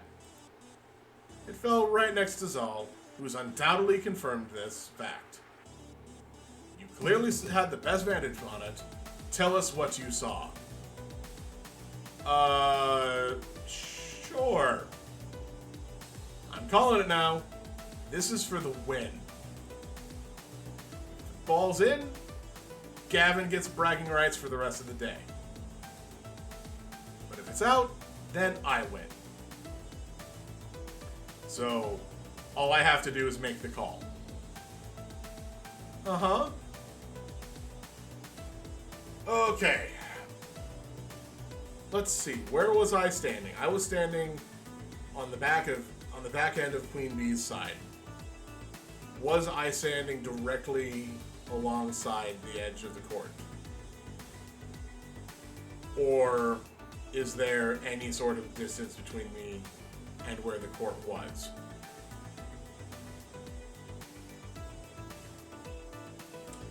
Well, let's take a little thought experiment and see where I would be standing. So if I was here, that's still pretty close. I'd have to be here at least. And if the ball lands at my feet, even if I was standing... Sorry, I'm doing stuff with objects that happen to be beside me that take up space and make sounds. I'm not very good at Foley. Honestly, unless I am towing the line of the court, it was out. The ball was out. Yes. It landed outside the line. The line itself is a thin rope cord held by a simple tent peg, so I can see why it would be hard to tell if the ball fell around it. But I can say for sure that I saw it fall outside the line. It was completely out of bounds. Sorry, Gavin. Point, set, match. Oh, GG. Yeah. Granted, that's more of a tennis term, but I think Gavin gets the gist. I thought for sure I was going to beat you, Queen Bee, but I miscalculated. You bested me fair and square. Shall we take a quick break? We each nod our heads in agreement as I quickly grab a couple of water bottles lying on the sidelines and toss it to them. They gladly chug down the waters and smile widely. Thank you for the waters, Al. I didn't buy these. I have to find some water for some people. Yeah, I worked up quite a sweat playing. This hits the spot. Still, I really wanted to play some beach volleyball. Guess that's not going to happen now. Both of them look quite content to relax and chat in the sun for now. As if reading my mind, Queen Bee leans down and picks up the ball and throws it directly at me. Think fast, Zal.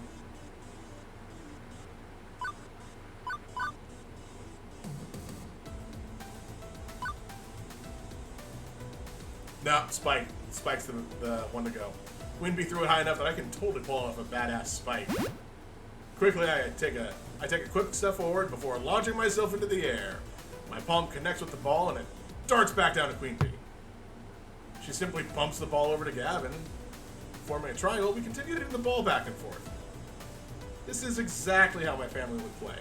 We'd all stand around and hit the ball to each other, trying to keep it from touching the ground at all costs. Gavin, Queen Bee, and I really get into it too. And several times, one of us ends up diving to get the ball and get a face full of sand. I like the sand swept look words. I like this sand swept look you've got going on, pretty boy. I can see you on the summer cover of Monsieur. If you're not careful, I'll carry you to the ocean and throw you in. Then you'll be sporting that drowned rat look. Laughing alongside Gavin and Queen Bee while playing beach volleyball. It makes me feel so grateful for these friends. It was worth having to stand around for a while. What a perfect morning on a beach. We play a few more rounds of the sand is lava before we let the ball crash into the beach one last time. Very nice return, Zal. You should join us for the next match. I would if I didn't have other stuff I wanted to do. There's too much to do here and I've got to plan accordingly. I hear that. Looking forward to a stroll along the boardwalk myself. Where's the boards? There is no boards there. I know the boardwalk is just a fancy term now, but there should be boards. We're actively on a beach. They should still have boards. It's a good idea to take in as much as you can. I think I'll call it quits too. Slow your roll, pretty boy. You can't leave quite yet. Ah, right. We do have a score to settle. Let's finish this. I leave the gladiators to their final battle as I walk back along the beach, awaiting my next adventure. The noon sun's high in the sky, and honestly, it's getting super hot out here. Like, heat exhaustion's level of hot. Would this be a good time to migrate towards the boardwalk? It seems like there's one more thing in store for our little group. Hi Zal, it's lunchtime, and I'm getting everybody together for a big surprise. Come join us! Whoa, you seem super stoked for this. Of course, come on, this way. I bought pizza! Large pizzas, bigger than the table, bigger than this parasol. Pizzas the size of a sedan. I wonder what this is all about.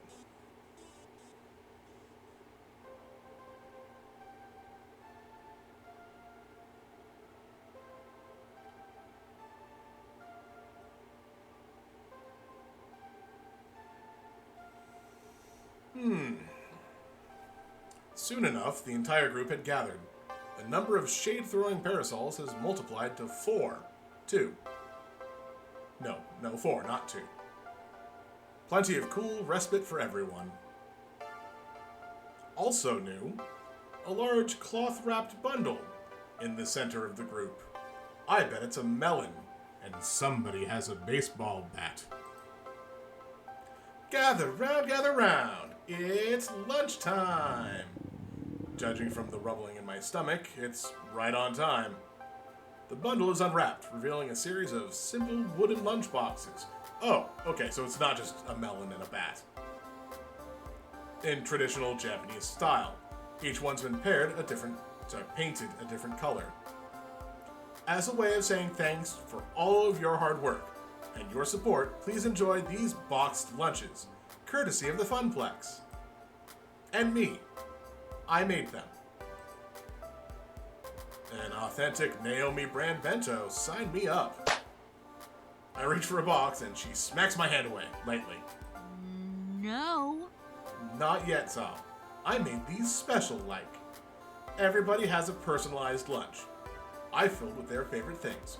Gavin, if you'd be so kind enough to distribute them. Names are written on the lids. Sure enough, on second glance, I can see the names, and even little cartoon doodles representing each person. Wow, does my face really look that apathetic? I mean, yes. Have you seen what my face looks like? Absolutely. Okay, I'll start handing them out. Gavin, you first. Let's see. Impressive. Plain yogurt, celery sticks, and some rice. You know me quite well. Boring and nutritional. I colored the bit outside the lines on this one, rather than sticking to traditional bento style. Enjoy! Oh my gosh! Sushi with some tempura veggies? Oh, and a side of miso soup. I love nothing more than a traditional bento box lunch. And I love nothing more than making them. Haha. Fish and chips, of course. A little Union Jack on a toothpick. And you made a movie maze out of the chips, too. It's not too stereotypical, is it? Quite good. I haven't had proper chip shops. I haven't found a proper chip shop stateside, so I'll take it. A nice little taste of home. Fantastic. Oh yeah, a big juicy cheeseburger and french fries. My mouth is watering just looking at it. Yum. And it's got lots of pink in it, just how you like it. So pink I can hear it moo. This is perfect. Pita bread and hummus. Love it. It's a great meal that fills the belly and gives you a ton of energy. We gotta keep your tank at full. A tired Teo is not a true Teo.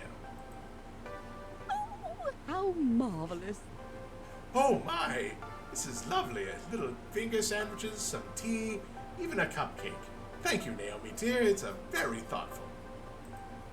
Aw, thanks, Miss Francine. I got a peanut butter and jelly sandwich. Nice. Ha! I bet you consulted with Zal on this one. I love these. Always have, always will. Actually, I just checked your Instagram. I did an analysis on your most commonly blogged food and can't talk, busy eating.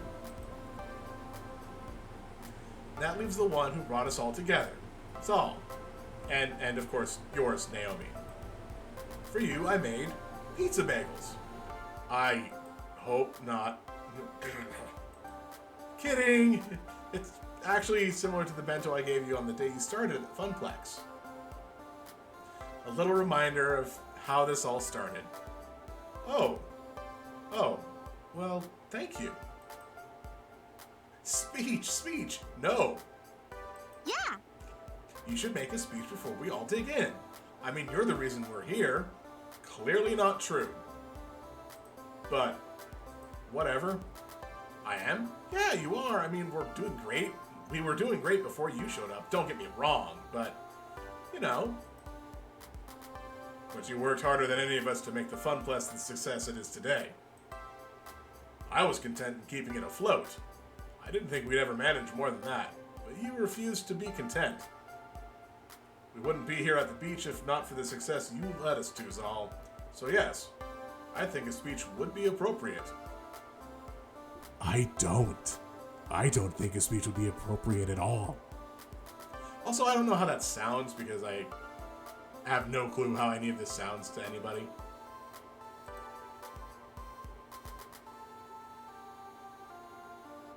Hell yeah, FunPlex Forever rocked.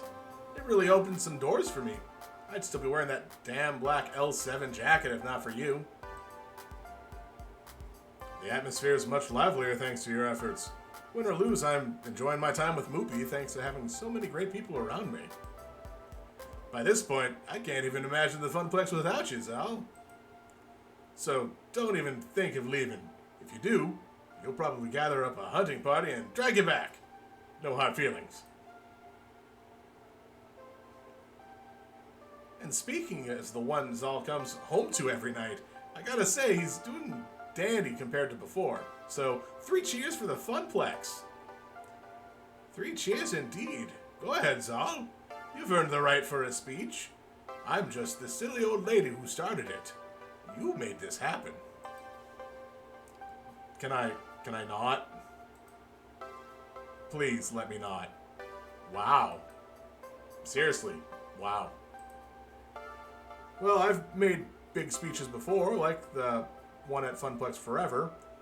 Even if this feels bigger, way bigger. Okay, here goes. Can't be a milk toast for this toast. It's big feelings or nothing.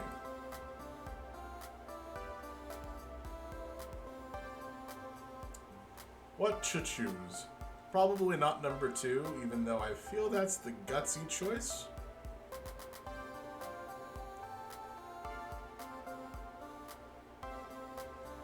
Honestly, this is the one I have to choose. Just thank you. Above all else, thank you. Thank you all. I don't know how much this... No, sorry, you don't know how much this family means to me.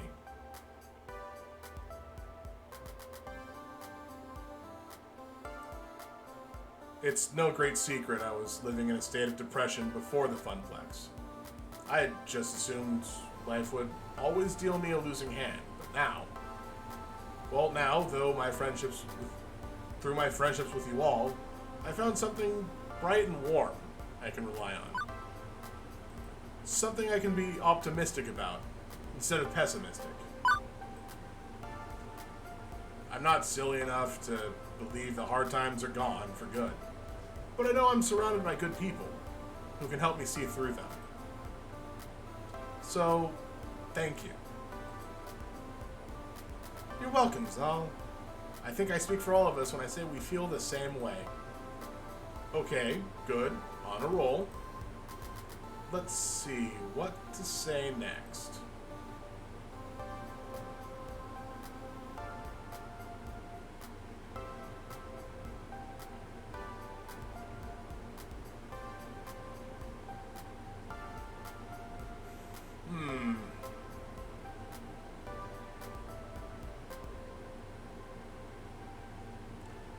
Choices.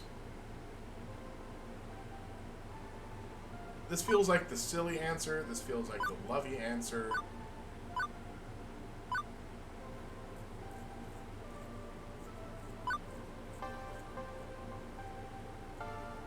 Or is this the logical answer? But still, after the first little speechy bit,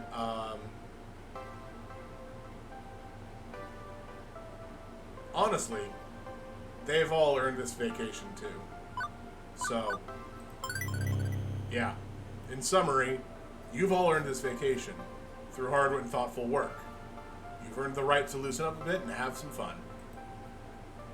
We've only got one day here, so if you care for some advice, live it to the fullest. Do everything you want to do. You never know where we'll end up tomorrow. Live for the moment. This moment alone, right now. Not 5 minutes from now, do right now. See right now, have happy right now. And we'll worry about the future once we're safely back at the FunPlex. If anybody has any questions about Flotsam Beach, just ask. I know this place like the back of my hand. When did I get a cat scratch on the back of my hand? I may take you up on that. I'm figuring there's a nice nightlife scene around here, right? Anywhere I can go out dancing, I'm game. Now to bring it on home.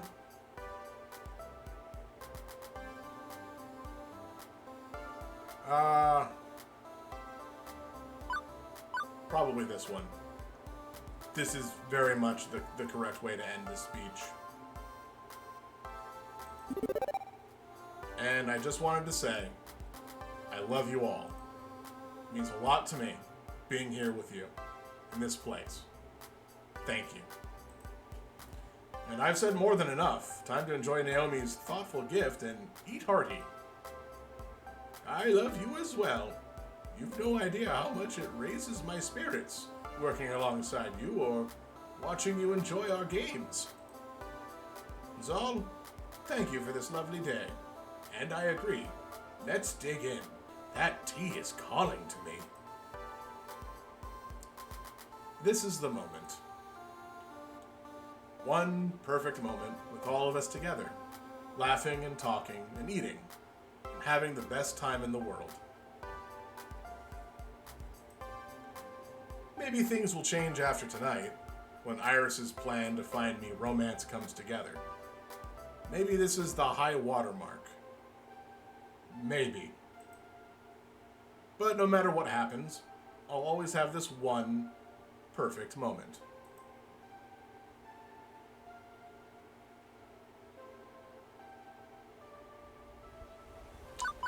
I actually am going to save here.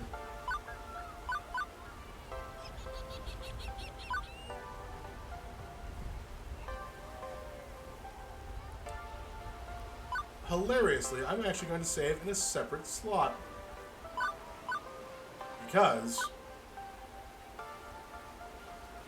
it is about 3:50, so I think that's as far as we're going to end up getting today.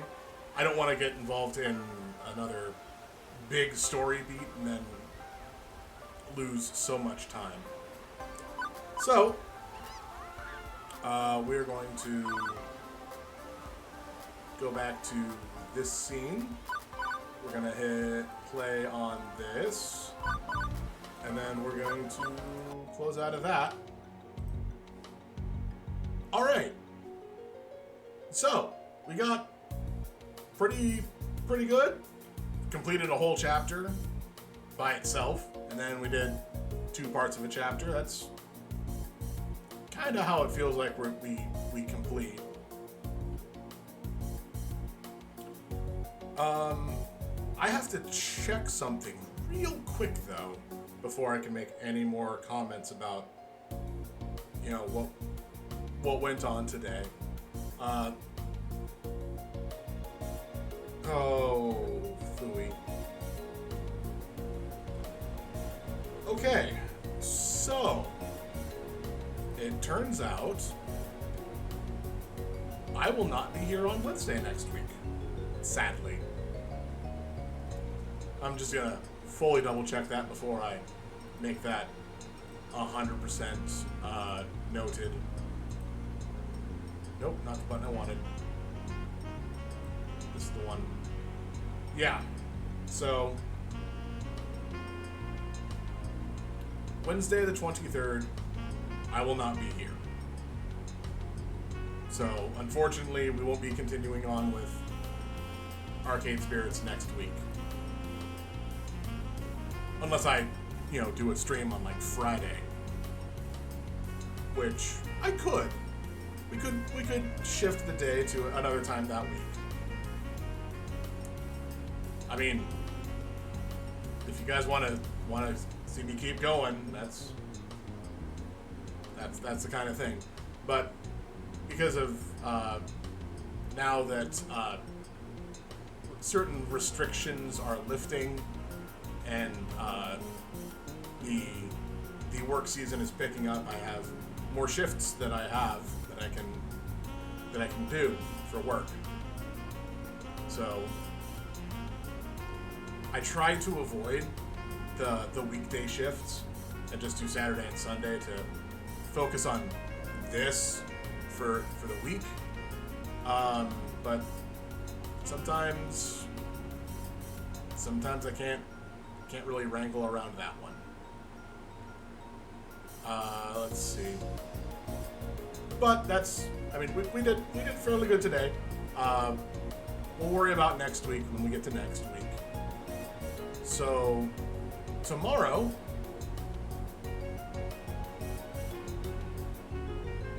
I'm actually wondering what happens if I betray Iris's trust.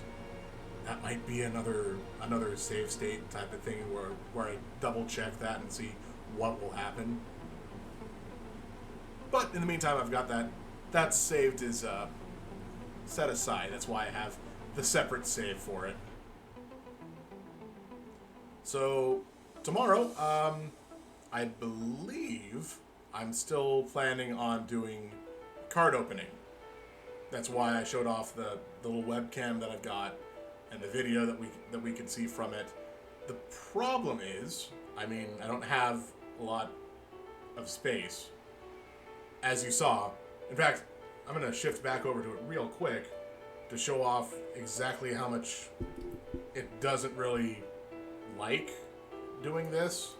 So right now, I'm gonna hold up my keyboard so it's not in the way of things. This is really awkward trying to explain while I'm doing. And then I'm gonna shift to webcam. So this is what it looks like right now.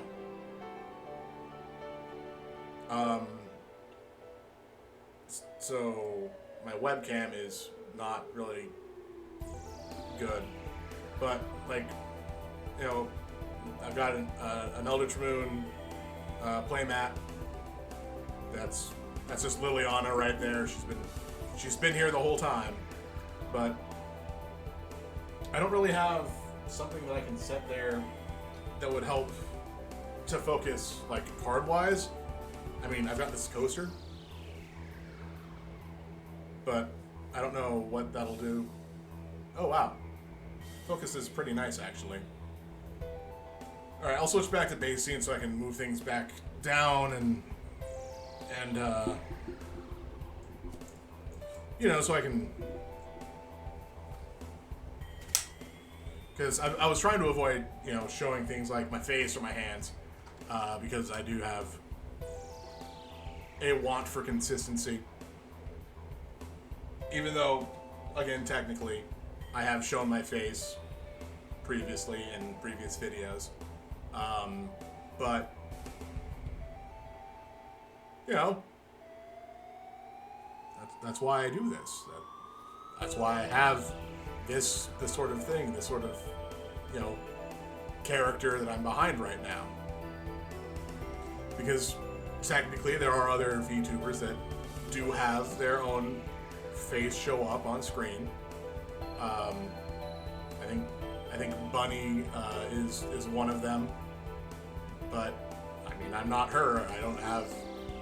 She's very confident. I'm not terribly confident, especially about myself. But there's reasons for that. All right. Yeah. So tomorrow, probably gonna do some card openings. We'll see how long that goes. I honestly could not tell you how long that I can do it, because I might just run out of cards. I only have like 2 boxes. Like 2 of the set booster boxes, and then an elite trainer box for Pokemon. That's not a lot of cards to open, honestly. I don't think that can be a 5-hour stream. So we might be a little short tomorrow, depending on what happens. Maybe after I open the cards, I launch that Final Fantasy Free Enterprise randomizer that we didn't do yesterday because I ran out of time. But I don't know. That'll be a different thought. So, for the meantime, thank you for being here. Like, I know that I just said thank you a bunch in the game, but no, really, thank you. Absolutely thank you for being here and for hanging out. It's very good. It's like, again, I don't know if I could continue. I'm trying to do this as a thing, as I would like to be able to do this as a job. I really would. I'm clearly not getting out to people, but you gotta start somewhere. And this is where I'm starting. Hopefully, there's a couple things that I could probably change. Like, I keep noticing that if I were to put myself under the just chatting category, more people tend to notice you, oddly, because they're like, oh, this is a new person. Let's go take a look at them. But I'm not, like, I want to say that I'm good at chatting, and frankly, I probably could be. but I also want to, you know, do my thing. I like playing games. That's part of who I am. But I also like, you know, watching videos. And I haven't really done that yet because I don't know how. I think that's the correct one. Yeah, don't know how. That's the face feature that I wanted there. I could probably use that whole webcam. You know, this guy again. I've put my keyboard back, and then put video. Sorry, you can't actually see the mouse as I'm using it. Yeah, I'll find a way to do this. I don't know how to do media share stuff or any of that because I've only been here about a month and a half. So, thank you. Thank you for being here. Thank you for hanging out. In the about down below, you know, down there, there's the link to, I think there's a link to the Twitter. I don't post a lot on Twitter. I just post when I go live, essentially. And then I do have the link to the YouTube channel where all of the previous uploads are. I've been saying this about every day this week because I try to remember to do it, to remind myself that, yes, there is a YouTube channel and I do have to make sure to upload. I usually upload on Fridays. And by usually, I mean there's currently a scheduled upload of 4 of last week's streams on Friday, starting at noon, every 15 minutes. Because it seemed like the best way to do it that would allow me to time the videos properly. I guess if I really wanted to, and you know, it would probably work in with the algorithm better if I did it like daily, 1 video a day for like the 4 days that I stream. So like next Monday I would post the Hearthstone from this week, but I don't feel comfortable with that. I try to do the whole 1 week delay for videos being posted as a total 1 week. Because I don't want to be like, oh, Twitch has a 1 week policy that I can't upload videos. Well, I've got this video that came out a week ago, or that I was doing a week ago at this time, and then you could jump to be like, well, it's after 4 o'clock, or it's not after 4 o'clock, and I'm already watching the end of the video. Technically, I'm here before 1 week passed. Is that still legal? So that's why I avoid that whole situation just by uploading everything on a Friday. I don't stream on Friday, generally. So if I upload videos on the Friday, then I don't have to worry about like, oh, there's a little bit of sticky situation of like, well, technically this video wouldn't have been finished for a week, or does it judge it off of when you start the video, when you end the video? I don't know. I avoid that whole situation. But I'm also one guy. Yeah, this is...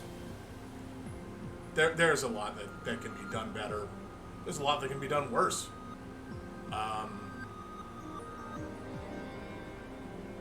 But at least we're getting it done. Well, getting and done are very loose in this sense. Alright, I've been rambling now for well over 5-10 minutes. So, thank you for being here. As always. If you liked this, feel free to come back. I do have a schedule. Basically, it's, Monday through Thursday, 11 a.m. to 4 p.m. I felt that was the best schedule going forward. Or not even going forward. When I started, that was the best schedule because it was like, cool. I'd have enough time to go get food between when I needed to go and watch other streamers. And trust me, that's been its own separate thought of I've lost so much time, like, just to myself. There's so many things that have been going on that I have been missing out on. Like, even just today. And this is probably what I'm going to go and watch afterwards. There was a collab stream between the two major streaming, the VTuber companies, and I desperately do want to see how that's going. But I still am me, and I gotta make sure I do. Gotta take care of head. But yeah. So, all right.